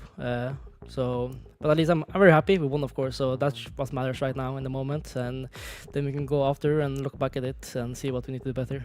I mean, I'm sure after all of this, you've given TC a couple of moments where he was about to lose his heart there. How did he feel during the game? I mean, I think mostly our fans probably that was not watching the game, or that was watching the game from couldn't impact that at all, probably was hurting the most, because it's been some rough rounds we've been losing, and it's been all the games have been tight basically, so it's not fun for us, not fun for them. Yeah, can you talk to me a little bit about obviously the pressure factor? Because there's been a couple situations where you guys lose some advantageous situations, you're a little bit slow to start on the maps. Do you feel like, even though you are almost guaranteed to have a spot at the major at this point, do you feel like there is still some type of, I guess, expectations that you have out of yourselves that might be getting in the way in some tight situations, considering you are one of the favorites in the event? Yes, more like, I wouldn't say, there's a pressure, of course, to, we feel like we are one of the best teams here and we should be in the final no matter what, basically. And the performances we have been doing here is not good enough to be in the final, basically, or close to. We're still winning games, but some of the rounds we're losing are not acceptable. And yeah, we have to do better in that wise. But the major, we don't really think about, because we just want to win to get our LAN wins via rest points up. So we might be able to get that stage 2 and stuff. So we don't, we're not scared of losing points to not make the major. We just we want to win. We want to get those important VRS points for invites for other tournaments as well. It's not only the major where we want to play. We want to play at every tournament, and we need to get those points to get there. Of course. But moving on over to a bit of a different situation right now, there's a lot of young oppers that came into this tournament and showed up a lot of promise. You yourself as an opper came through and actually had a lot of impact this game especially. Has today felt better than the other days? I feel like I'm struggling still a lot. I'm not playing at my preferred level and where I know I should be playing at, and I'm pretty sure I know the reason why. It's not something special, it's just more mental stuff for myself probably. I need to step up and play more my game instead of just trying to play the best way possible, overthinking stuff, and instead of making those quick decisions, I second guess myself and stuff. So stuff like that. But I know about it, and it felt a little better today, where I was more in that modus where I don't second guess. So it was better today, but I still have a way to go. It definitely felt like you were in your element on the CT side of this. You were all over the place, just looking for opening kills every single time. And lastly, I want to ask you a little bit about how do you feel after the transition from Complexity into Passion? Obviously, you're here with TC, who you worked with a couple months ago, and all the other boys, bar Kfem, but we know that Kfem is a little bit different of a player in comparison to what Sigzy was, right? And especially for you as an opper, when you have that type of an aggressive star player being injected into the team, do you feel like it changes a little bit of the dynamic and what is needed out of you? Maybe the space that you get, the things that you need to keep in mind? Not really. I still have the space I want to I have the space I want when I want it. So there's nothing like that. And Kfem is a really good player and has a lot of good input. So I feel like my role is basically the same as before. I on T side, I either go for entries or I support. There's stuff like that. So it feels the same for me, and just having a really hard fragger on T side, for example, helps a lot for us other players. Yeah, 100%. But we do know you've got an upcoming game out here against Zero Tenacity, and you have to prepare for that. We've already took a little bit of your time. Thank you so much for joining us out here. It's been a pleasure to have you, and maybe we'll have you here again. Hopefully. Thank you. Thank you so much. With that being said, Ted, that was a hell of a best of 3 to finish off at least our day out Yeah, here. yeah, absolutely. Passion UA making sure that their fans are not bored at all times, as we heard out of Hauser. 100%. Yeah, all of their games have been show-stopping performances out of both them and their opponents, but they are going to be playing a rematch against Zero Tenacity later on today. This is going to be to try and qualify for the consolidation final, a game that ended in a 2-0 fashion in favor of Passion earlier on in the event. A lot of shunts that I was rhyming right there. Nearly got my tongue twisted, but we'll have to wait a little bit longer for that one, folks. We still have the Basement Boys taking on OG and Passion UA taking on Zero Tenacity, but all of that will take place after a quick break with a bunch of new faces on the microphones as well.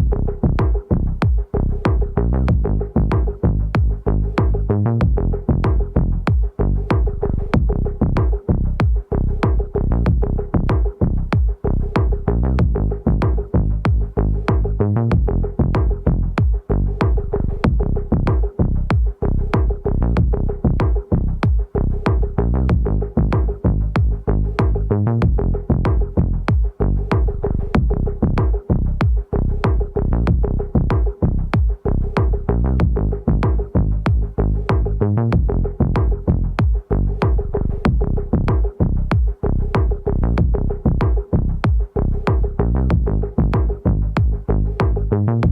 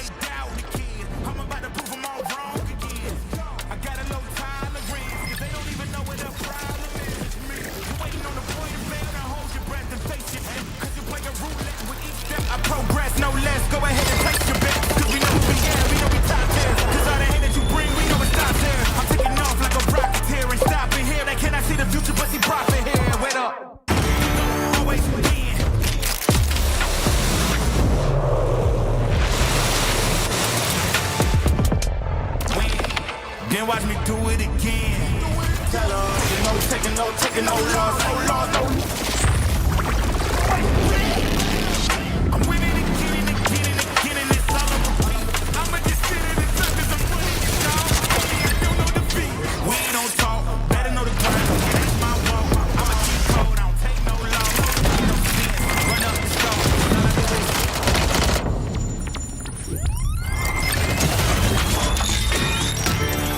do is taking no loss, I ain't taking no loss. Look, I'ma always win. I ain't taking no loss, no loss, no loss. Look, I'ma always win.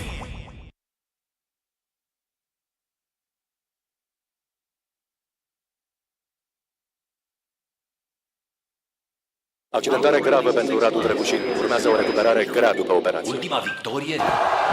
Mai poate reveni anul ăsta. Victorie. Va mai fi titular? A serious injury. Victorie? Ce este o victorie? Ceva ce ieri părea imposibil. Victorie? He's a machine! Forța Radu, nu te lăsa! Luptă! Luptă! Victorie? Părea imposibil. Victoriile se construiesc în vestiar și pe terenul de antrenament. Pere de Locker Room, din inima sportului. Care e victoria ta de azi? Welcome back to Game Builders, your favorite game dev podcast. Today, we're going to be looking at a brand new title by Bo3.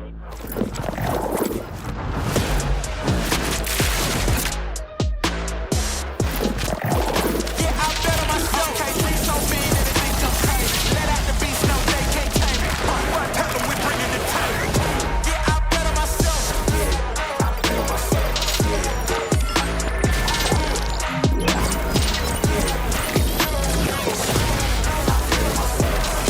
Yeah, I bet on myself. Take off your shoes, trim brand new.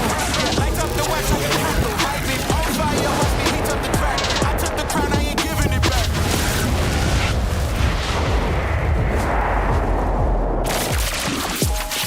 Look at my team going way off. Now we running the game, they can't play y'all. We don't need an assist, now we counting up chips.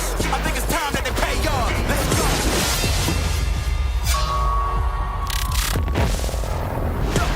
I bet on myself.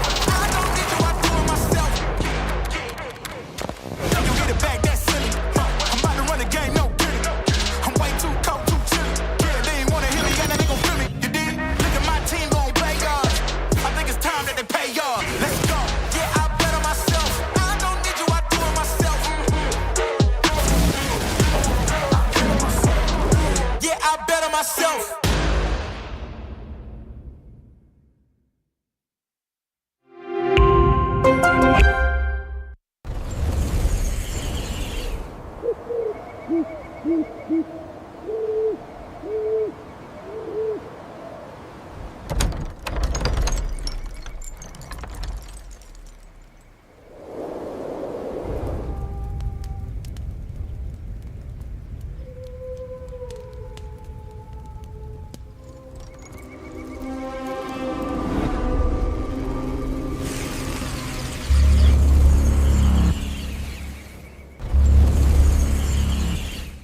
How's it going, everybody? We are moving on with the games for today. The third, actually, best of three, if we're considering the other one on the other stream. But we have a really good one that's about to happen. But before we do, I am yours, Santa. Next to me, Pop. And we're going to be your hosts for this game. Or at least you're going to hear our voices all throughout the game. We have OG versus Basement Boys. I don't know where to start with. Well, I guess the simplest thing to start with is the fact that Basement Boys, they are in the upper bracket final. This is something that no one could have predicted, and it is very surprising to see them here, but they have been playing really, really well, and we got to talk to their coach, I think a couple of days ago, if I'm not mistaken, and we got to understand how, well, what he told us, right, that he is not your traditional coach. He's not, someone that comes up with strategies. He's more there for morale support. And obviously, doing a very good job as they are in the upper bracket final right now. They have secured at least third place. If they win here, they obviously secure at least second place. Or maybe, who knows, maybe even taking it the whole way. But it is not going to be an easy opponent. Not that they necessarily had easy opponents in this bracket run. We can see the upper bracket on our screens right now. Basement Boys, they won against FlyQuest 2-1. Won against Nexus Gaming 2-1. Then, a little earlier, well, yesterday basically, they got to play against Passion UA and they got to win against Passion UA. And right now they're taking on OG. I mean, they have been slaying a lot of very, very big names. OG, technically, I was mistaken first when I said that when the tournament started, FlyQuest was the best rated team. It is actually OG, the highest seed and highest VRS ranking. Actually, no. Actually, in terms of VRS ranking, we got a couple of teams that are a little higher. In terms of HLTV ranking, they are 25th, or they were at the start of the tournament. That might have changed along the way, or might actually change tomorrow. But OG did have a very good run as well. We have the lower bracket as well, and obviously as this tournament is as this game is going on, Passion UA are going to be taking on Zero Tenacity. That is an elimination game. That is the stream happening on or the game's happening on stream B. That is obviously DraculaN CSB, if you want to check that out as well, while you get to see the action on the main stream. But yeah, some very interesting results. I mean, going down a little bit, talking a little bit about the lower bracket. I mean, Passion UA, they won against Gen 1, but a very close affair. Ancient going to overtime. Inferno 13-11, Dust 2 13-10. Gen 1 could have been in this lower bracket final against Zero Tenacity. Zero Tenacity, they took on Ecstatic, a fairly, I wouldn't say easy, but fairly quick affair. 13-8, 13-8 was the score. Dust 2 and Inferno. That, again, is being played on the other side on stream B. But we talked about Basement Boys. OG, not really a surprise that we find them in the upper bracket final. I mean, they won against AM, won against Sinners, both games 2-0. And against Ecstatic, they did go 2-1, losing Train, but winning Ancient and Nuke. So they are feeling ready. I saw them in the venue here, and they were very focused, and obviously that's what you want out of the team in the upper bracket final. So yeah, we're gonna find out who reaches the final today. At this point, I mean, everybody's focused, right, in this stage of the competition. There's no more fumbling. We also have the lineup that you're used to already, but we're gonna mention everybody: Paul Bandana, Levantino, Bambosh, Trouble, and Owner for the Basement Boys. And we've seen extraordinary performances out of everybody in this lineup, right? We've seen Trouble with the Up on Train. We've seen Paul Bandana on Ancient. We've seen Owner before that. Just you can see that there's a multitude of talent within their ranks. And they're playing, I would like to say that they're not playing with a lot of pressure, right? The pressure is on these boys right here. Yeah, it's on OG for sure. Crizin, Nikodos, Spook, Adam B, and Rosdos. I mean, on their side as well, everyone has had their moments. Everyone has been doing really, really well. And obviously, taking on Basement Boys here, it is going to be OG with a lot of pressure on them. Because Basement Boys, as I said, they're slaying Titans here. And it's, you know, not like OG can just breeze past them. I'm sure that this is not going to be an easy game for OG, but the question is, Santa, are we believing that OG are going to have an easy game here just because they're the best rated team in the tournament? Or Basement Boys are going to take them full distance? Because I am expecting a full game from Basement Boys. I'm expecting them to be at the same level that we've seen so far. Oh no, easy is not what comes to mind when I see this head-to-head. I think Basement Boys, just objectively talking about how they would feel coming into this, I think no pressure, and the risk of failing is a little bit lower, right? Because they've been through so many hurdles so far that they have taken down, even against all odds, starting with FlyQuest, right? Yeah. So even getting into the competition, it was so. But we have the veto, which is more important right now. We've seen that we have Ancient picked by OG, Train picked by the boys, which was a good feat for them yesterday versus Nexus. And then we have the decider on Nuke, which they won yesterday as well. Interesting. What do you think about this veto? Well, I mean, Ancient is no surprise, as OG, as I mentioned, they did win against Ecstatic. Fairly quick game, 13-5 on that map. On Train, OG were actually coming back on the T side. They did lose against Ecstatic, 13-11, but it was a 9-3 first half. So I wouldn't really count OG as not that good of a Train team, but Basement Boys, they are a lot more trusting in it. 67% win rate at the moment on Train for them.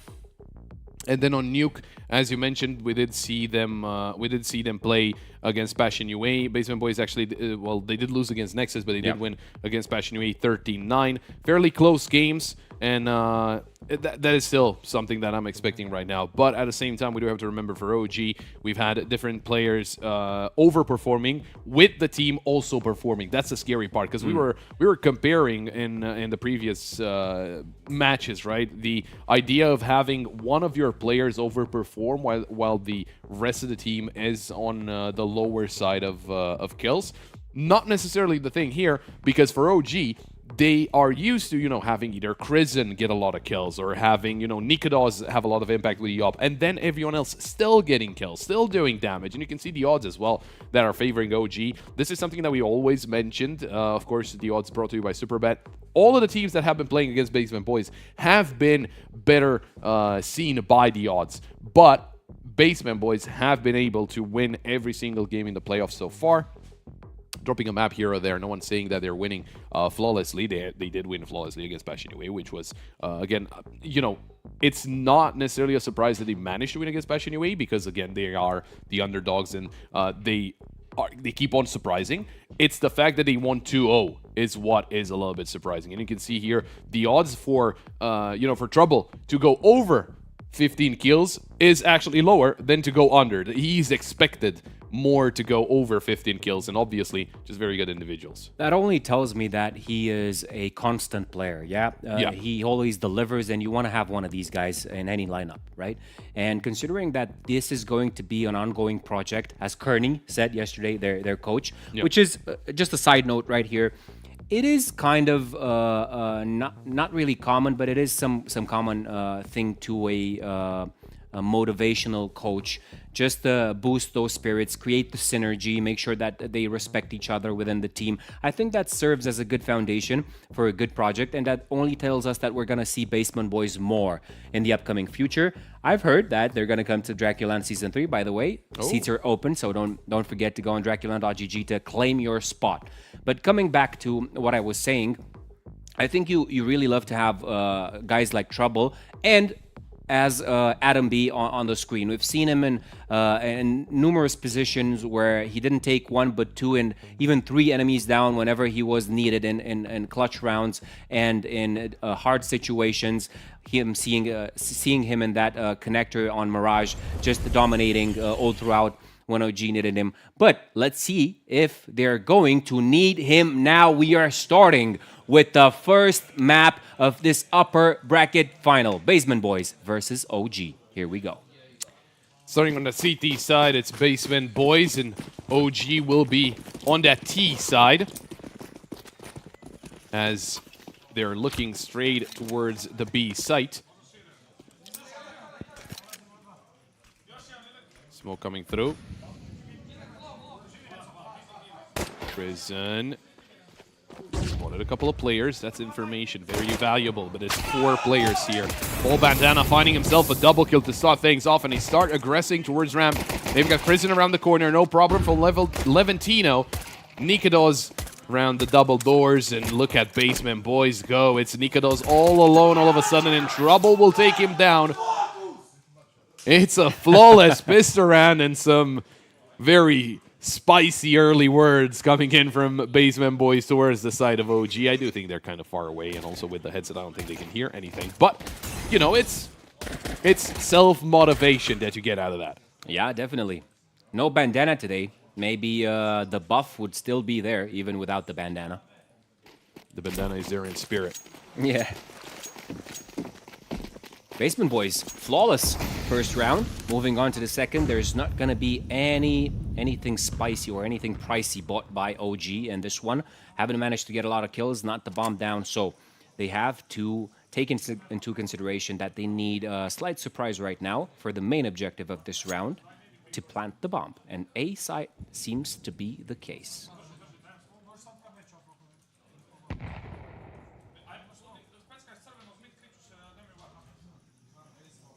There's Trouble, though. Trouble needs something right here. Chance to double. Double. Oh, yeah. Today, I'm feeling like Trouble gets the double a lot. Should be able to get it here. It's only Glocks for OG. We are going down in mid. That's Prison. Trouble. 1, 2. It's the double from Trouble. And he gets taken down by Adam B. An M4 retrieve. Shouldn't really be any problem with that. There we go. There's the kills following up. And the upgrade to that other M4. Yeah, owner gets it. Pretty simple. Anti-eco from Basement Boys. A lot more. I think, you know, help did come through for Trouble, but a little quicker maybe could have been enough to keep him alive. At the end of the day, it doesn't really matter.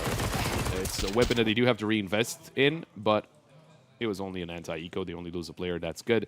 But now it's going to be OG with the full buy. So what is the plan here for OG? How do you deal with this? Obviously, do not go towards mid as they only have Prison around that side of the map, but look at how aggressive Basement Boys are. They already got full control over mid, and they're pushing into main. Owner. Very great reaction, although Nikados will find the trade, and all of a sudden, it's still equal numbers. It's a 3v3, but Basement Boys do have an extra piece of information. The fact that Nikados, it was also towards B main. I was expecting a lot more, just a double kill right out of him in that situation, but it just brings us onto a 3-on-3. They're grouping now. They want to clear ramp. They found Arastos. But when they get him in the end, information served and capitalized on. And only leaves Krisen and Nikados. It might just be enough. Ooh, slightly misses right there, but bullets are not connecting for Nikados. Paul Bandana, sharper in this situation. What can Krisen do? An upgrade would be terrific at this point.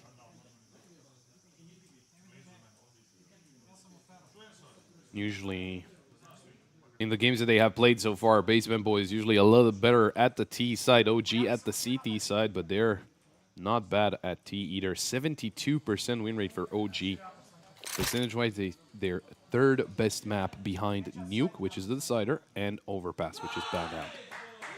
Prison. Pushing in, Paul Bandana, quick reaction. There's the round in the bag. Basement Boys walk away with it. Not the success OG we're looking for.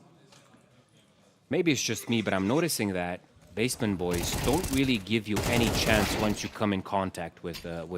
If it's not the main contact that you get, the refrag is gonna be there most of the time. So this is something scary to go against. If they don't have any flaws in these kind of duels, it's gonna be really hard to maintain man advantage. The thing is, they're also not giving any kind of respect from what we see, right? It's not a bad thing. They are very confident in their individual skills, and obviously, from what we've seen so far, their individual skills are very, very good. So, taking those fights, even though sometimes they might look like an overextension, it works out for them. It's not like, you know, you're looking at a team that overextends because they're feeling comfortable and confident and they are punished because of it. Basement Boys could be punished because of the aggression, but that is their playstyle. That is how they do things here on the CT side of Ancient against OG, to say the least. And that is good. I mean, as long as you trust in that kind of system and you employ it, and if it works out, that's even better. If you lose, it's not like you're going to think back, oh, we shouldn't have done that. That's the plan. If it doesn't work out, well, they're just better than us. It is what it is. Yep. The double setup inside cave. This is very complicated to get through. One player above the other. There we go. We get to see a glimpse of it. Just keep in mind, folks, this is OG's pick. It is. Spook. It's out. There's one kill going into the favor of the owner. Paul Bandana gets dinged. Oh, and a missed shot by Trouble. This could be a big issue. Arastos and Nikados finding kills with the Deagles, and all of a sudden it's OG with the player advantage. Krisen already locked into the angle, takes down Levantino. Bombosh around the corner. Krisen misses his chance, but Bombosh, he's up for the 1v2. Retrieved weapons on both players from OG. Molly for ramp.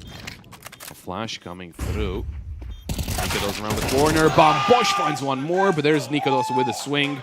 Kind of baiting his teammate, but that was the plan as well for OG, and they get the first round on the board. Kind of a surprise, right? It wasn't a full buy. It was with them actually going through a missed shot by Trouble, a rare occurrence that did happen, and then the quick ding onto the player on side, getting him down to 2 HP. Obviously, a round that gets you straight into the game, OG are going to be feeling a lot more confident after that one.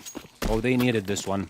They needed this one bad because it would have turned into some more trouble if they've gotten to 4. And it's kind of hard to take these back, especially when they're going to move on to CT, since you said Basement Boys are better on the CT side. Not a multiple map track record. They only played it 5 times in the past 3 months. OG have played it 18 times. Paul Bandana opening up the round with a kill on Radam B. There's Leventino with a headshot onto Spook.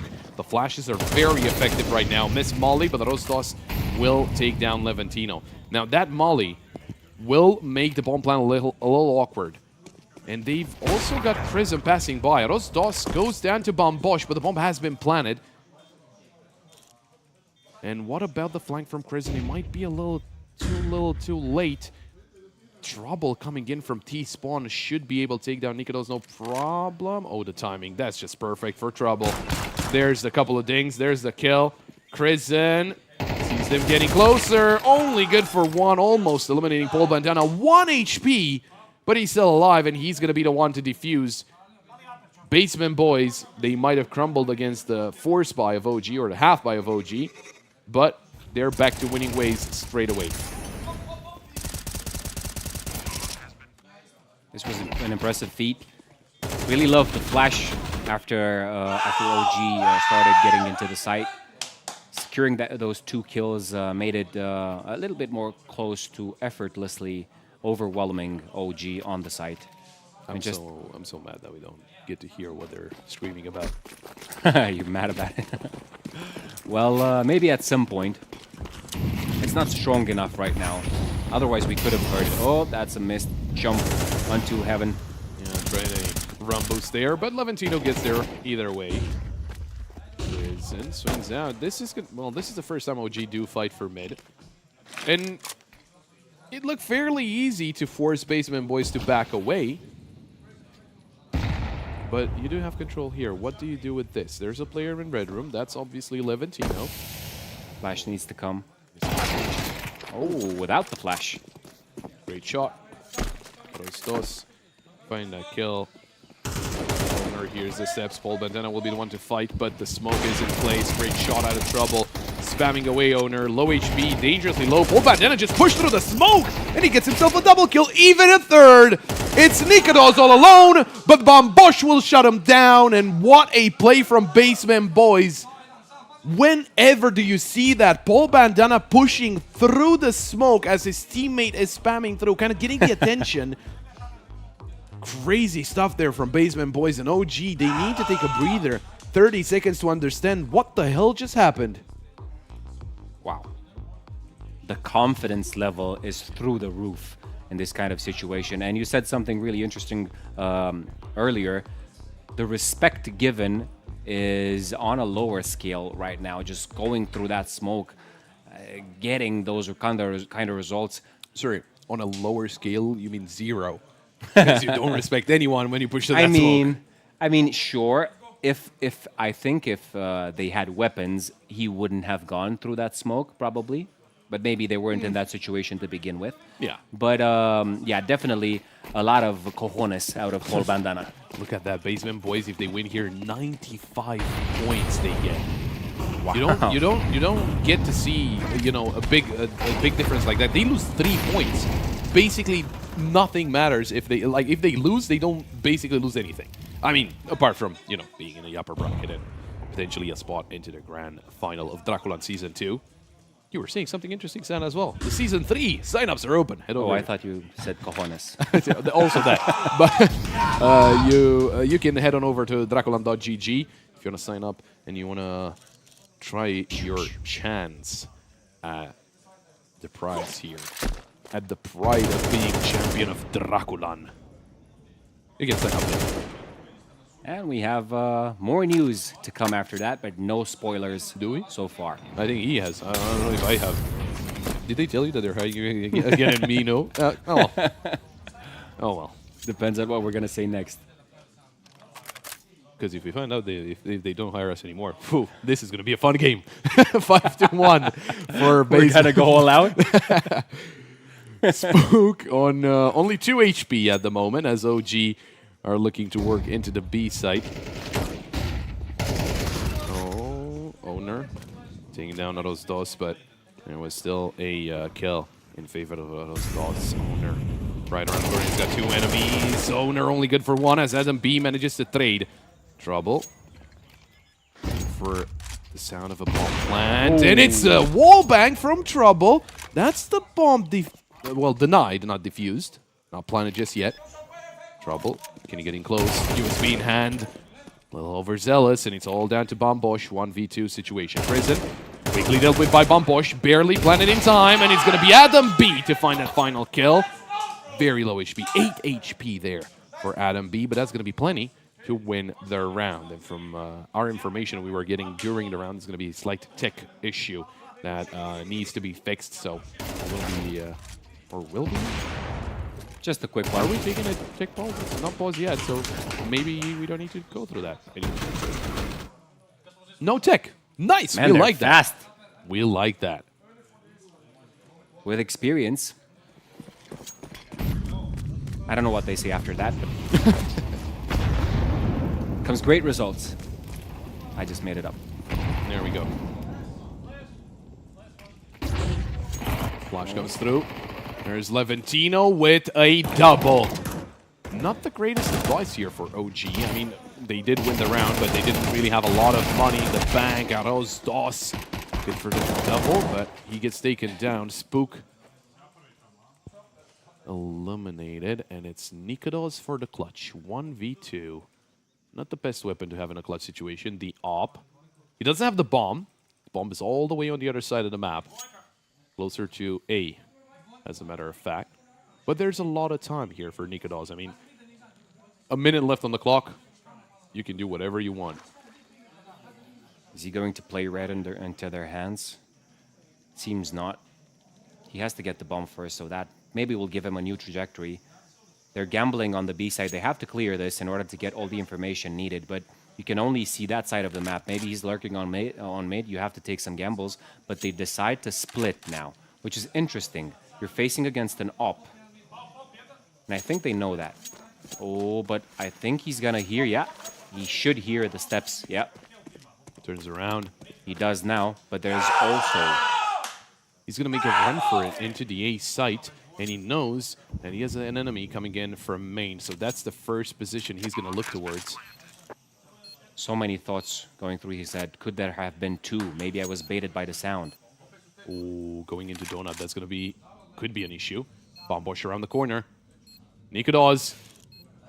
Oh, that scope was heard. Easy kill for Bombosh here. He's going the other way. Is this a knife? The safest way. Oh, could be a knife. Oh my! Into the upper bracket final, we get a knife. And we get the round for Basement Boys. Even going the distance to get that knife kill. He just could have swung and gotten the headshot. Imagine Nikodos turns around. Not really a reason to turn around.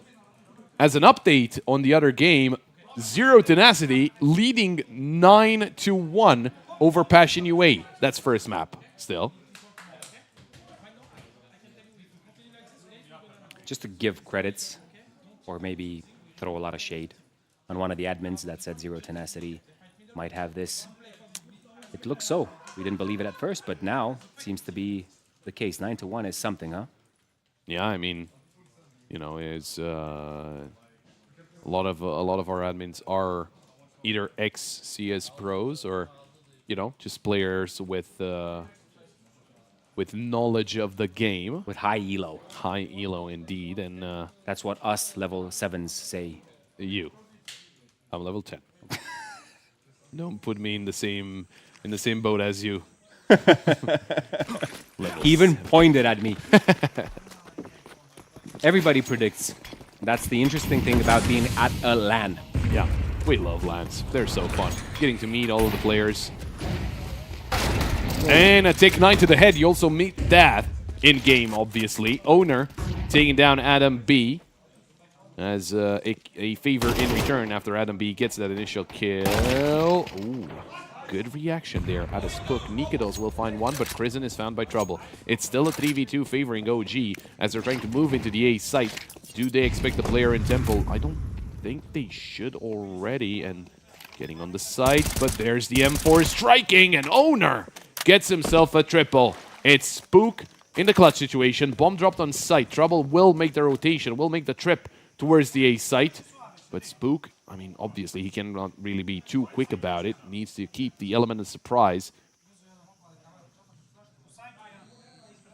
But it's going to be a hard round to win. Needs to isolate those two duels, and especially against Trouble with that op. But Trouble already made it into Temple. He's going to scope in towards main. He still has the Deagle in hand. Hang on. I don't think he was... Oh, he was spotted on the jump there. Spook unable to take down Owner. 7 on the board for the Basement Boys. This is a very one-sided first half, Sana. I mean, Basement Boys, they are running away with a lot of those rounds here. They're doing the right things in most of these situations, and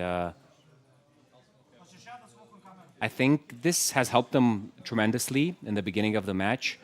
They seem to get the best of the duels that they're engaging in. And right now, this is the case. There's no magic behind it. They're just playing the better Counter-Strike.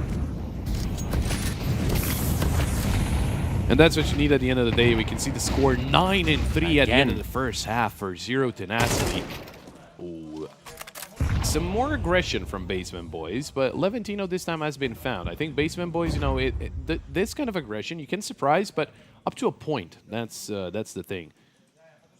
And Levantino finds out firsthand. You can look on the side of Basement Boys in terms of kills. They are very close to each other. I mean, Paul Bandana is leading with 10, and Levantino's on the lower side with 7. Right? Everyone is delivering on their side. On the other side, though, OG could benefit a lot from some more kills. Owner winning that duel, I would have never seen him win that duel, especially where, you know, OG had the upper hand. They were the ones that were already holding the angle. Adam B especially. Oh, it might be a gamble towards the B side. Might be the wrong call because that was heard by Krisen.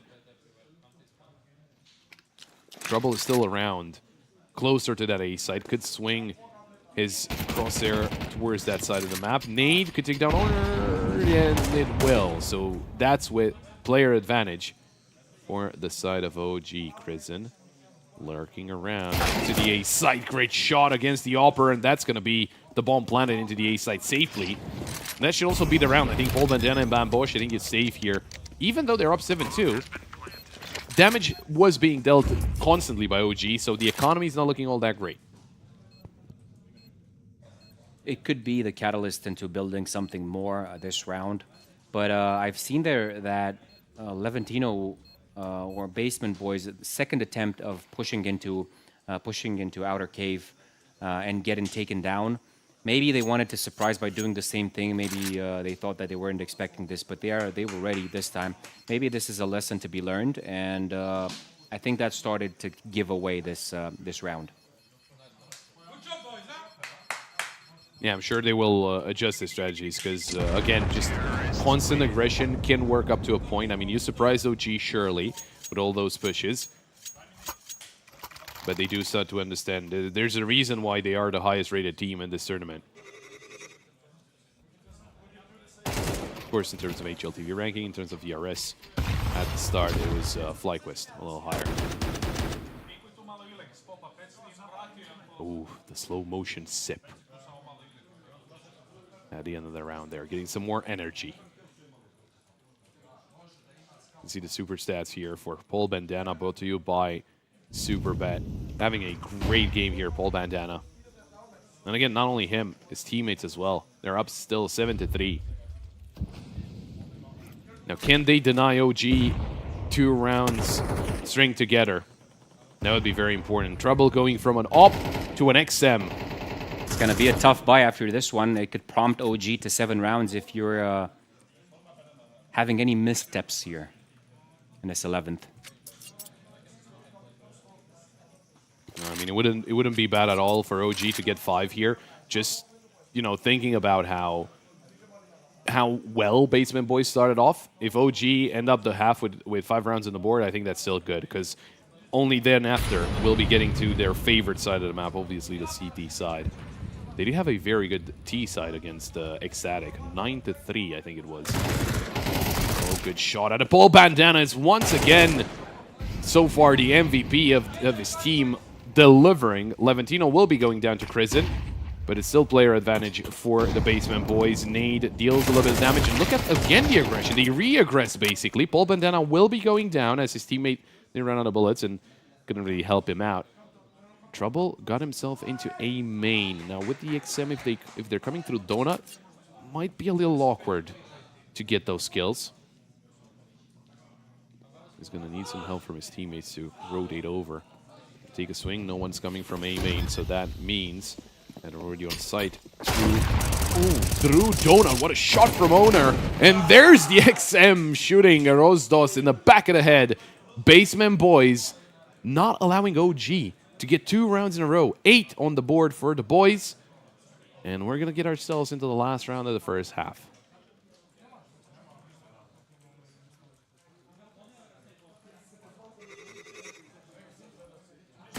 What are we looking at? You were pointing at something. Yeah, the fact that I said in the beginning of this round that if Basement Boys are not going to get this one, economy is going to be pretty bad. It's the other way around, but they managed to secure everything. Yeah, a lot of loss bonus for OG as well, and that bomb plant surely helps with some little extra money. But at the end of the day, they're still down to only 3 rounds. As we were mentioning before, you know, 3 rounds on the board for Fashion UA as they're playing against Zero Tenacity on the B stream. Levantino takes down Spook with the molly post-mortem as he was taken down initially by Crizin. And that's the initial duel in mid, and that's about it. I mean, Basement Boys didn't really have a lot of presence there either, as Levantino's eliminated, and OG, they do back away after pushing in and getting that kill. They're trying for a B play, as Owner is by himself for now. They're not even remotely close. They could walk into the site. Timing could be good for OG to try and get themselves a little closer to Owner, but he expects players to already be up here. And there's the reaction. Rosdos goes down. That's bomb, but can be retrieved easily. The other side, Nikodo is getting closer and closer. Oh, perfect flash. Wow. That's actually going to save the life of Owner. Overall, he still stays alive. Bosch with a kill onto Adam B as well, but what a flash from Trouble. That wins them the round. And the fact that Owner lands the headshot instantly, 10 HP, doesn't matter. It's Crizin now on 25, 40 seconds left, 1v4, has to go for it, obviously. Last round of the first half, no saving in this one. But unless Crizin pulls off a crazy clutch here with only 25 HP, Basement Boys reach 9, and that is just wonderful to see. The team play, the level of team play in this team. Owner's still alive as well, even after getting taken lower by the molly, and it's going to be Owner to get that final kill as well. Man, that flash was legendary. Wow, just crazy stuff. I mean, we were talking about how, you know, their coach, he said it, right? He is the more the mental coach, not necessarily the tactical coach. Yeah. Which means, well, or at least that tells me, right, with them being this good, the fact that their IGL, and I am very ashamed to say, I'm not exactly sure who the IGL for Basement Boys is, because everyone is playing well on their side. Maybe we can quickly try and figure it out with the information at hand, or maybe isn't it Owner? It could be. It could be. Or maybe, you know, someone in the chat could help us out. Otherwise, we will find out in the break. But, you know, just thinking about, so you don't have a coach.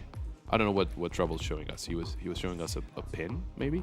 You don't have a tactical coach. You have a mental coach or a morale coach, right? Which means with all of the strategies that you have, and it's working so good, your IGL is very good. He has some very good plans, and obviously it's working out wonders. 9-3 for the Basement Boys after the first 12 rounds, and you can see there, I mean, everyone is, it's still the fact that for the Basement Boys, the kills are on the right and the deaths are on the left. It's, again, fully confusing, but because, again, I saw that, I didn't think, you know, Bosch 3-10, that's not right. No, he's 10-3. But they're all having some very good individual performances, and that hasn't really changed since the start of the tournament, right? They have all been playing really, really well. I mean, yeah, they had really good rotations, and every time they were trying to retake sites, utility came every time. They didn't fight needlessly for something that didn't need to be fought at that exact moment. They waited for backup every time. They're playing like pros. They're really matching the energy of teams such as OG, which is the highest rated in this tournament. So. Someone saying owner is the IGL, so yeah, I had some insights. Yeah, he's 14-7, and he's hitting some very nasty shots. Yeah, but yeah, just you look at the team list, right? You see OG, you see FlyQuest, you see all of those big names, and you expect them Zero Tenacity, Passion UA, and you're thinking to yourself, okay, that's probably gonna be who's gonna be if I had to predict the final. It's probably gonna be OG FlyQuest or OG Passion UA or Z10 FlyQuest or something like that. But it very well could be Basement Boys against even someone that they might have beaten already. You must hit your pick'ems every time. Never. Absolutely never. I mean, it says something. Yeah, absolutely never. But it is so cool to see a team without a lot of notoriety behind it, right? Again, the players are known. We've heard about the players before. Levantino's playing on a crazy long mouse pad. I just saw that. But again, Levantino, part of that legendary Cybershock roster who were dominating Tier 2 for a very long time. Paul Bandana, Bambush, Trouble, Owner. We've seen them before. They're not new players. But I don't think anyone expected them to do this good against very good teams. Not saying they're bad players. It's just when you're playing up against good teams that have strategies prepared for Tier 1, it might get a little complicated to deal with them. Let's see how OG deal with this push from the Basement Boys. There's a kill going on for Adam B. Levantino comes in with the trade, but Nikodos finds a double kill. Krisen headshot onto Trouble, and Owner has to clutch up 1v4. Peeking through ramp. He's got a lot of players right around the corner, and he's going to swing. Gets the kill with the Nikodos. There's Krisen with the duel. He's finishing it off. And OG, they get themselves the piss around in the bag. That is one way to get back into the game. Get the piss around after the first half ends. Try and get some momentum behind you. We have a saying in Romania, beat the metal while it's warm. I mean, it's not necessarily the case here. It all goes to the individuality of players and how the rounds go eventually. But it's not over yet. I mean, we've been praising Basement Boys, right? And it is their flowers to be given. However, we're going to see a CT side of OG now. This could go either way. Oh yeah, we do have to remember percentage-wise, OG are better at the CT side, around like 62% win rate, something like that. So we shouldn't really count out OG just yet. For sure. Oh, Rosdos. That is an MP5. Ooh. Yes. Ew. An MP5. Adam B spraying 3 down with an M4. Real weapon. Levantino. Such a hater. Lock in hand. Not going to get anything out of this one. It's a flawless anti-eco for OG.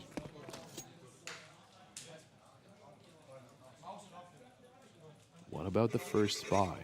Basement Boys, they were the one with momentum.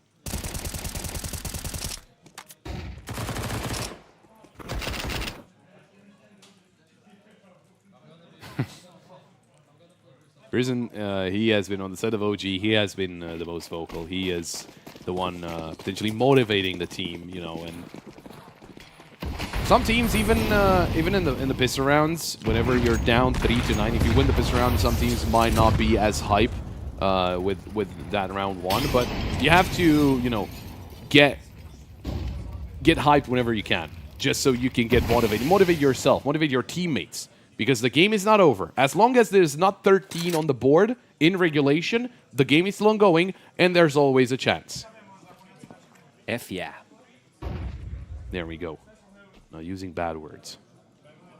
Did you realize that we did have some players use some bad words in there? Yes, in the interviews. And we cannot use them. I mean... I think we can, but it's just... No. I told you. the one that we are allowed to. Starts with an S. Ends with hit. Yes. There you go. Creeping up. Head spotted of Adam B. Gonna back away. Oh, Nikados was spotted through the tight angle. Only to force him out of hiding and trouble. Takes Nikados down. Kristen did find Levantino, though. Basement boys will be getting onto the site. So, good kill out of Paul Bandana, actually. Spraying through the smoke, but OG just lost control of the site. Spook is lurking. Trouble did go down to the molly, so it's a 3v3. Owner, I don't think he ever expects Spook to the left here. There we go, easy shot, but Paul Bandana finds another headshot. Down to the 2v2 as Rosdos and Spook are on separate sides of the map, and Paul Bandana hitting another banger. It's a triple kill. Spook, can he get anything done? Sprayed from behind, and it's going to be Bombosh to find that final kill. Double digits on the board for the Basement Boys. Paul Bandana with banger after banger after banger. Headshots galore from his side. Just realize that you can always count on Paul Bandana. He's the one shining in this Ancient, and has been so far in these duels. I mean, everything he has been doing, it seemed at some point crazy to be even doing that, but it worked. It worked in the end, so you cannot condemn it. Now, into round 16, OG still have enough money for a buy. Krisen, in the meantime, takes down Olma. But OG, if you mess this one up, that's going to be a problem, because you are going to be forcing up or ecoing with Basement Boys on 11. Flash comes through. Rosdos in the box will smoke himself out. Spook, in the meantime, took down Levantino. Rosdos not allowed to leave the premises as Bam Bosch finds the kill. But the player advantage is still in favor of OG. Flash comes through. Spook still able to get that kill. In. The bomb is not on the site as Trouble is taken down by Adam B, and Paul Bandana will be eliminated by Spook as well. 18 HP for Spook, but he still finds yet another kill. It all started so positively. I mean, they even found out the position of the defender on the A side, but it didn't work in the end. I thought that there was going to be a takeover of the site, but eventually OG take this one. You said it's going to be a tough one if they would have lost, but it didn't happen. So they're still in this. Mighty and ready.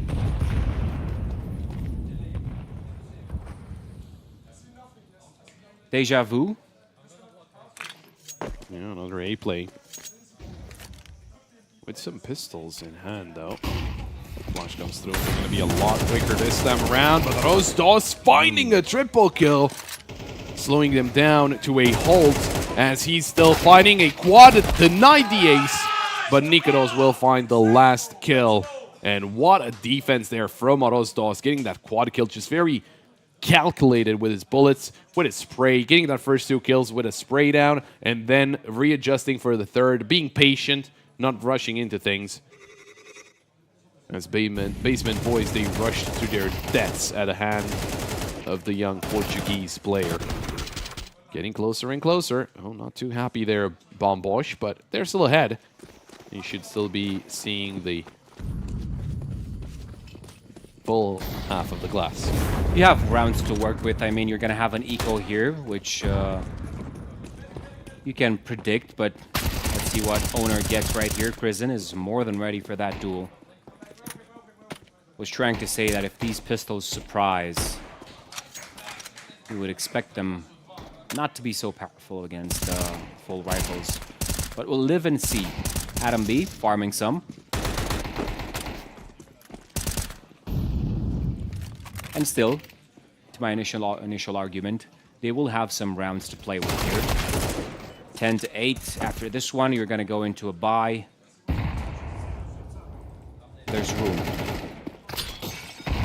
Oh, the double nade. It's enough to take down Paul Bandana and to secure OG's 8th round on Ancient. Another good thing that you mentioned, Sana, is that Ancient is the map pick of OG. the map that they're feeling the most comfortable on out of the 6 that were available after the initial bans. Could have been slight uncertainty with that because they have woken up on the CT side. T side was kind of slow, but maybe it's just the meta of things right now on the CD. I think it was just Basement Boys' very surprising CT half with all the aggression, all that, and I think OG didn't really react accordingly to it. Obviously doing so now, but they are still in tow. Nikados around the corner from Levantino. What a shot to find, opening up the round in their favor. Basement Boys 5v4. Full control over mid. They could push through Red Room, but obviously there's enemies on the other side. Levantino tagged up through the smoke. Spook got a couple of bullets in. In the meantime, Basement Boys, they're still split up at the moment, but the bomb is making its way into A main. So they could end up on an A play. Could try for a fake towards B. Maybe that's the way to go about it this late into the round. Not a lot of you to left. A single smoke actually, and a couple of mollies. Oh, Owner. Pushing in. The bomb is actually rotating back. This is a very interesting approach. Krisen takes down Owner. Bombosh not able to get a kill. And now again, the bomb is making a rotation. But Spook is behind the site, behind the boxes. Paul Bandana did have a molly, but didn't clear the corner. Spook, you know where he is. And it's the kill for Paul Bandana. But the bomb needs to make it into the site. And there's a lot of players very close by. Arosto still alive. 5 seconds left. Bomb needs to go down now.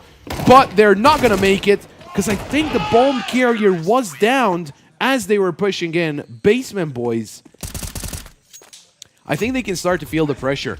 That was a little... They were undecided because they saw Owner going into the B site. Didn't see anyone initially. And they said, okay, let's take the bomb to B. The rotation comes through. Both players in B go down. And they're like, okay, let's go back to A. You kind of have to decide before that. I mean, if you want to just go for a fake into B, go for that and send the bomb to A. Try and pull away as many defenders as you can. But you can't really be in between the sites. I mean, you can, but with a minute left. Not with 30 seconds left, because then the bomb is just going to run around like a headless chicken, and it's not going to make it into the site in time.